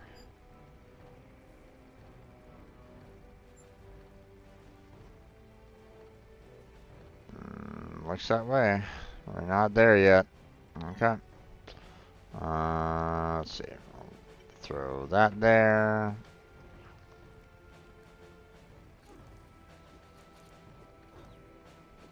See if Unikitty is up there, Wild Style. No, she isn't. Hang on, I'll find a way up for you.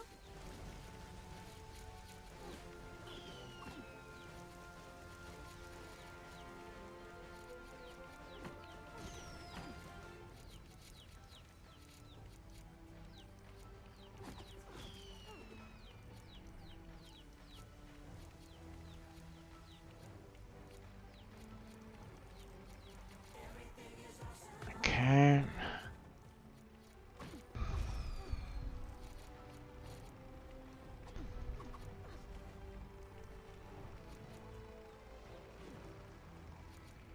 Well, that didn't really work out. Why am I missing those little bits right there? Why am I missing these little 2 bits here? Why am I not collecting those? Well, there's another bug. Oh my god. They did not test this game out nearly as much as they needed to.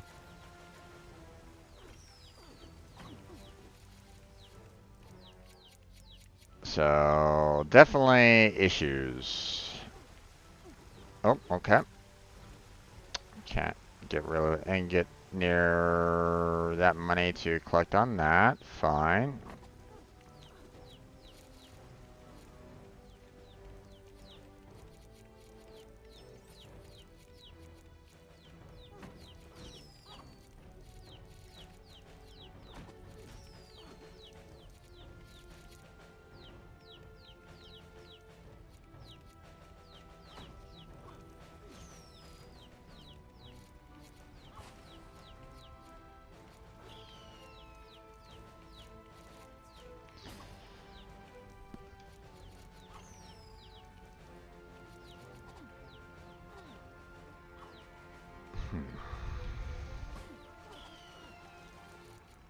Okay.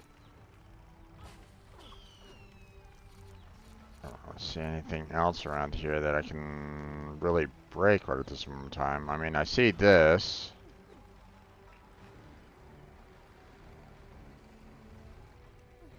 Okay, there we go.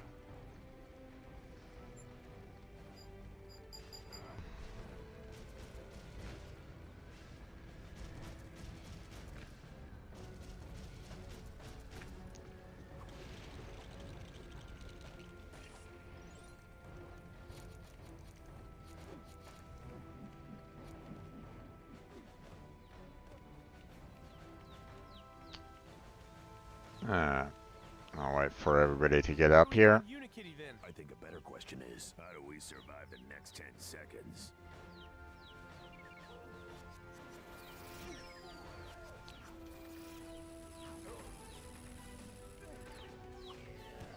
Ow.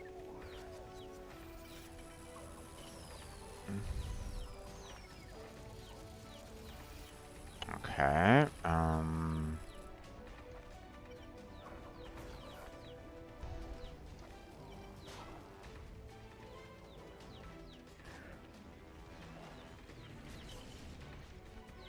okay. Oh. Okay. Well, this has been irritating.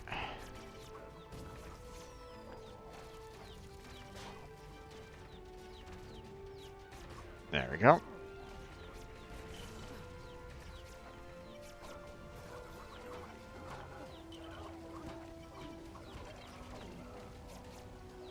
Oh, come on.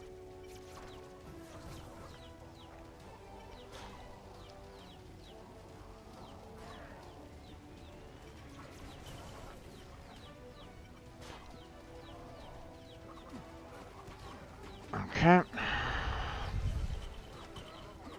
I'm glad that my esteemed colleagues are not really helping out with the overall fight, but... Oh no.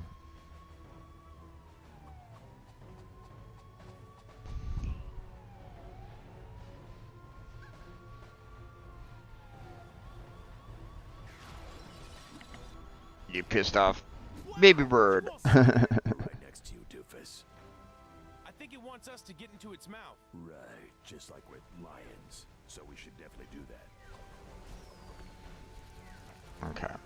Before we do that, though, let's check to see, you know, what other stuff I can collect, if anything.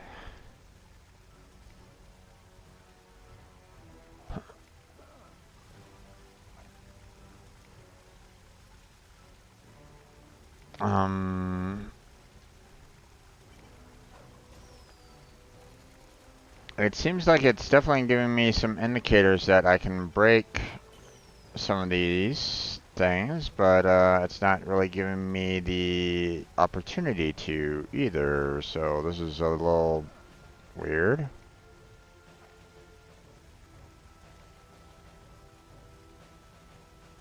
So that's a bit irritating, not gonna lie. Okay.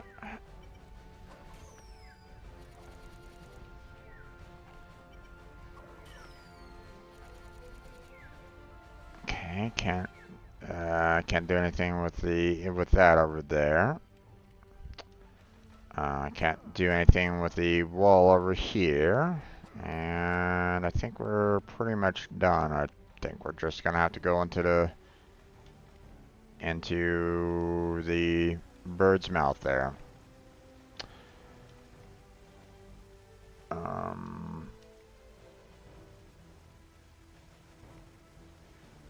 Okay. Game is quite buggy. If I end up as bird poop, I will not be happy.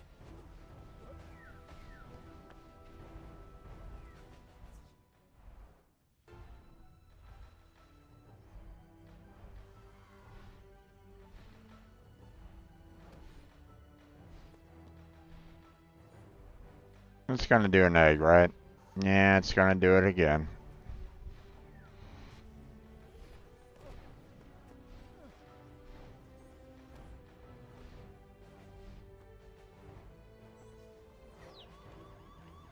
How did this happen again? Relax. We'll grab Unikitty and she can get you out again.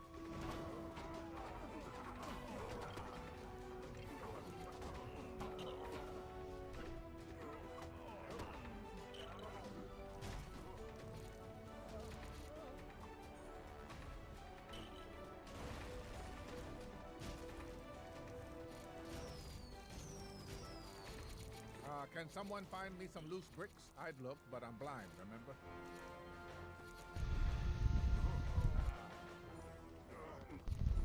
Alright, you know what?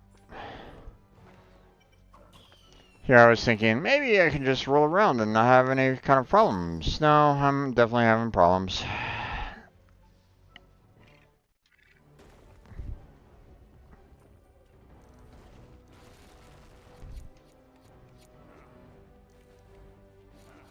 Alright.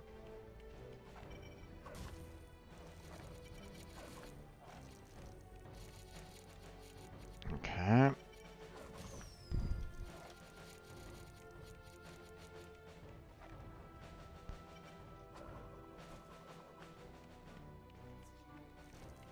Okay. Not sure why that didn't. Why that's not going directly into the bank. Sometimes it's consistent and other times it is not. And that's, you know, it's one of the problems with some of these games.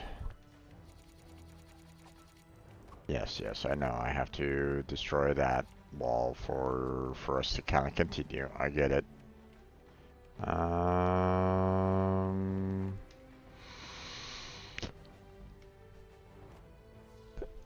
Alright, well, nothing else, so let's dig it into the hole.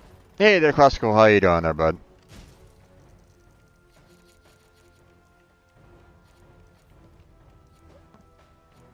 Okay, apparently it wasn't digging a hole, it was just making sure that I can put that together. Gotcha.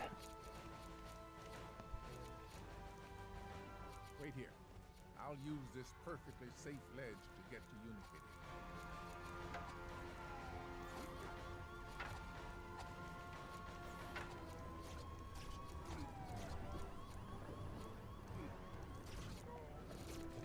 Ow, what the fuck?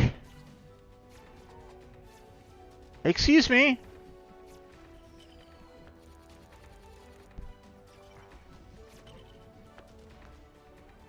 That's irritating when they can shoot me almost instantaneously. Okay. Let's hold off on doing that right at the moment. Let's, I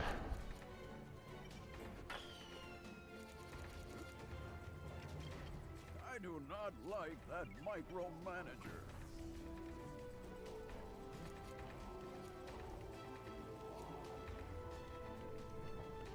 Okay, apparently I can't do anything.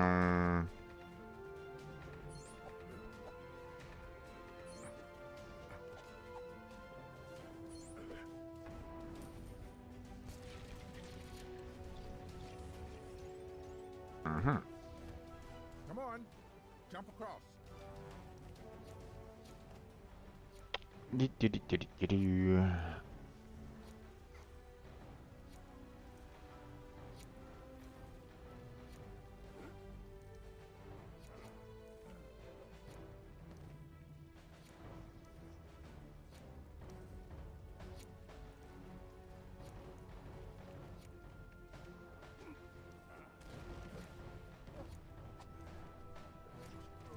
Ow, what the? Okay, well, actually, ow.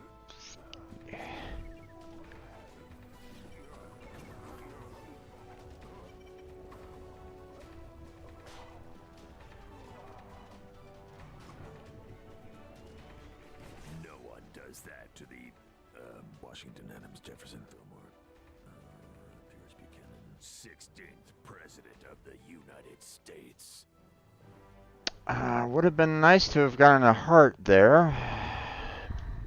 Especially seeing that they've been able to take pot shots at me Let me and... fix the rocket chair.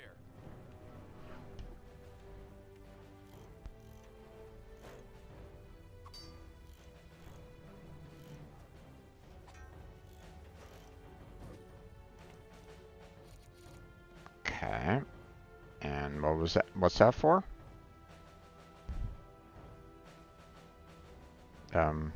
Game?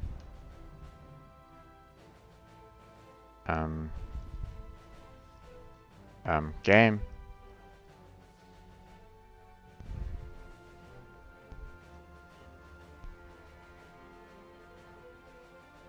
Um,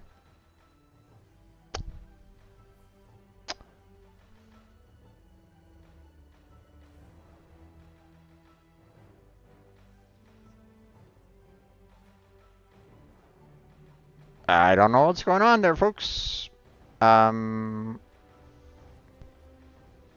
I cannot do anything right at this moment in time. I have no input control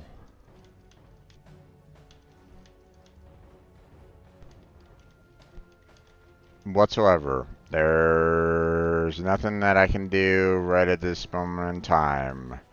This level is buggy as all hell.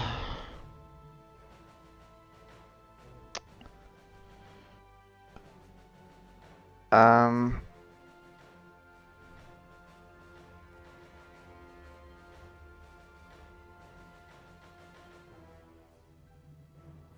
okay. I guess we'll wait for the time being. Maybe it will correct itself at some point. Maybe. Um,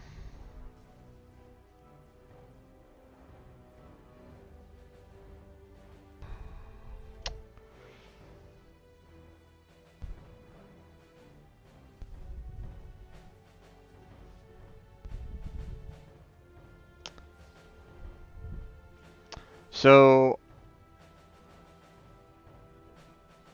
my marks for this game have been dropping considerably. When I played the Lego Star Wars games, I thought, hey, these are pretty decent games.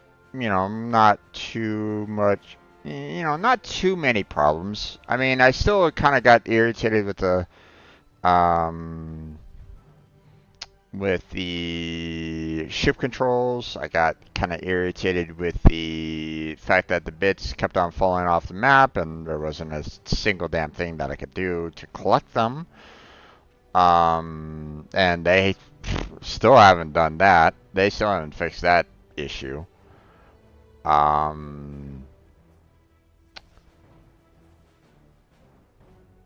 But I don't remember ever experiencing a game-breaking bug before. I don't think I experienced any game-breaking bug with the Marvel Avengers game that I played not too long ago.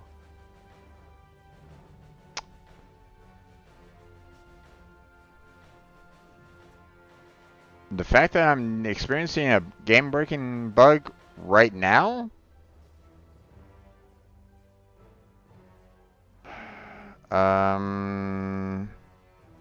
leads me to believe that no one should purchase this game.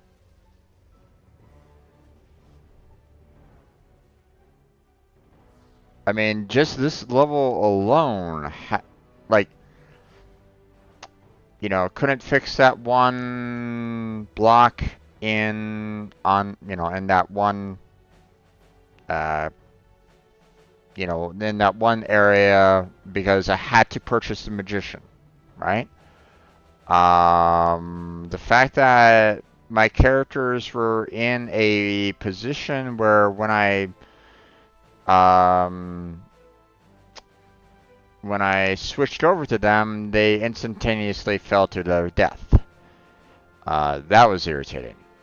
The fact that well, I mean, game breaking bug right here.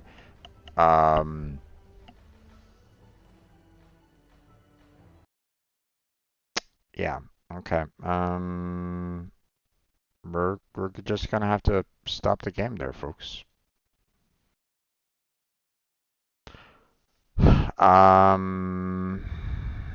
That was quite a frustrating last hour or so.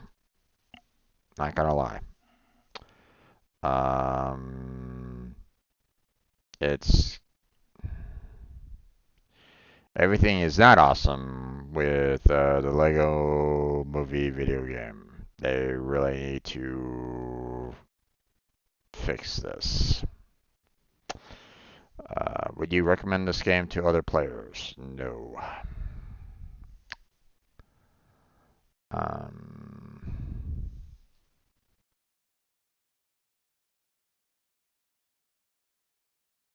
just close that. So yeah,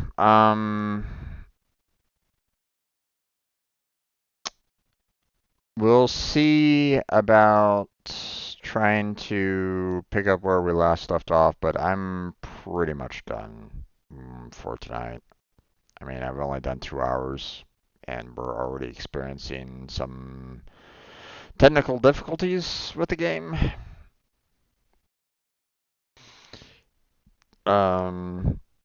Not by not by what I did.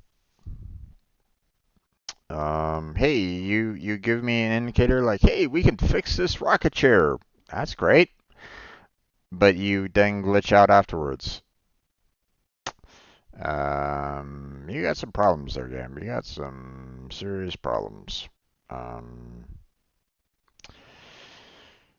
So yeah, not really that impressed with this one. You know, unhappy with the movie scenes. That is clearly getting me a whole lot of copyright strikes, or not strikes, claims. So can't really do anything with that. So yeah, all in all, I mean, it's like,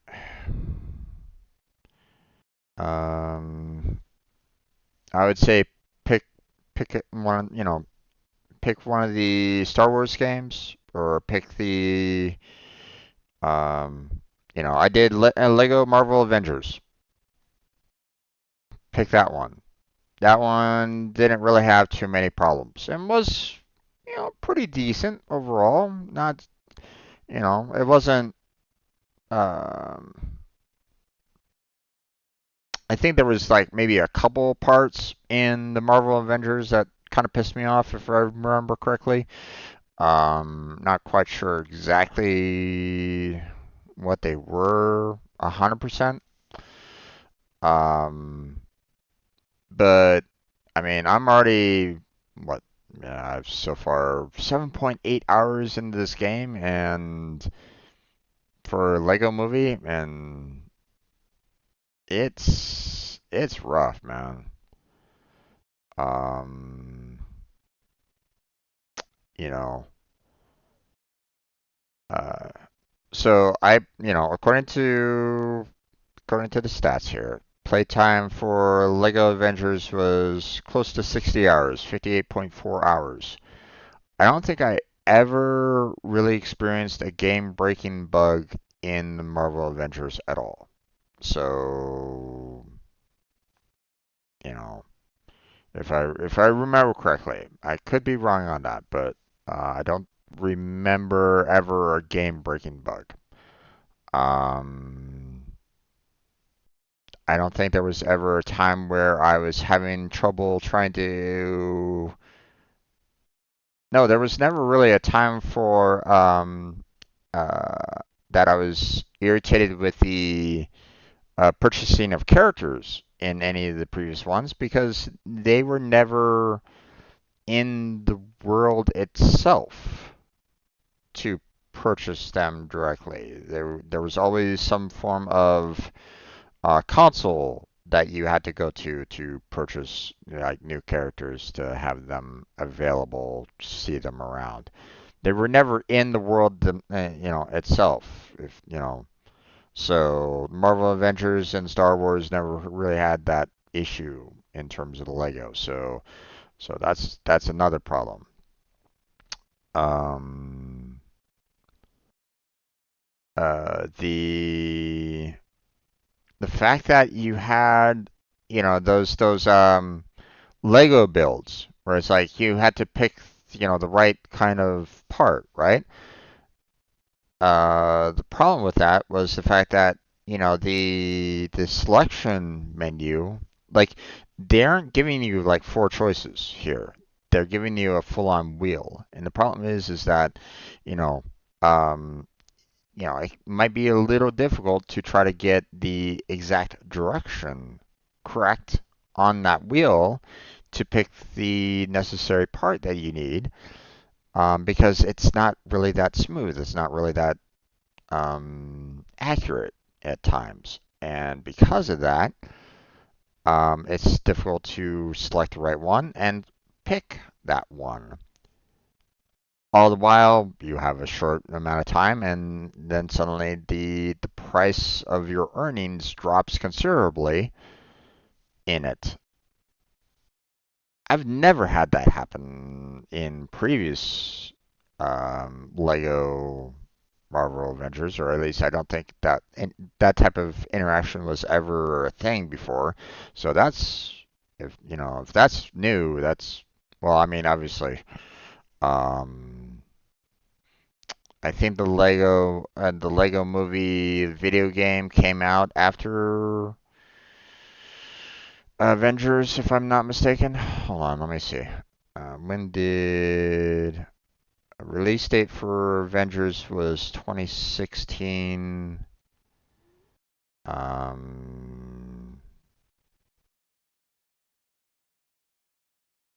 Oh, the Lego Movie video game was 2014. Okay, so the Lego Movie was prior to that. Okay, so yikes. Okay, so maybe they learned a little bit more about people complaining about the game or something like that. Maybe fix some of the issues for Marvel Avengers. That might have been the thing. But I mean, the Lego Star Wars was, prior to that even. So, um, which I do not have Star Wars in my Steam library right at this moment in time. I don't have that owned. So, can't really show that off, unfortunately. So, um, maybe someday I'll decide to purchase that. But, yeah, not too happy with this one so far. Well, I'm gonna go ahead and close it down for the night. Um, Sorry for anybody that's like, oh, hey, I really wanted to, um, I really wanted to kind of see your gameplay of this, and it's like, well, not exactly, not exactly the greatest of starts right at the moment. So, we'll pick this back up again next week. That was kind of that left a bad taste in my mouth. We'll try it again. Hopefully it won't crash. Um, and we'll move on from there. But we'll see. So far, not the best of PC ports. Just saying. So they really need to fix that, in my opinion. So, but that's it. We're gonna go ahead and close on down for the night. I'm done. So, I want to thank Yazar and Classical for stopping on by and chatting with me. I hope you guys had a great time. Hopefully, I'll see you all again next time. Check out the description for social media links for links that help me out directly. These the Lego Movie video game is only going to be viewable on Patreon, which you're welcome to join if you want to. It's just $1 to get in on that. So I'm just kind of doing it to kind of counter the loss of ad revenue on those games. And that's going to be it for that. Check out Team Robot. If you want to see, there's a application link down below in the description. There's also a document that explains what Team Robots is all about, so check that out. But yeah, that's gonna be it for tonight. So thank you very much for watching. I appreciate it. Hopefully I catch you next time. But until then, take care. Have a good night. Stay healthy. Stay safe. Now I'll catch you strangers next time.